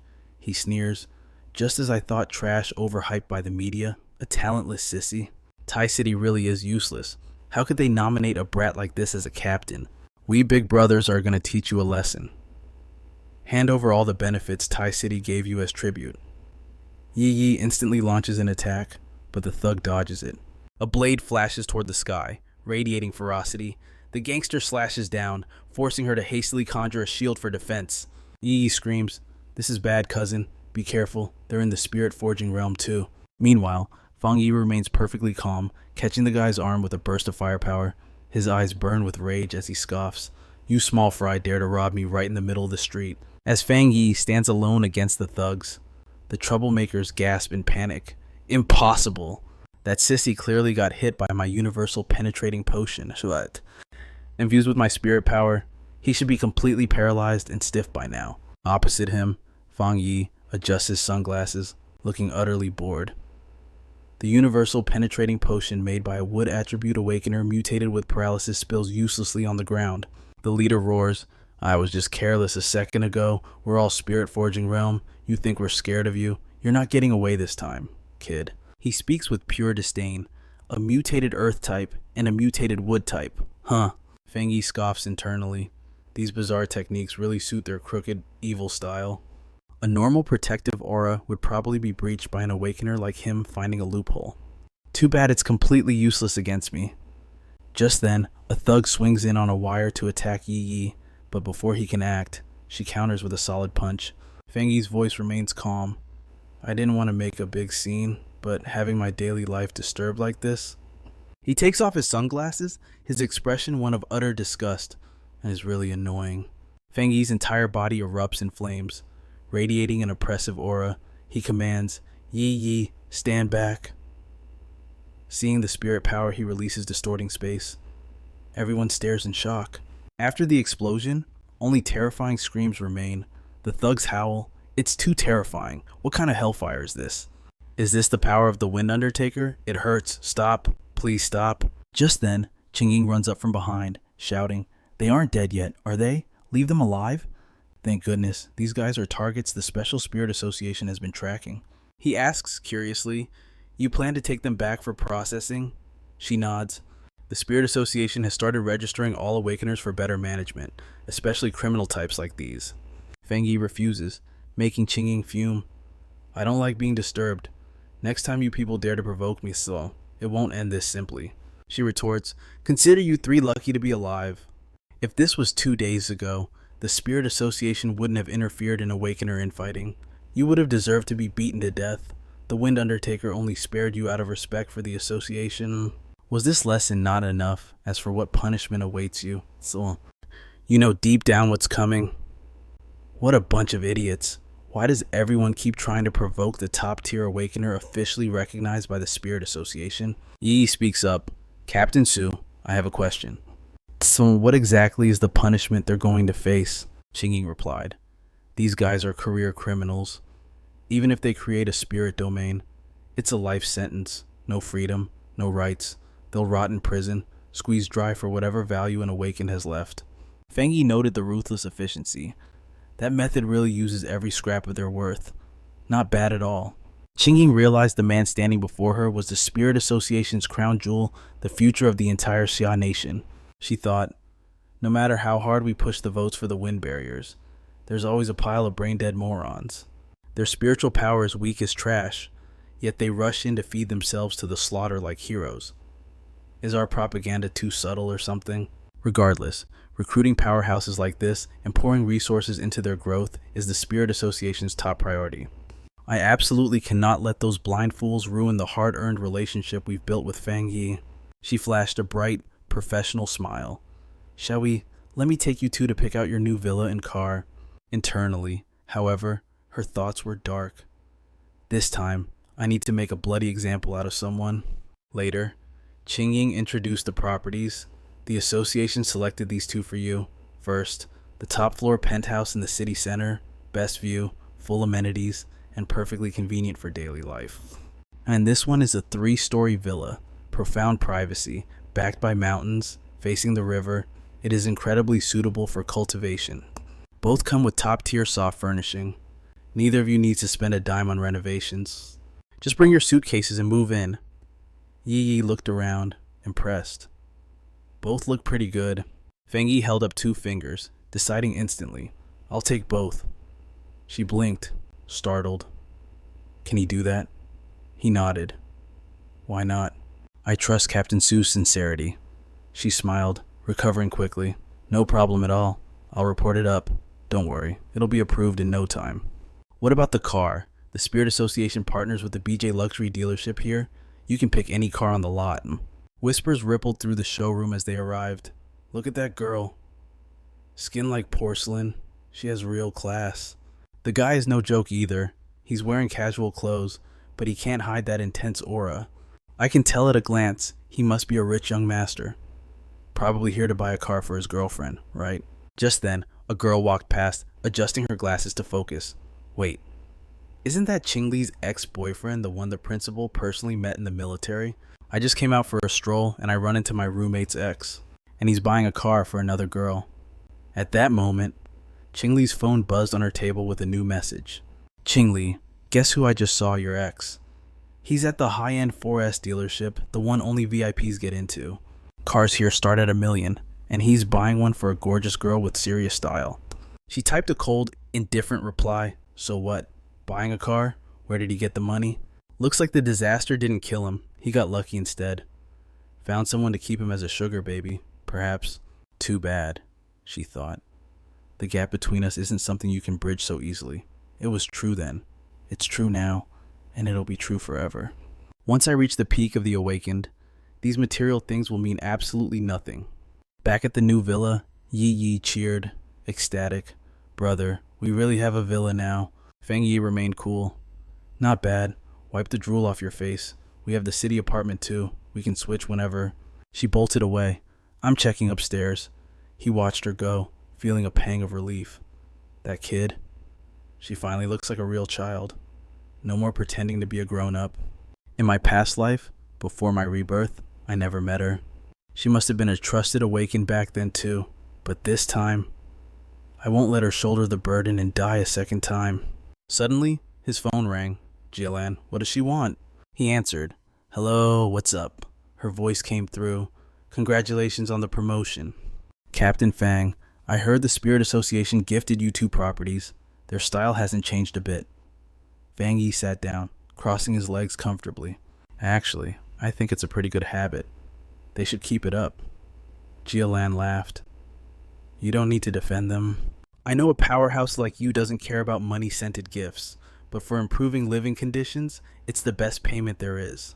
Listen, the spirit fruits born from the spiritual recovery will be ready soon. When they're harvested, I'll send you a batch to taste. The gap between mortals and awakened lies in their vision, but the gap between top-tier awakened like Fang Yi and the rest, it's an abyss. Even strategic resources from the spirit war zone might mean nothing to him. Jialan shifted gears. I have an internal mission here, hoping you can make it. Interested, he smirked. So that's the real reason. Let's hear it, she asked. Have you heard of the Heavenly Treasure Pavilion in Shang City? Fang Yi couldn't hide his surprise. Tianbao Tower, isn't that the biggest commercial center in Shang City? I heard it got shut down recently, and the locals have been complaining nonstop. Jialan nodded grimly. That's right. Due to an abnormal invasion, there were significant casualties. Now, it's basically turned into a literal slaughterhouse. It used to be an architectural icon, the face of Shang City with the highest foot traffic. However, with the recent surge in anomalies, things got out of control. Too many incidents occurred, so the Spirit Alliance in Shang City had no choice but to lock the whole place down.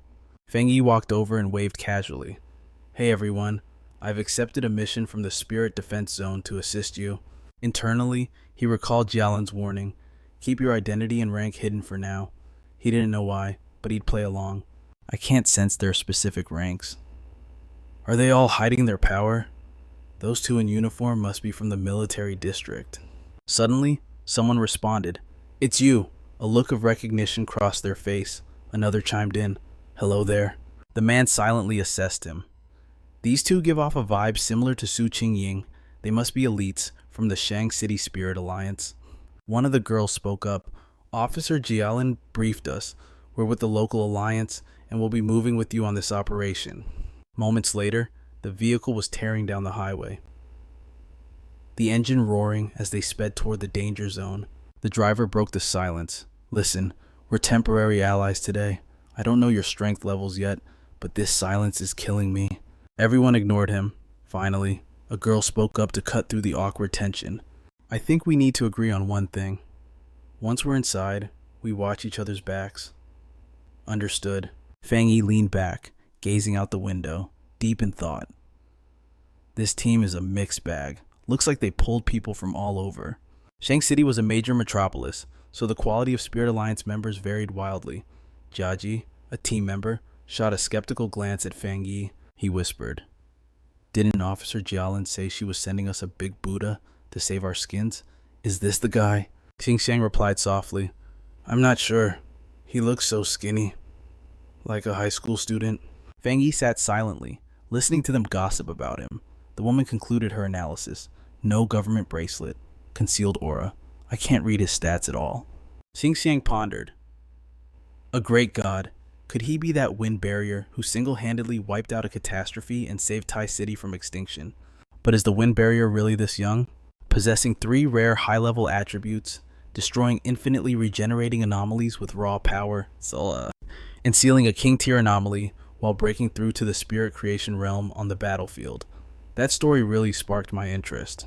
Meanwhile, at the Spirit Defense Zone office, Jialan picked up the phone. Hello. The voice on the other end was frantic. Tianbao Tower has completely fallen. Our entry team has gone dark. Current status. The anomaly concentration in the air has hit 12,000. Confirmed casualties are at 53. Please treat this with extreme caution. Jialan frowned. The infection rate is accelerating. She barked in order. Relax. I'm not taking this lightly. The operative I sent this time has 0 issues. I guarantee it. As for who assigned the mission, don't ask questions. That is the rule of the Spirit Defense Zone. Back at the site, a storm was brewing over Tianbao Tower. Feng Yi's team stepped out of the car. He analyzed the atmosphere immediately. Situation looks critical. The boss inside isn't any weaker than the one we fought before. Qingxiang pointed up. Guys, look, what is that on the windows? If I'm not seeing things, that's definitely blood. From what I know, the interior of Tianbao is extremely cramped. 40 floors total, tallest building in the city, over 2,000 staff and customers were evacuated. But before the seal went up, some refused to cooperate. Result, a lot of people are still trapped inside. Shang City sent rescue teams before, but it was a one-way trip. None returned. Yi nodded, understanding the grim reality. So that figure of 53 dead is just a guess. No one actually knows what's happening in there, Feng Yi asked. Is there anyone left inside we can contact?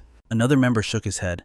Impossible. Since the anomaly started, not a single message has come out. On the second day of the lockdown, I was supporting the perimeter team. The man recounted with fear in his eyes. That day, the whole tower turned into a tomb. A brand new building suddenly looked like it had rotted for decades. Abandoned for years. No people visible in the windows. Just thick, choking fog. We tried to breach through a window.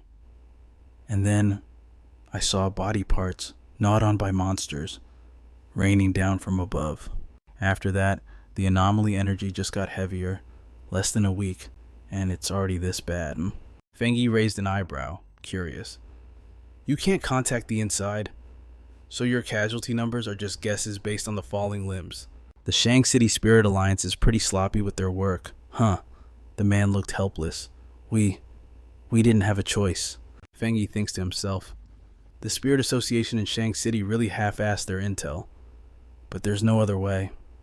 The casualty count definitely higher than reported. For normal civilians, an anomaly attack is basically a massacre from a higher dimension. Trapped inside, they are just lambs waiting for the slaughter. Run all you want. You can't escape the killer's palm. He demands, stop stalling. We're entering the building, now. Some anomalies devour the living to evolve. The higher the body count, the nastier the things inside. Jai grabs his shoulder to stop him. Hold on. The military said to follow your lead. Sure, but give us a strategy first. Fang Yi turns, his voice ice cold. Strategy? What strategy? We're blind here. Go in, assess, then act. Yeeha chimes in. Plus, he hasn't even joined the government yet. Well, he adds, everyone here is a veteran in handling anomalies. If you're the commander, shouldn't you at least learn our abilities first? See, I told you. No government training. Zero experience in tactical command.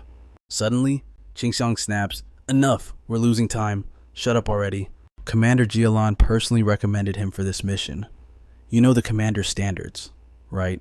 Don't tell me you haven't heard of him. He commands. Internal fighting is the fastest way to die before we even start. If you're scared, stay here. I'm going in. Jia calls out. Hey, wait! Inside, it's total chaos. A marked vehicle sits in the center. Yihei whispers. Why is it so dead silent in here? Just then, a stream of dark energy creeps closer. He senses it instantly and snaps his head up. A monster lunges. Jia screams in panic. At that exact moment, Fang Yi's eyes erupt with fiery light. He throws a punch infused with fire element. Whoosh! Fang Yi tears through the very space around him. His expression is cold, radiating terrifying killing intent. The monster is instantly shredded into chunks of meat. Fang Yi's flames spread, incinerating the remains. Jia stares, unable to believe his eyes. Miha gasps in shock. Is it dead already? Qingxiang asks, terrified. And where did he pull that blade from? Fang Yi crouches and picks up a fragment. He analyzes. A chimera, hybrid of a bird and a gecko. With this level of mutation, it's eaten a lot of people. Her face goes pale, biting her lip to suppress a scream. Qingha recognizes the object, recognizes the usually A+ rank, chaotic space covered in white clouds. Jia stammers. A+, that's 2-star spirit creation realm, and I just barely passed 1 star. Song Yue nods, trembling. Exactly. That means one hit from that thing would have killed me instantly. You use a blade. Are you seriously the wind barrier? That blade. Is that the heavenly fire blade? Jia sighs in awe. I didn't think you were actually the wind barrier. We always thought the wind barrier was some hermit who never unsummoned his blade. Fang Yi answers. After ranking up, I fused my spiritual power with the blade path. It's a spirit weapon now. I can summon it whenever I want. I'm sure I'm not the only one who can do this. Now move. We're wasting time. The guy agrees. Right, okay. Thank God you're on our side. A beautiful flame ignites in his hand.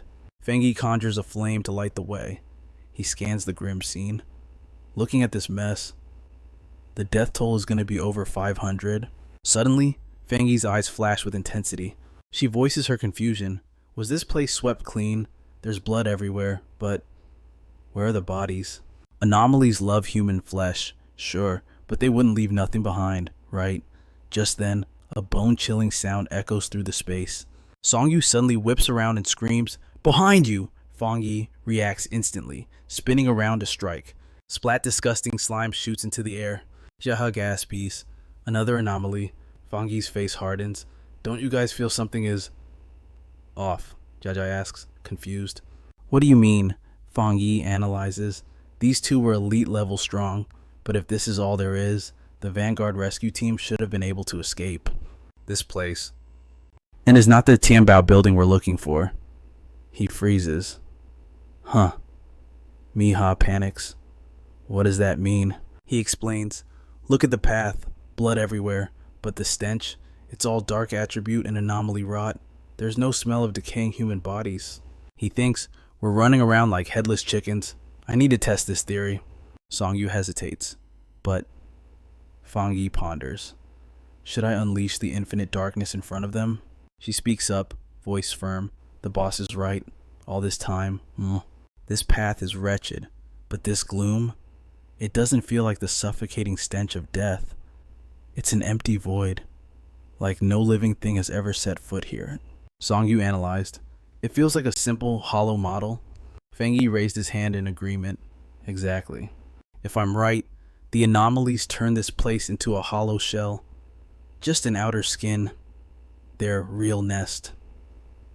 Fangyi instantly activated his skill, Infinite Dark Realm. The group gasped in shock. Is that the dark attribute? System alert, dark inner world detected. Same attribute resonance found. Activate database. He mentally replied, yes. Info dark inner world. A space forged from pure dark attribute. A nest that swallows the original space whole. Similar to the extreme dark zone and infinite dark realm. To enter the true dark inner world, locate the generated door. Fangyi's eyes hardened. I get it now. For us to enter the real Tianbao building, we need to find the entrance, and it's the same for anyone trying to escape it. But the dark attribute inside warps their brains and emotions, creating massive hallucinations. That's why they think the windows are exits. It explains why everyone who tried to jump to safety just ended up as corpses. Songyu cried out, so they were manipulated by the darkness, dying right inside the inner world. So we just need to find this door you mentioned, right boss? Suddenly, a system warning flashed. Alert dark inner world attracted. Sensing a kindred spirit, the dark inner world has materialized. Fangyi glowed with energy. Here it comes. Instantly, a shadow arrow shot straight at them. Jiahe stumbled, voice weak. The darkness? It's attacking me. Why isn't my spiritual shield working? Mei gasped. Me too. Jiajai clutched his head, screaming. My head. Something's trying to crawl out. His eyes turned a burning, blood red. Fangyi stepped forward, casting a barrier circle around them. Jiajai gasped. I'm okay now. He realized. Wait. Was that the darkness attacking us? The group looked around in shock. Hold on, one whispered. The Wind Undertaker. He's completely unaffected, Jiajai pointed out. Don't you get it? He just saved us. Even without a direct hit, the ambient darkness was enough to mess us up bad.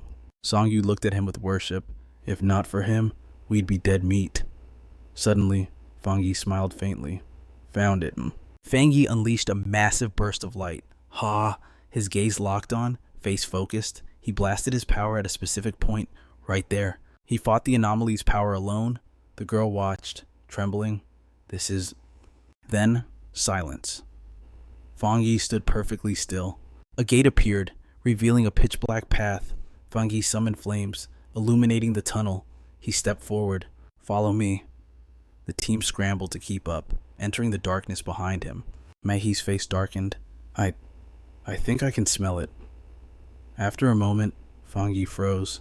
Confusion washed over the group as they stared ahead. Fangyi spoke grimly. The smell. It's corpses. Human blood. A grotesque anomaly loomed before them. Barbaric voices echoed from it. Mine. It's not mine. Come here, Jia. Hey, panicked. An A+ rank dark anomaly? Are you insane? Fangyi's hand erupted with a massive fireball.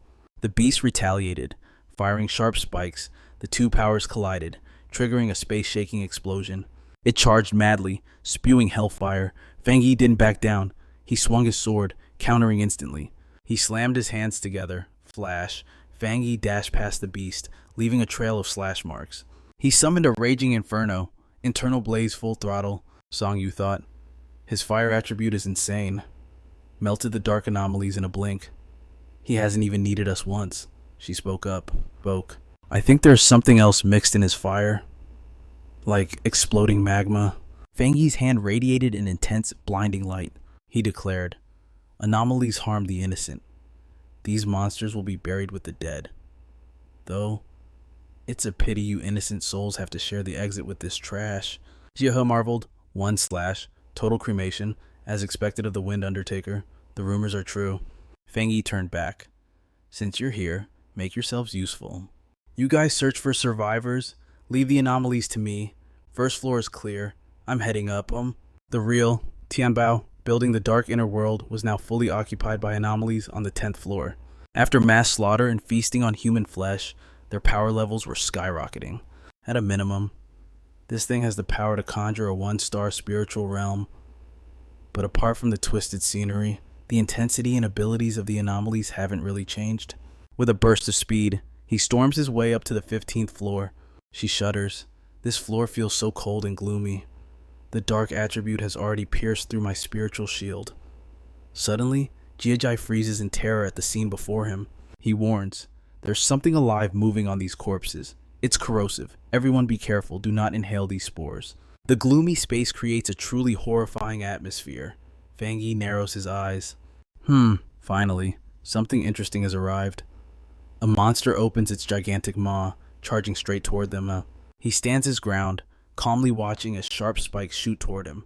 Fang Yi calmly activates his skill, instantly countering with his own dark power. A violent hurricane erupts, billowing out massive clouds of smoke. The anomaly relentlessly swings its massive tail to attack. Fang Yi realizes its intent. Is it trying to stall for time to evolve? He swings his sword down and roars, "Not a chance." In that instant, Fang Yi's power twists the creature's face into a mask of agony. A blood-curdling scream rings out through the flame-filled space. He scoffs, "I overestimated you. I thought you had the power to create a 3-star spiritual realm, or at least make me break a sweat." Suddenly, Jiahei spots something unusual and screams in panic. "Who's there?" Fang Yi wonders. A survivor. Someone trembles as they step out from the doorway. Are you a pioneer?" He throws the door wide open. "There are 5 of us still alive in here." Fang Yi falls into thought. Why is there such a hidden single room here? It looks like a secret vault for storing important items from some major brand. The survivors look absolutely terrified. He speaks reassuringly. "It's all right now. We're here to save you." Jiahe steps forward to introduce them. "We are the spirit heroes of Shang City. We've already killed the monsters outside. You're safe now. Let's get you out of here." Down! The survivor stammers. "Jia," he is confused. "What are you saying?" The boy screams, taken down in the blink of an eye, a whole horde of terrifying monsters. "Did you really kill them all with just one strike?" Outside the Tianbao building, the crowd gasps in awe. Unlike before, maybe this time, we actually have hope. That's right. On every single floor, we can see the spiritual fire of the wind burialist blazing. Even though we can't contact them, we finally detected a faint spiritual wave. The latest signal is coming from the 40th floor. Someone exclaims in shock. "What? 40 floors? How long has it been since they went in?" 9 minutes and 56 seconds. The wind burialist took less than 10 minutes to sweep all the way to the top of the Tianbao building. This news is going to shake the entire pioneer world of Shang City. No, it's not over yet. We picked something up. An S-class anomaly has erupted on the top floor. At that very moment, Fang Yi's eyes darken. "So, you're the anomaly king of this place." He now faces a monster known as the anomaly king, the Bone Bird. Fang Yi unleashes a massive surge of power and charges straight at the creature. He analyzes the king. It may look like a bone bird, but those things crawling on it, they look like parasitic insects. No, they're actually part of its body. I can't be careless. Immediately, Fang Yi moves with blinding speed, unleashing a fierce barrage of attacks. His eyes burn with unwavering determination. The light from his sword pierces through it effortlessly, but the bone bird remains completely unharmed. The crowd panics. The anomaly king. Even the wind burialist can't handle it. This is bad. We have to help. Help, what good would we do? Who could possibly defeat that thing? Fang Yi watches the scene, clicking his tongue in annoyance, then mocks the creature. Enough with these ghostly tricks. The probing ends here. He quickly activates a combination of powers. The bone bird refuses to back down, casting magic to counterattack. It emits a screech that grates on everyone's nerves. Fang Yi snaps, "Shut up, you're noisy as hell." He releases a colossal wave of light that sweeps through the entire space. Fang Yi taunts, "I thought you could fight back if you're destroyed this easily. You don't deserve to be the king of this place. Even if you turned the entire Tianbao building into your personal pantry, your power is nothing compared to that falling calamity, and I think it's time you tasted the pain of waiting for your own death." Iha speaks up. I take back what I said. This isn't a fight, it's a one-sided massacre. Jia, he adds, it's terrifying. He's toying with the anomaly king. This is an anomaly king we're talking about. Why did this wind burialist appear in our city if only he were one of us? Song Yu chimes in. Every single strike is calculated with perfect precision, left to right, outside to inside. It's perfectly balanced, not a single millimeter off. From start to finish, he hasn't aimed for the bone bird's skull once. Forget being a threat, that bone bird doesn't even have the power to struggle back. The power gap was absolute. Fang Yi had already surpassed the anomaly king.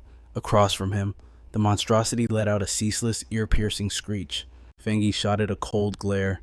Trying to heal. Do you think I'm playing games with you? Heavenly thunder instantly flooded the sky. The bone bird continued its screeching defense, trying to resist. The firmament was bathed in a horrifying crimson glow. Bolts of lightning tore through the blood-colored void. As time passed, the horror dissipated, restoring the sky to its normal hue. The crowd looked up, sighing in relief. It's over. The anomaly king's energy. It's vanishing. Unbelievable. Just what kind of pioneer is he?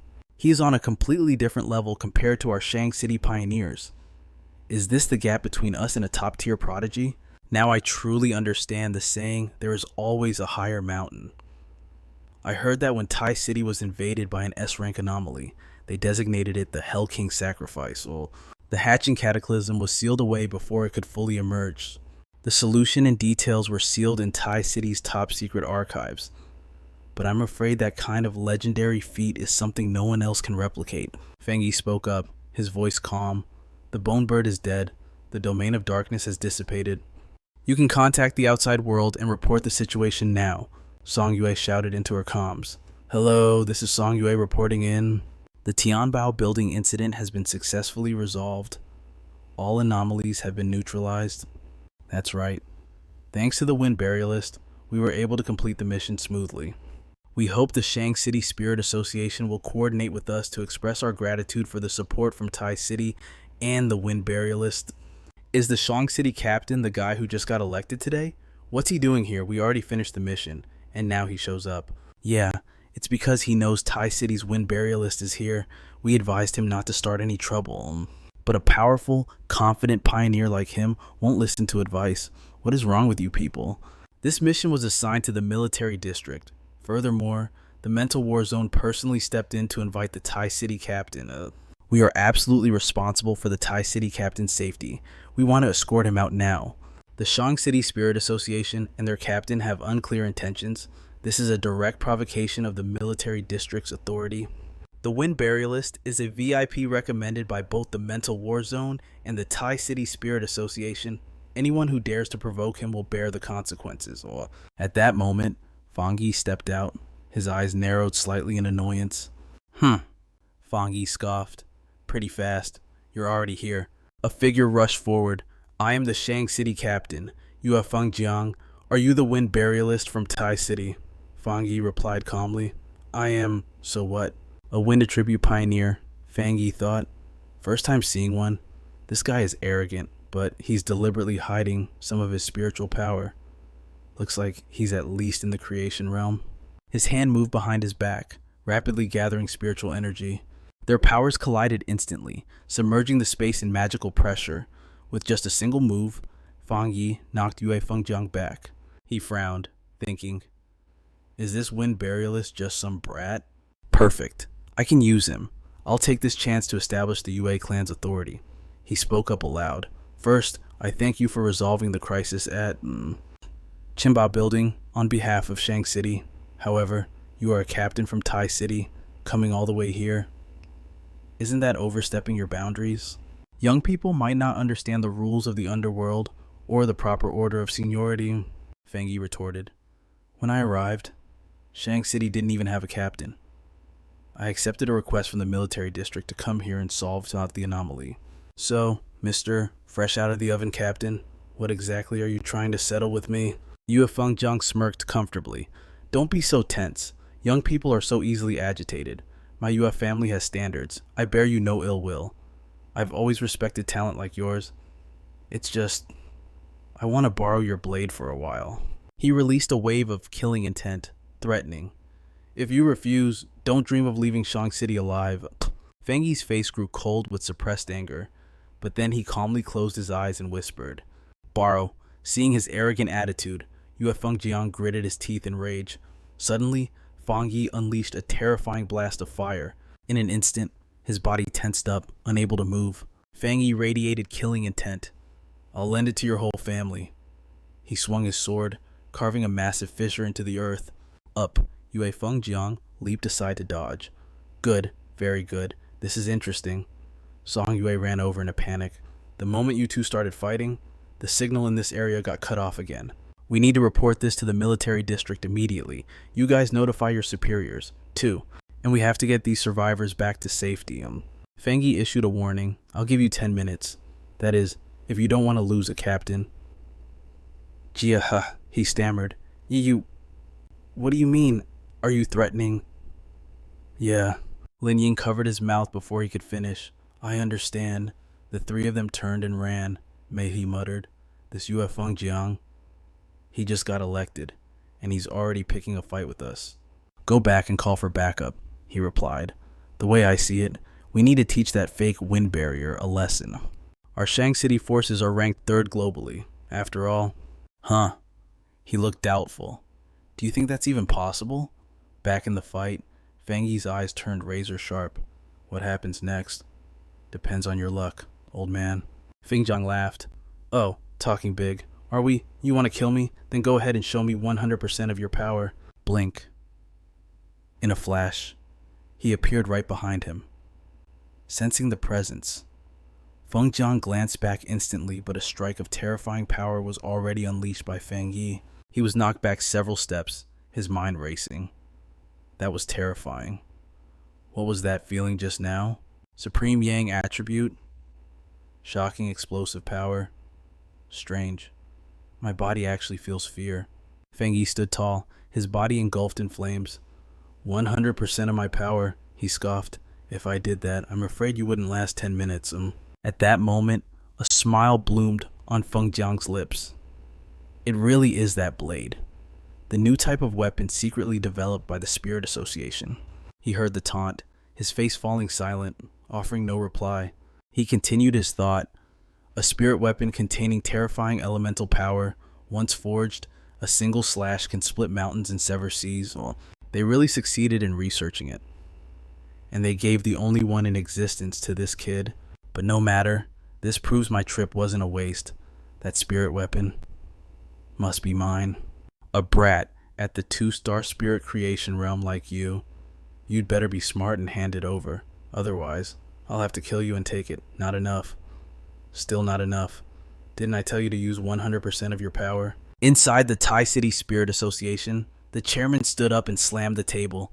"What the captain of Shang City and the captain of Tai City are clashing?" Su Qingying asked, confused. "Didn't the wind barrier accept an invite from the Spirit War Zone to come to Shang City and help handle anomalies?" "What exactly does the Shang City boss mean?" the chairman replied. "This isn't a small matter. It doesn't just involve 2 city-level associations. Even the Spirit War Zone might have to step in." Xiao Jin walked in, reporting in a hushed voice. "Boss!" "Over there." The chairman is frantic. "Excuse me, what did you say?" "So, Shang City has been contacted, right? What did they say?" "If we stop it within 10 minutes, there's still a turning point." He looked apprehensive. "We contacted them, but they said Shang City is the 3rd largest city. Their elected captain is the light of Shang City. He won't necessarily lose." The chairman was furious. "What is this? They don't take Tai City seriously at all. Those short-sighted fools in Shang City. Do they think sealing an S-class anomaly is easy?" Su Qingying said. "Is it just pure confidence? What realm is that person in?" Xiao Jin replied. "Heard he just broke through the threshold of the 3-star spirit creation realm. He's from a major family in Shang City. They supply him with every cultivation resource." She was surprised. "Huh, broke through the 3-star spirit creation realm." The chairman's face was stern. "So what if he's 3-star spirit creation? The wind barrier doesn't just possess multiple supreme high-level attributes. His own ability has far surpassed the realms known to the outside world. The Spirit Association of Shang City hasn't personally experienced the King's Sacrifice hell. They can't possibly understand the true meaning of the title Wind Barrier. The captain of Shang City won't just lose. Well, back at the battle, Fang Yi threw a powerful punch that screamed death. Feng Jing took the hit squarely in the face, spitting out a mouthful of blood. He was secretly panicked. What is going on? Why can't my blade technique cut through his flames? My spiritual power. It's like it's gone forever, vanishing instantly. Does a fighting style that confiscates the opponent's blade technique even exist? Suddenly, Fang Yi spoke up. Hey, we're here. The words shocked Feng Jiang. The Spirit Association building. We fought all the way here without realizing. Fang Yi smiled dangerously. Out of respect for Tai City and the military district, I still want to give you people one last chance. Saying that, he launched a kick straight at Feng Jiang's face, but I'm afraid someone is playing the turtle and refuses to come out. So I'll just have to make a clear statement. Feng Jiang, covered in injuries, gritted his teeth. Below, the crowd was buzzing. What's happening? What's going on over there? Is there a fire? No, wait. Don't you feel it suddenly getting hot? The temperature is rising. I see it. People are fighting that fire. Looks like what I saw on the news from the neighboring city. I told you, the rumors online are true. Spirit Chi recovery is real. On this side, Fang Yi said, you still have 5 minutes. Didn't you say you wanted me to use 100% of my power? Feng Jiang couldn't respond. Fang Yi launched another attack. Why do you look so pathetic when I'm only using 30%?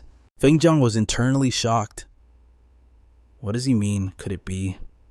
This isn't his full power. Impossible, clearly. He's only at the 2-star spirit creation realm. A terrifying pressure crushed down on Feng Jiang, and a fatal blow struck his body. Observation and information room. Spirit Association headquarters in Shen City. Alarms blared. Massive energy detected within Xia country territory. Specific location Spirit Association building in Shang City. Warning energy values are rising continuously. Fume salutes and reports. This is not the dark attribute. The frequency doesn't match that signature at all. Erlong replies, what is going on in Shang City? We haven't received any intel about an anomaly invasion there. If it's not a massive anomaly war, could it be the commander? We just got news from the Tai City Spirit Association. The person fighting in Shang City right now is their newly appointed captain, Divine Blade. He took a liking to the Wind Barrier's weapon. When the Tai City captain refused to cooperate, Divine Blade attacked. Baiku gasps in shock. Say what? Does Shang City have a death wish? Warn them immediately, order them to stop right now, or I will fire every single senior executive in the Shang City Spirit Association. The group acknowledges the order. We will dispatch personnel there immediately. This is a massive incident for the entire association. Guyu Ro walks in from the hallway. I think it would be better if I went personally. Inside a building, a naive little girl points out the window. Mommy, look, is that a shooting star? The mother's terrified. Don't look at it, hurry. We have to go. The father rushes them. We can't stay in Shang City anymore. We're leaving for Shun City right now. It should be safer there. Honey, do you think it's true what they're saying online? Has the world really changed? The child cries, Swally, Mommy, I'm scared. Don't be scared. Don't be scared. We'll find a way. Let's go. Move it. 1 minute earlier, Feng Jiang takes a heavy blow head on. Ugh! Hey, Wind Barrier, you better stop right there. If you don't, the Yue clan will never let you get away with this. The Shang City Spirit Association won't let you off the hook either. Inside the building opposite, people are gossiping. Why is that Wind Barrier so vicious? He dares to attack right at the Shang City Spirit Association. Talk about bullying the weak. Hurry. Go support Captain Divine Blade. He looks like he can't hold on much longer. Tai City Captain, Wind Barrier, please immediately cease your aggressive behavior near the Shang City Spirit Association. Divine Blade is the captain of Shang City. If you attack him, you are provoking our entire branch. We will absolutely not tolerate this behavior. Prepare yourself to face the consequence. Feng Yi's voice turns cold. So this is the attitude of the Shang City Spirit Association. You ignore a captain from Tai City coming to assist you, but because both are captains and you think the Shang City captain is stronger, you didn't want to step in to stop him. He launches massive flames into the building, causing the crowd inside to stumble back in terror. Feng Yi shoots a cold glance at Feng Jiang. However, I'm afraid you people are mistaken. With a level like yours, you think you can take the blade from my hands? The man is speechless. Gasping for air, Fang Yi throws the blade toward him. If you want it, then try and see if you can handle it. Feng Jiang is overjoyed. Haha, at least you know your place. The Shang City Spirit Association is useless. To think a spirit weapon this powerful was developed by Tai City first, a treasure like this, then only I'm worthy of possessing it. Feng Yi thinks to himself, I will never understand the psychology of these pioneers. Just because they have extraordinary power, they think they can rob and slaughter to get things that don't belong to them. In the end, these pioneers are no different from the anomalies. The increase of people like this is one of the key factors that will lead to the extinction of humanity. Furthermore, the Shang City Spirit Association condones this arrogance and refuses to intervene or resolve it. His gaze turns sharp and resolute. Suddenly, an explosion erupts in midair, forming a colossal fireball. I forgot to tell you, that blade isn't a spirit weapon made by the association. It's an exclusive weapon I created myself, and it only recognizes me as its master. The explosion sends the people below scrambling in panic. Help save me, is Captain Divine Blade dead? Didn't they say the wind barrier was only at the 2-star spirit creation realm? Yue Fengjiang is a whole realm above him. Wang Zhang, the person in charge of the Shang City Spirit Association, watches in horror. Witnessing the scene, he thinks, Divine Blade, Yue Fengjiang, is the only one at the 3-star spirit creation realm in Shang City. With his superior talent and resource priority, he would have reached the Vajra realm in another month. His talent and status as the heir to the Yue School of Blade Arts would put him in the top 5 among all captains in the Xia Kingdom. But he is no match for the Wind Barrier. The Wind Barrier has already surpassed the category of a mere captain. This man possesses combat power capable of slaughtering an entire city. The crowd, terrified, pleads, what do we do now? Does this guy really intend to bury the entire Shang City Spirit Association along with him? Captain from Tai City, please have mercy. This is all our fault. In the sky, a helicopter approaches. The pilot reports, Report, there is a massive and incredibly pure Yang attribute energy ahead. The flames near the Shang City Spirit Association seem to be weakening and fading. Gu Yuro stands at the helicopter door. Weakening? I'm afraid we're already too late. I can feel it. His power is absolutely insane. Could he really destroy Shang City, the 3rd largest city, just like that?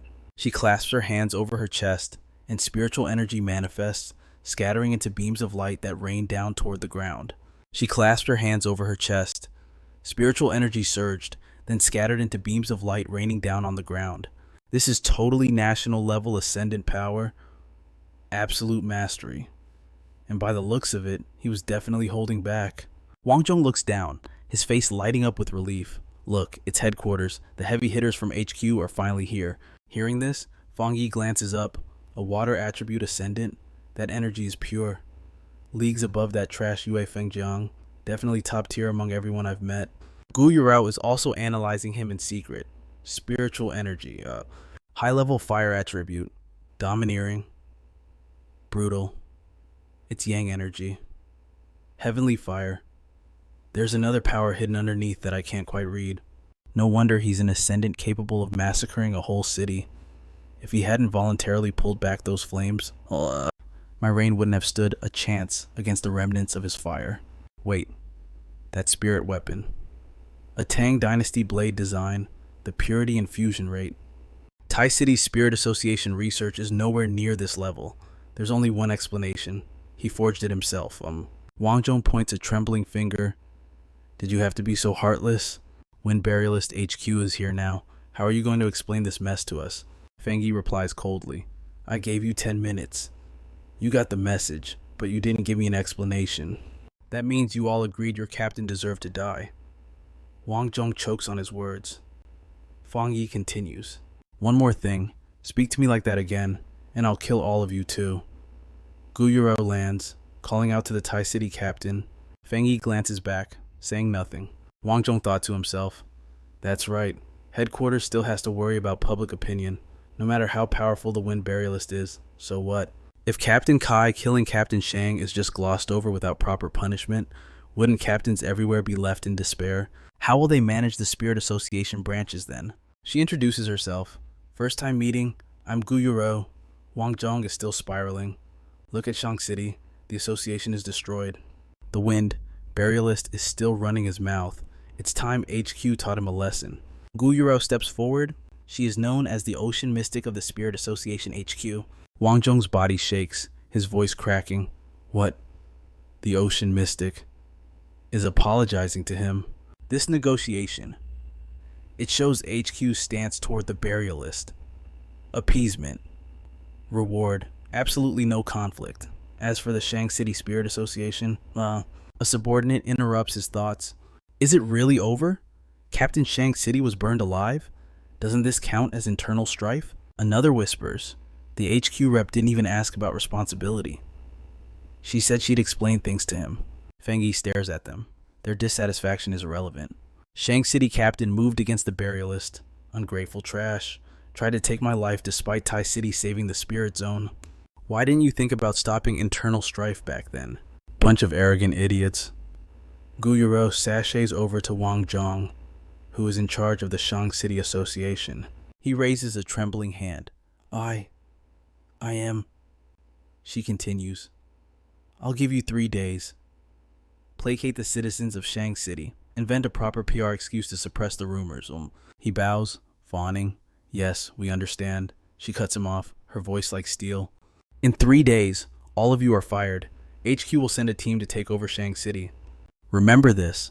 If you don't handle things in these 3 days, you will bear the consequences. Feng Yi looks at her. HQ is firing the entire staff of Shang City Spirit Association. I didn't expect them to make such a decisive move. This exceeds my calculations. HQ is making their stance public. Anyone who dares challenge the Burialist will end up just like Yue Feng Jiang in the Shang City branch. Guyuro waves her hand dismissively at the others, then turns to Feng Yi. I hope this handling satisfies you. Don't worry. The Spirit Association will never allow something like this to happen again. She looks him in the eye. Anyone who challenges you is challenging the Spirit Association headquarters. He replies coldly, I don't care how you handle them. I'm more interested in what you meant by suppressing public opinion. Guyuro stays calm. Are you doubting our ability to keep the spirit recovery hidden in Shang and Tai cities? She explains, currently, the world is experiencing a series of anomalies. Disasters caused by them are appearing constantly. In reality, many people have already guessed 80 or 90% of the truth. But we haven't gone public because the time isn't right.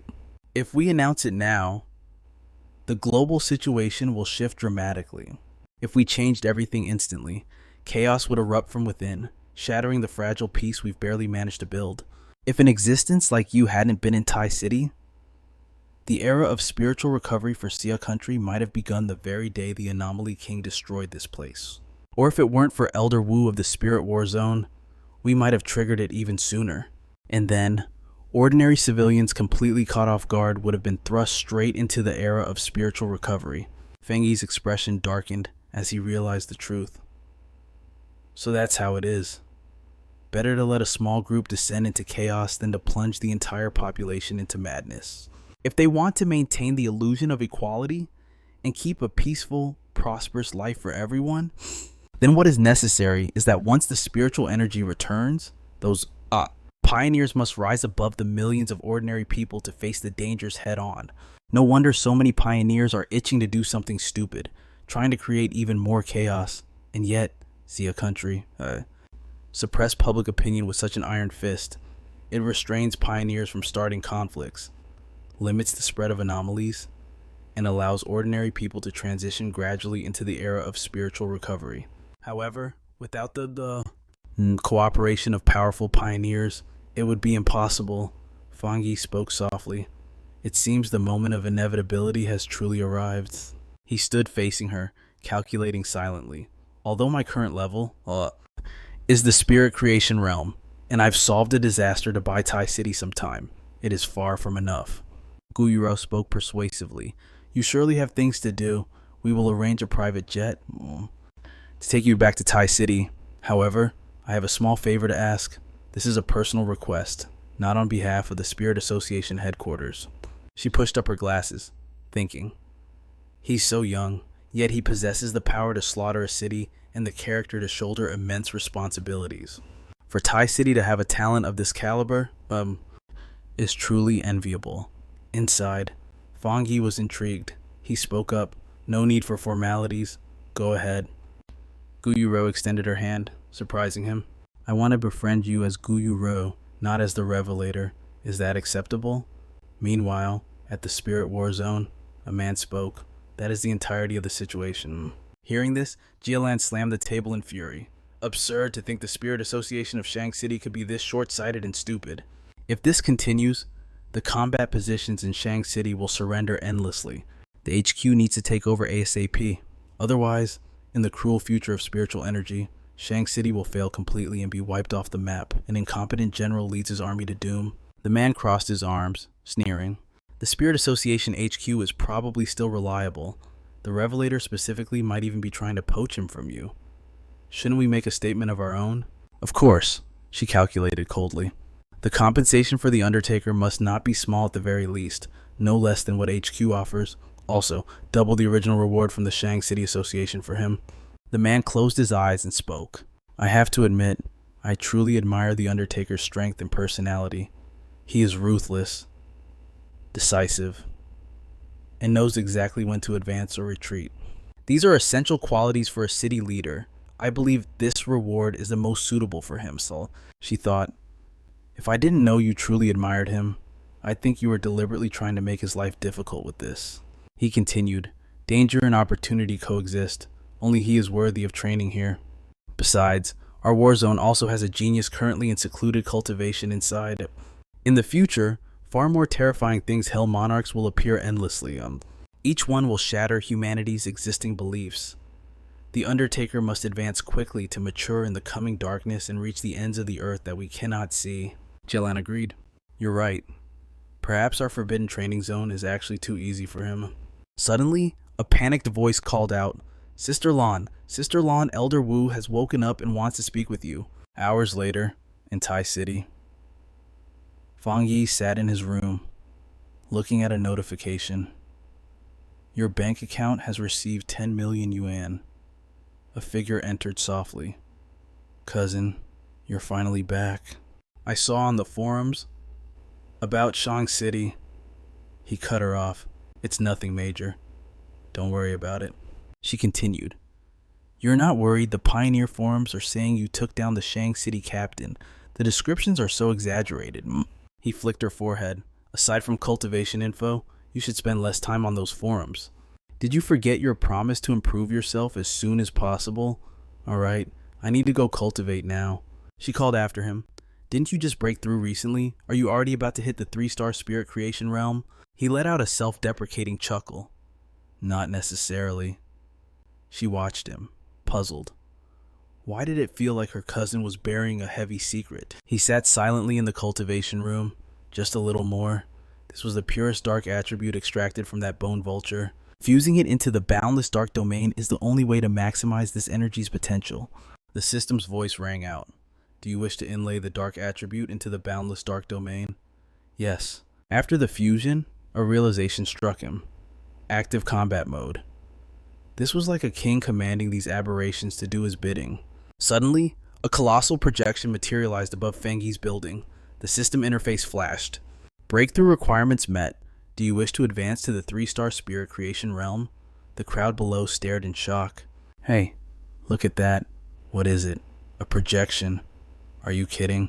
That's the immortal descending, the one who slaughtered those bat monsters and saved our lives last time. A halo of light exploded in midair.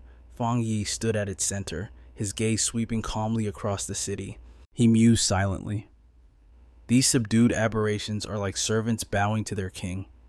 They have significantly amplified my boundless dark domain. The entire scene was swallowed by the terrifying, awe-inspiring majesty of the darkness.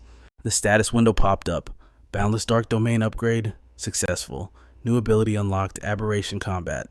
Fang Yi spoke, his voice echoing. Looks like we have new members joining our big family in the boundless dark domain.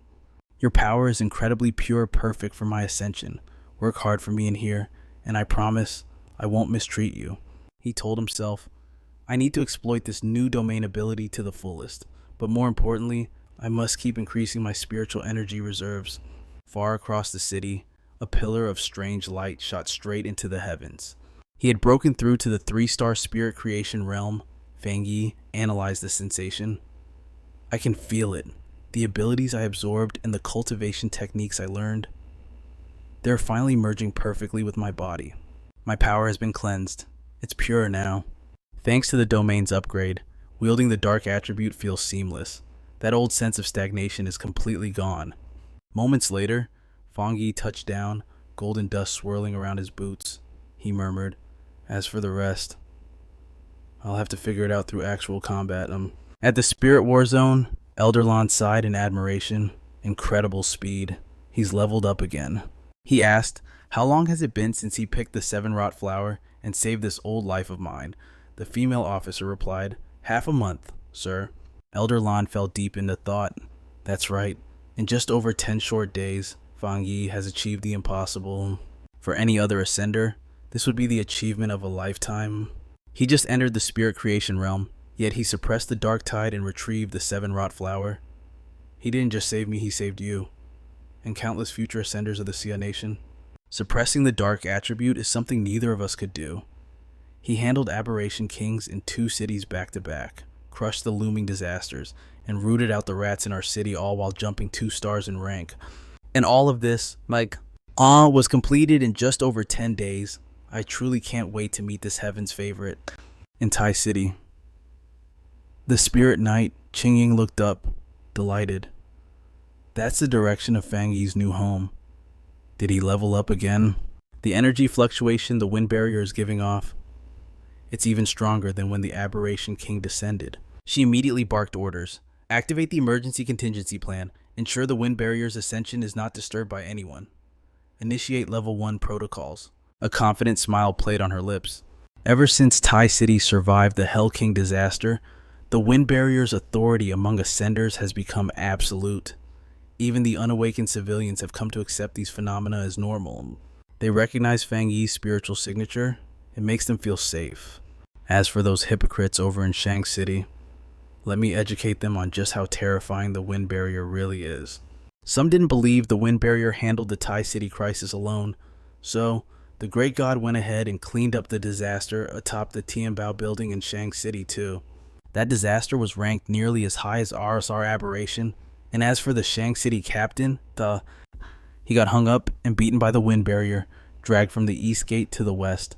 Where did he even find the guts to provoke a big shot like that? The boss obliterated him. But hey, in that split second, he finally made himself useful as a terrifyingly convincing warning.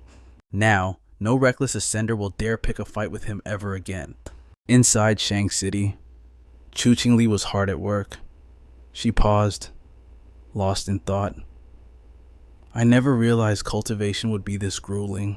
Since my awakening, I haven't shown a single sign of breaking through to the 2-star Ghost Palace realm.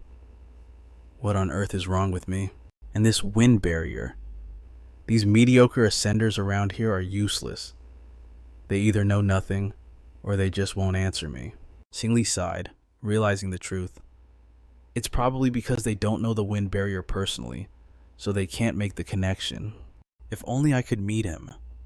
These losers just ignore me because they know I only recently entered the Ghost Palace realm. I can't believe this. These people see me and don't even flinch. Has my status and advantage really plummeted that much since the spiritual recovery began? According to the net, Shang City offended the wind barrier. Staying here is suicide, let alone trying to grow. I have to retreat to Tai City immediately. She frantically stuffs everything she owns into her bag. Chu Qingli vows, no matter what advantages I have or what the future holds for this spiritual era, Chu Qingli, will seize it all in my own hands. And inside the house, Yi asks, you successfully leveled up, right? Do you feel any changes in your body? Fang Yi replies, yeah, I'm good. Aside from smoother spiritual energy flow and higher efficiency with less effort, there aren't any massive changes for now. He suspects the profound transformations won't kick in until he breaks through to the Vajra realm. She holds up her phone with a grin. Sister Jialin asked if you want to go to Tianhai Forest. Apparently, a new world anomaly has appeared there. He replies softly, I got her invite too. It's likely compensation from the Spirit War Zone for the incident in Shang City. Since she invited you too, let's go together. Yi beams with excitement. Awesome. Tianhai Forest is a border zone under the Spirit War Zone's control. It used to be normal, but in just 5 years, it's overgrown and evolved into a brand new species hub. The spiritual energy density inside has hit over 60%. The mutation rate for flora and fauna is insane. It's a training paradise for pioneers, but also a terrifying, unpredictable mutation blender. Still, it falls under the jurisdiction of the Spirit War Zone. At the Spirit War Zone, Xingsheng greets them. Tianhai Forest, we meet again. Captain of Tai City, do you still remember me? Fengyi nods. Yeah, you're here too. Explain things. Guarding the Forbidden Zone. Naturally. Officer Jialin assigned me to welcome you and your cousin. There's also some intel I need to share. Before you arrived, a rather tricky change occurred in Tianhai Forest. A mutated fire ignited in the forest. It's not dark attribute, but the aura is incredibly gloomy. It can't be burned out or extinguished. He's surprised. Another unidentified fire mutation. Xingsheng offers, exactly. I'll accompany you and your cousin. Fengyi asks, I don't think that's necessary. Yi, what do you think? Yi replies, I don't need it either. Thanks, sister. She agrees. All right then. You two be careful. I'll wait here. Xingsheng thinks to herself, I was so focused on the wind barrier earlier. I didn't realize this girl, looking so frail and young, has such steady chi. Her spiritual power is intense. Her talent might even surpass mine. What on earth did these siblings grow up eating? How do both of them have such monstrous talent? Moments later, his footsteps echo as he enters the cave. Fengyi looks around and asks, is this the place? The aura of death is maddening. This cold, lethal air rivals the dark tide. Yi adds. Plus, that officer said this fire can't be extinguished. That means it's going to keep spreading. Fengyi activates his yang breathing technique. He warns, Yi, step back. Huge flames erupt from Fengyi's body. He analyzes that the fire here is far stronger than normal fire attributes, and it possesses a gluttonous hunger to devour human spiritual energy. But no matter how special the fire attribute is, it's still just fire. Before the supreme high yang, it's completely useless. He speaks up. I can sense the source of the black fire just ahead.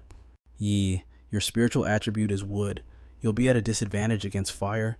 Let me put a shield on you. Be careful. She responds, understood. Fengyi turns serious, instantly drawing his sword.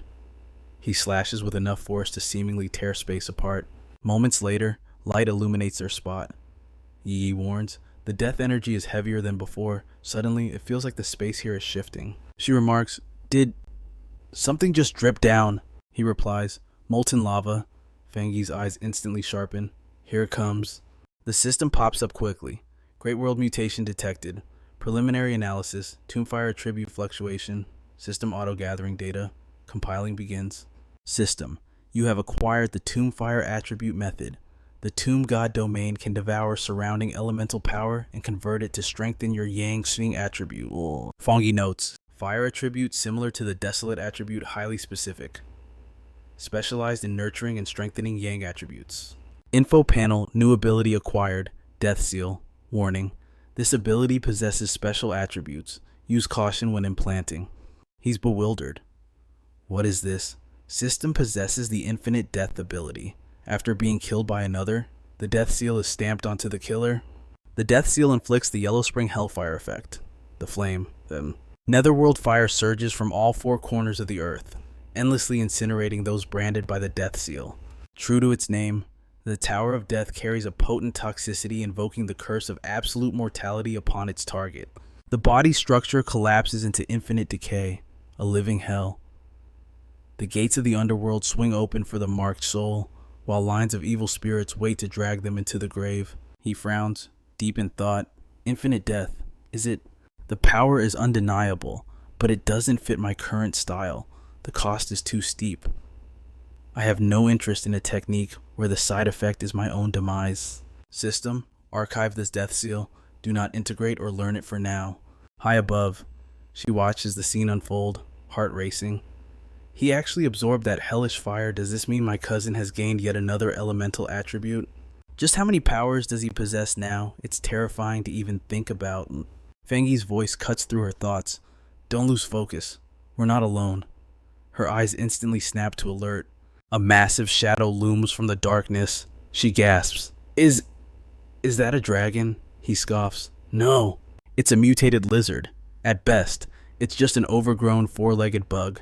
Perfect practice for my new gray fire domain. The beast gapes its massive maw, unleashing a torrent of scorching breath. Yet, there is no fear in his eyes, only a rising, manic thrill. Man and beast collide, two titanic forces crashing together. The earth splinters into massive chasms as a blinding red light threatens to obliterate the very space around them.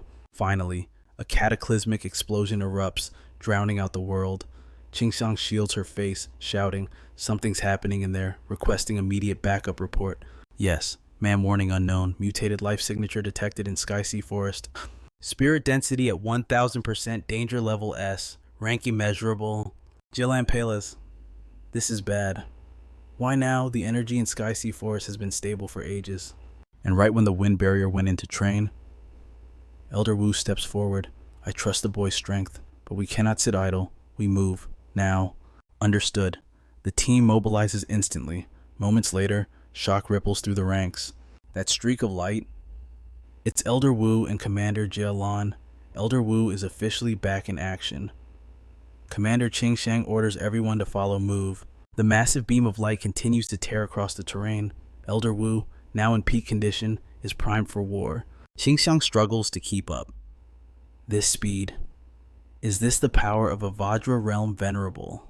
If the wind barrier is a storm of flashy dominance, evoking anomalies with every move, then Elder Wu is a deep, silent ocean. No wasted energy, just a simple gesture is enough to shake every awakener to their core. In mere seconds, he pinpoints the exact coordinates and lands at the scene, and such mastery over spatial movement. Incredible. They stand before a gaping cave entrance. Elder Wu nods. He's right inside.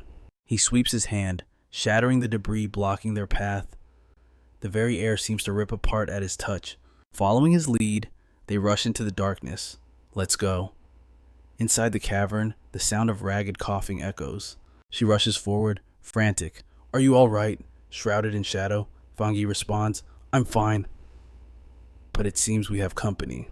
Suddenly, a figure blurs past like a gale. In an instant, Elder Wu stands before him. Fangyi lowers his cold, indifferent gaze. The old man speaks. You're the wind barrier. The one who saved my life, aren't you? Jialan arrives, shouting nervously, Elder Wu, but the old man ignores her. His brow furrowed as thoughts race through his mind. Elder Wu speaks. Wind barrier. Did you truly reach this level of power on your own? This mutated lizard was on the verge of complete evolution. Once a dragon, its power would far surpass the spirit creation realm, but rivaling the Vajra realm itself. And yet, looking at the wound, just simple. Sharp spiritual energy. You killed it with a single strike. A realization strikes him. Wait, I sense the gray fire. It's similar to the half-dragon's energy, but radiating from this boy. And it's terrifyingly pure. Don't tell me the anomaly the alarm detected was actually. Qingxiang lands, eyes wide. You took care of it already. Just like that, Jialan shudders. If this half-dragon had broken through, we'd be facing a Vajra-level catastrophe. We never even knew it existed in the war zone. If not for the wind barrier, the consequences would have been unimaginable. Fangyi speaks calmly. So, it really is you. No need for formalities. Elder Wu, seeing a senior like you fully recovered, it brings me joy. Elder Wu bursts into hearty laughter. Likewise, with a fierce successor like you, I can finally retire in peace. However, regarding this half-dragon, could I ask you to keep this a secret?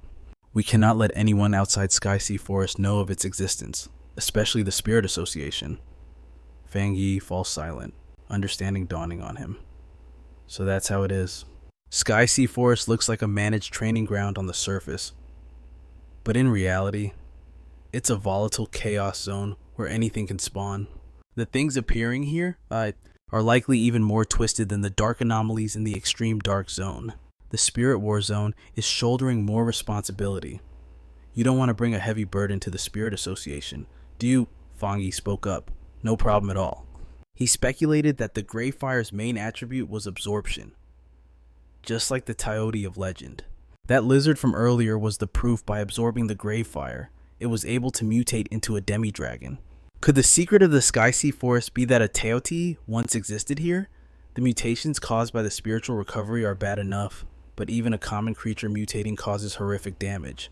If it's truly the beast Teoti, then we are looking at a catastrophe. No wonder the spirit of Warzone values this place so highly. The old man reached out his hand. Looks like you understand. Thank you. Feng Yi replied. It's what I should do. None of us want a high-level anomaly to be born. Before there are clear omens, there's no need to put huge pressure on the masses, right? Outside the forest, streams of white energy were gathering.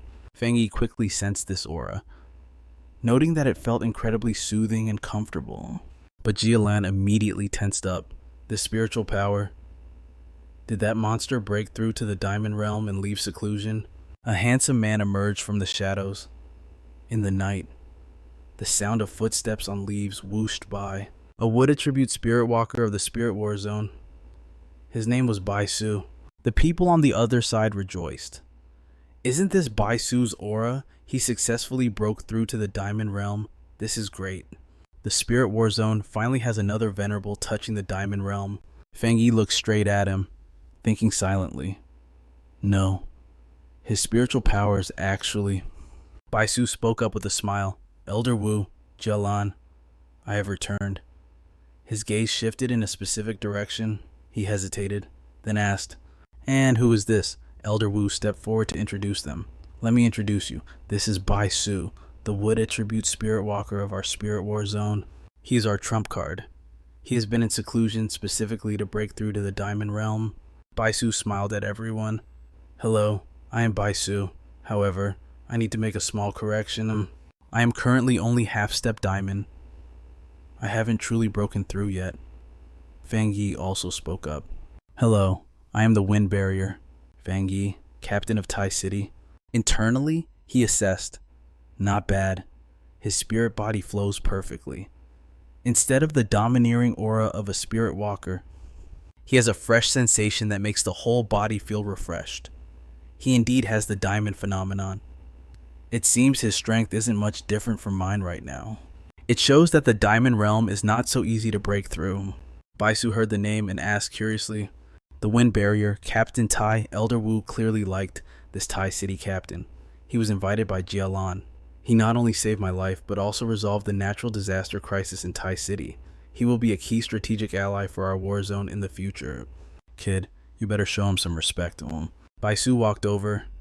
So many things happened while I was in seclusion, the elder replied.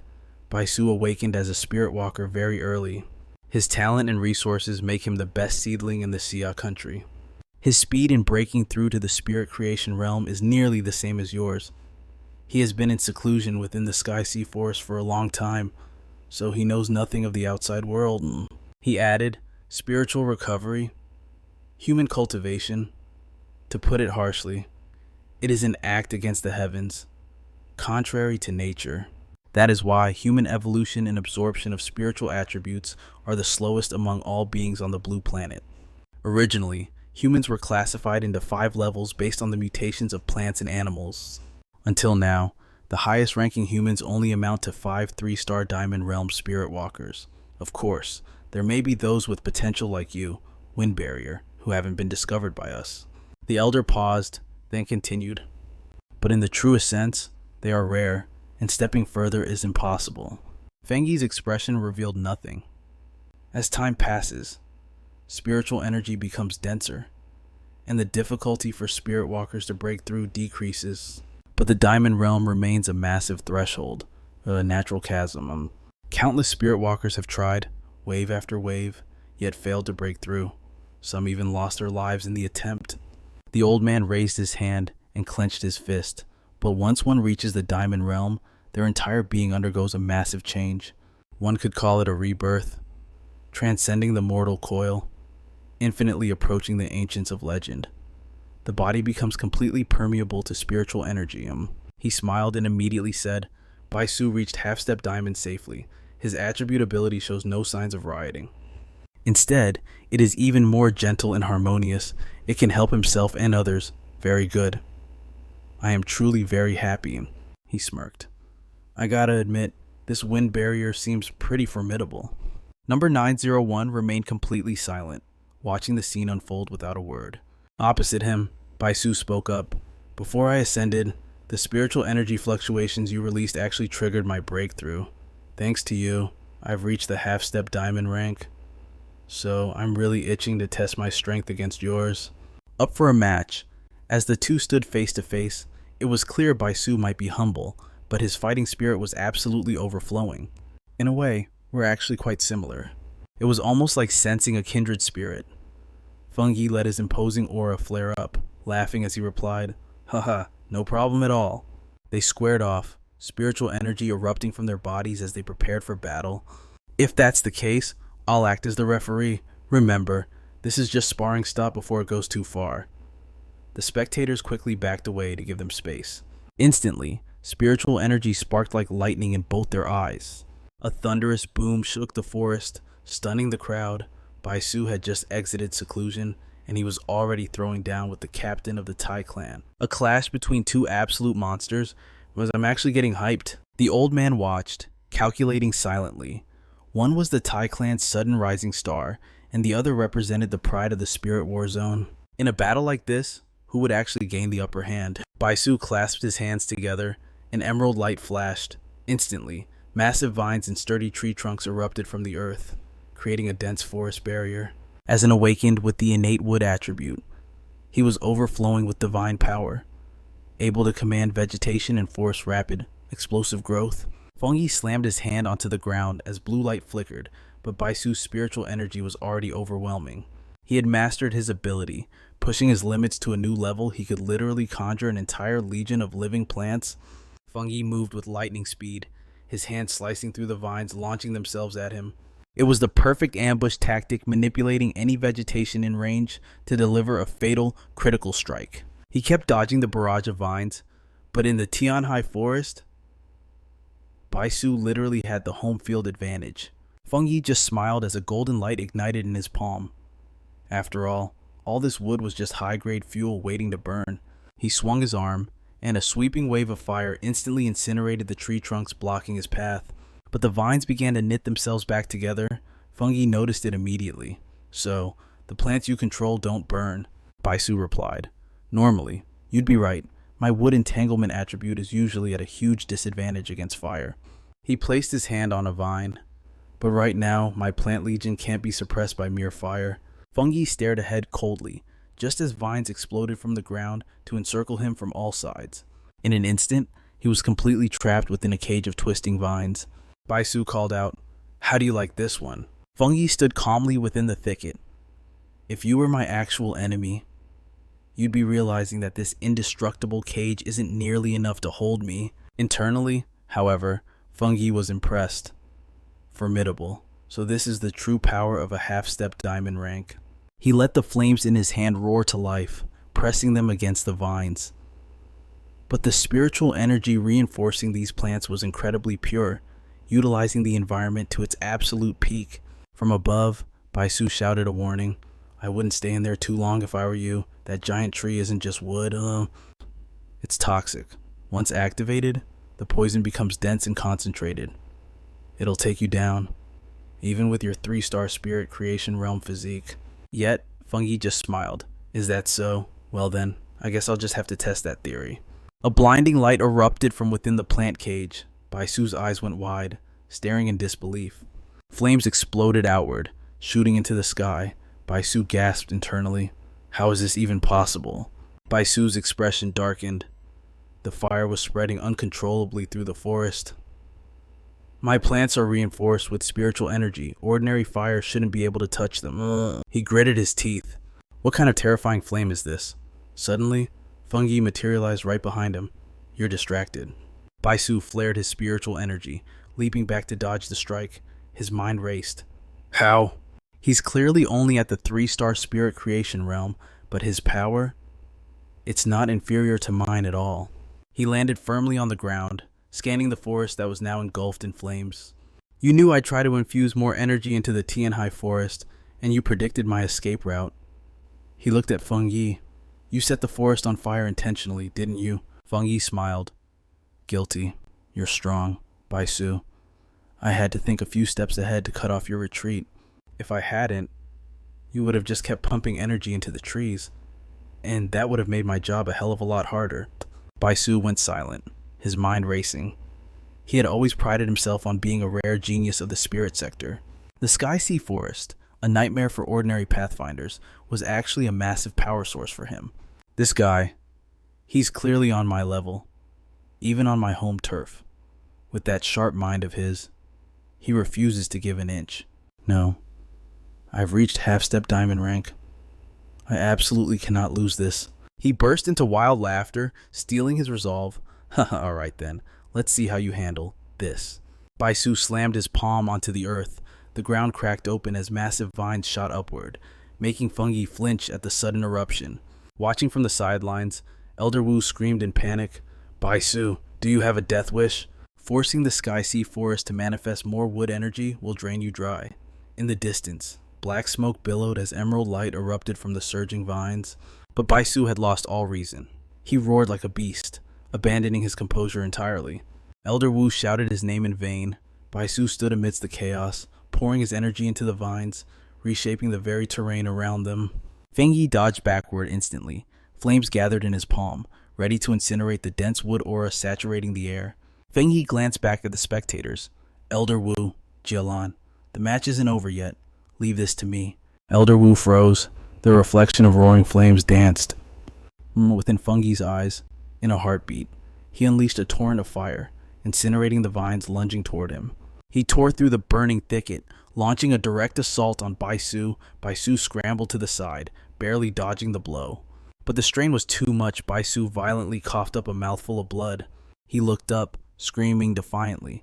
Again, I can still recreate the Sky Sea Forest, but Feng Yi cut him off coldly. Is this really the best you've got? Feng Yi lunged forward. Delivering a devastating punch, Baisu took the hit head on, his defenses shattering instantly. Baisu crashed into the dirt. The spectators whispered among themselves. Feng Yi looks disappointed. Is this all the spirit sector has to offer? Baisu is our strongest fighter. Is even he not enough to impress this guy? They muttered in disbelief. Feng Yi isn't even breaking a sweat.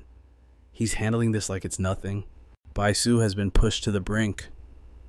Watching from afar, a girl thought to herself, my cousin hasn't even gone all out yet. He's holding back so many of his abilities. For the spirit sector's top genius to be losing like this? It's unnatural. Elder Wu stepped forward, shaking his head. He hadn't expected Baisu to crumble so fast. Compared to the Undertaker, the gap in mental fortitude was just too massive. Jielan spoke up. You know Baisu, he may look unstable, but at heart, he's as simple as a child, a pure battle addict. Back on the field, the duel seemed to have reached its conclusion. Baisu sat quietly on the ground. Suddenly, he smiled. Thank you. A surge of wood energy erupted around him. But I can still fight. My spiritual power isn't dry yet, but Feng Yi shook his head. Trust me, it's already over. Baisu ignored him, clasping his hands together to reignite his aura.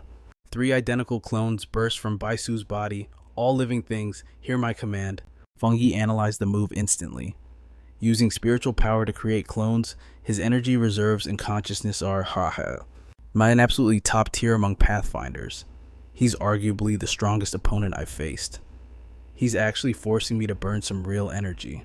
The clones charged in unison, but suddenly, flames roared to life, and Baisu froze in his tracks. He stared ahead, bewildered. Where did he go? I can sense his presence right here. Suddenly, ropes of fire snaked up from the ground, binding Baisu's legs. He was trapped in a cage of flames, unable to move a muscle.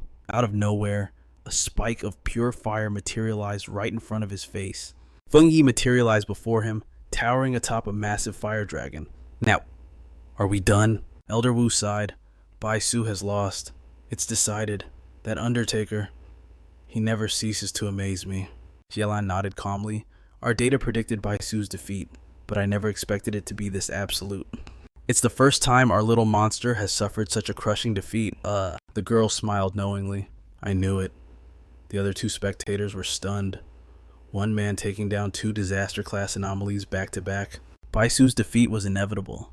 Exactly. No matter how much vegetation Baisu conjured, he never stood a chance. Feng Yi finally descended, landing softly on the ground. Baisu let out a long, shaky breath, a half-step diamond genius. Huh. He looked down, disgusted with himself. Is that all I amount to?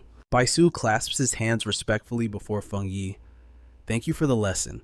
I have some urgent matters to attend to, so please excuse my early departure. Feng Yi nods calmly. Okay, no problem. Just like that, Baisu dashes off instantly. Jialan calls out, Hey, where are you going? Baisu shouts back, Seclusion training. She's left speechless. Didn't you just come out of seclusion? There's still a ton of work in the district that needs you. Elder Wu whispers, This is the first time he's ever suffered such a crushing defeat. Just let him go. Then he turns his gaze toward where Feng Yi is walking. Elder Wu smiles and asks, Wind Burialist, do you have any interest in staying here in our spirit war zone? Even though you're a captain in Tai City, holding a concurrent position is completely possible. Elder Wu's tone turned serious. I want to invite you to become my successor. Feng Yi looks confused. Your successor? Elder Wu continues. That's right. I want to groom you, and I'm not being arrogant when I say this. But the resources of the Spirit War Zone are ranked second in the Xia Kingdom, and no one dares to claim first place over us. This isn't something you can get from a normal mission, he adds. Later, I'll introduce you to the people of Shen City, the #1 major city in our Xia Kingdom. Shen City controls a massive amount of underground resources. The Spirit War, Zone acts as a feeder city for them, just with a different garrison location later on. Elder Wu explains further. Those who hold a place in Shen City are all top-tier pioneers. You could absolutely spar and trade blows with them there. By then, your cultivation realm would likely far surpass mine. Feng Yi replies softly, Thank you, Elder Wu. But to be honest, I haven't thought about that. Actually, I don't really belong to Ningxia or hold any real captaincy. I'm a leader in name only back in my hometown. I don't wish to join any faction. Hearing this, the group is startled. The old man doesn't force him, simply saying, I understand. Your thinking isn't wrong. In this era of spiritual energy recovery, the stronger the pioneer, the less they want to be tied down. Factions don't have the right to dictate terms, Elder Wu continues. Consider this a gesture of goodwill. Even if you don't join the Spirit War Zone, you can still make a request. Since you insist, I won't refuse. I want to continue, cultivating right here in the Tianhai Forest. That's all. Is that all right? Elder Wu silently gazes into the distance. The weather in Tianhai Forest is incredibly erratic, filled with rich elemental attributes. It looks like a storm is brewing. He muses internally. After the battle between these two young men, the lightning attribute here has absorbed even more energy. Come to think of it, during that duel, his heavenly lightning ability wasn't even fully unleashed. Elder Wu bursts into laughter. Haha, good the young are truly talented. Everyone, clear the Tianhai Forest for them. Do not disturb their training. The others respond in unison. Yes, sir. He looks at Feng Yi. As long as he remains a pioneer of the Xia Kingdom, that's the best possible outcome. On the other side, Feng Yi also smiles faintly. Feng Yi leaps into the air. Just as I thought, the Spirit War Zone didn't refuse my request, nor did they try to pressure me. This is the privilege of absolute power. He smiles and whispers, It's coming. Above him, layers of lightning radiate endlessly, 100 refined divine lightning. The people below watch in panic, shouting, What is he doing? Does he intend to make direct contact with the lightning? Down below, Baisu also observes the scene. His elemental affinity is too strong. If he recklessly absorbs that spiritual lightning, the two peak-level high-grade attributes will clash violently inside him. Baisu gritted his teeth. Even for a dual attribute, remember a mutated attribute user? There must be a primary element. The secondary attribute can only support and supplement the powerful primary spiritual force. He watches Feng Yi's every move. If peak attributes clash, the human body will. Does he not understand this? Suddenly, a massive bolt of lightning strikes down from above. Feng Yi keeps smiling, looking up. An intense light flashes where he stands, followed by a shockwave that terrifies everyone in the forest. Elder Wu, Sister Lan, should we stop him? The lightning in Tianhai Forest is so powerful that no living creature can get near it, and he actually wants to absorb more heavenly thunder. Jialan looks up calmly and speaks. That's because he simultaneously possesses a high-tier lightning attribute. The tyrant mentioned earlier is actually the wind burialist. Hearing this, the crowd gasps in shock. What? Have I been in the war zone too long? Dual attributes aren't exactly rare here, but this is just monstrous. She smiles at the sky. Don't feel bad. When I first found out, I felt exactly the same way you do. Jialan continues. People talk about the wind burialist so much they forget his other alias is the tyrant. Looking across the entire Xia kingdom, he's a prodigy who dominates an entire era. Bolts of lightning begin to emerge. Lightning dances wildly in Fungi's palm. The more violent the storm, the more he devours, transmuting raw destruction into pure power for his own body. Fungi tilts his head back, eyes blazing. Bring it on, the better, as I was just worrying my reserves were running low. This is exactly the refill I needed. Boom! A pillar of lightning crashes from the heavens. The divine thunder tempering begins 100-fold refinement, forging his entire being. Electric arcs hiss from his skin, drilling deep into his brow, fusing with his bones, scorching through his meridians. Every inch of flesh is scrubbed by 10,000 currents of raw power. He shuts his eyes, sensing the chaos within settling. Every element he absorbs is falling into perfect, deadly harmony. 3 distinct auras erupt from his core. First, the inner fire attribute, tempering complete. Next, the sky fire, tempering complete. Then the yang attribute, tempering complete. Finally, the darkness attribute, tempering complete. The divine thunder 100, refinement full body. Tempering is officially achieved. Flesh and spirit have fused into perfection. His energy reserves are overflowing. Fengi snaps his eyes open. He clenches his fist, a satisfied smirk curling his lips. This lightning bath.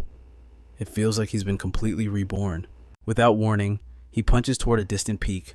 Boom! The air shatters. The bedrock groans and cracks. Before crack, the entire mountaintop is blasted into dust. No wonder they fear the Sky Sea Forest lightning. Cultivating here really is a whole different beast. Watching from the sidelines, Baisu's jaw nearly hits the floor. These mountains have been hardened by spiritual energy for centuries. And he just pulverized solid rock with a casual love tap. I can tell. He didn't even use 30% of his real strength.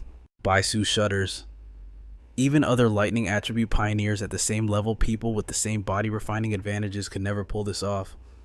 Destroying a mountain from a distance with nothing but wind pressure, that's insane. High above, Fungi remains suspended in the air, bathed in radiant light, looking like a descending god. The trial is over. Baisu clenches his fists, fire burning in his eyes, wind barrier. Next time, we're definitely settling who's stronger. Nearby, Elder Wu beams. A top-tier talent like this, every time they meet, the kid delivers a heaven-shaking surprise. The younger generation truly is terrifying. Man, I really wish I could keep him here in our war zone forever. He recalls the image of Fungi standing amidst the flames, taking down a half-step Vajra head-on, and then slaughtering a disaster-grade anomaly like it was nothing. Whether it's raw power or mental fortitude, this kid is absolute perfection. Elder Wu sighs in admiration. He climbed to the top of Xia country purely on his own grit. His potential is even scarier than the monsters he hunts. If a guy like that could take my place, I could die without a single regret. Jialan speaks up softly. At this point, it's the spirit war zone that needs his support. Elder, he certainly doesn't need us. Elder Wu throws his head back and roars with laughter. He turns to her, eyes twinkling. You know, Jialan, I feel like you've changed a lot. She blinks, surprised. Have I? Yes. He nods.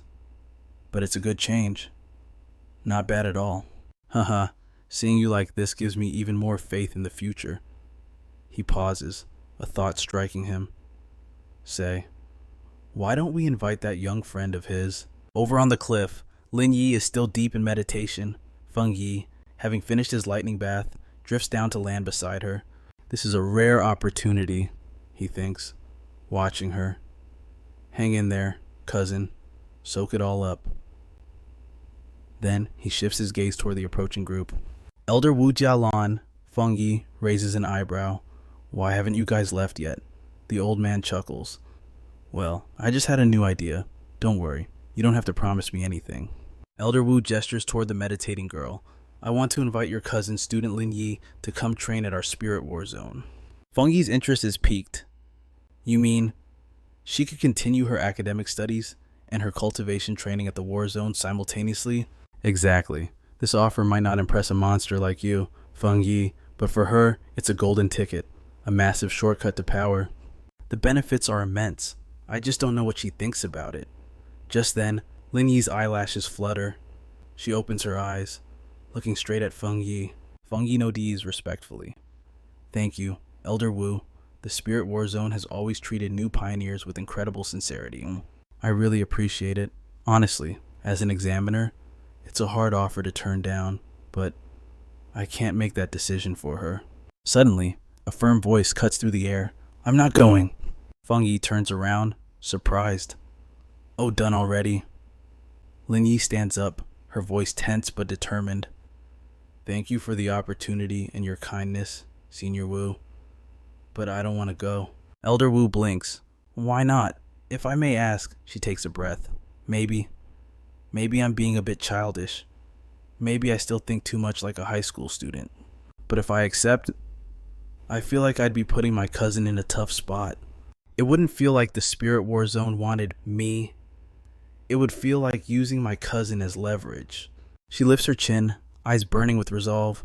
I am a pioneer too, and I have my own pride. Whatever I get, whatever I achieve, I want to earn it with my own two hands. Feng Yi watches her in silence, a thought crossing his mind. Look at that nerve. She really has grown up, hasn't she?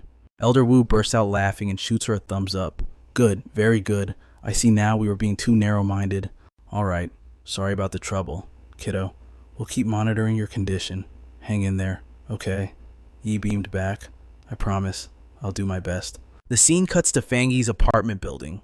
The duo had finally returned, making their way slowly up the stairs. Spiritual power, reserve solved, Feng Yi mused. Next up is analyzing the gray fire attribute. I need to figure out the best way to wield it. His mind raced with calculations. But there's a bigger headache I can't ignore. The death seal. These are my fatal bottlenecks. Suddenly, Yi tugged at his sleeve. Brother, look, why is there someone sitting right in front of our door? Su Qingying spotted them and stretched her arms lazily. About time.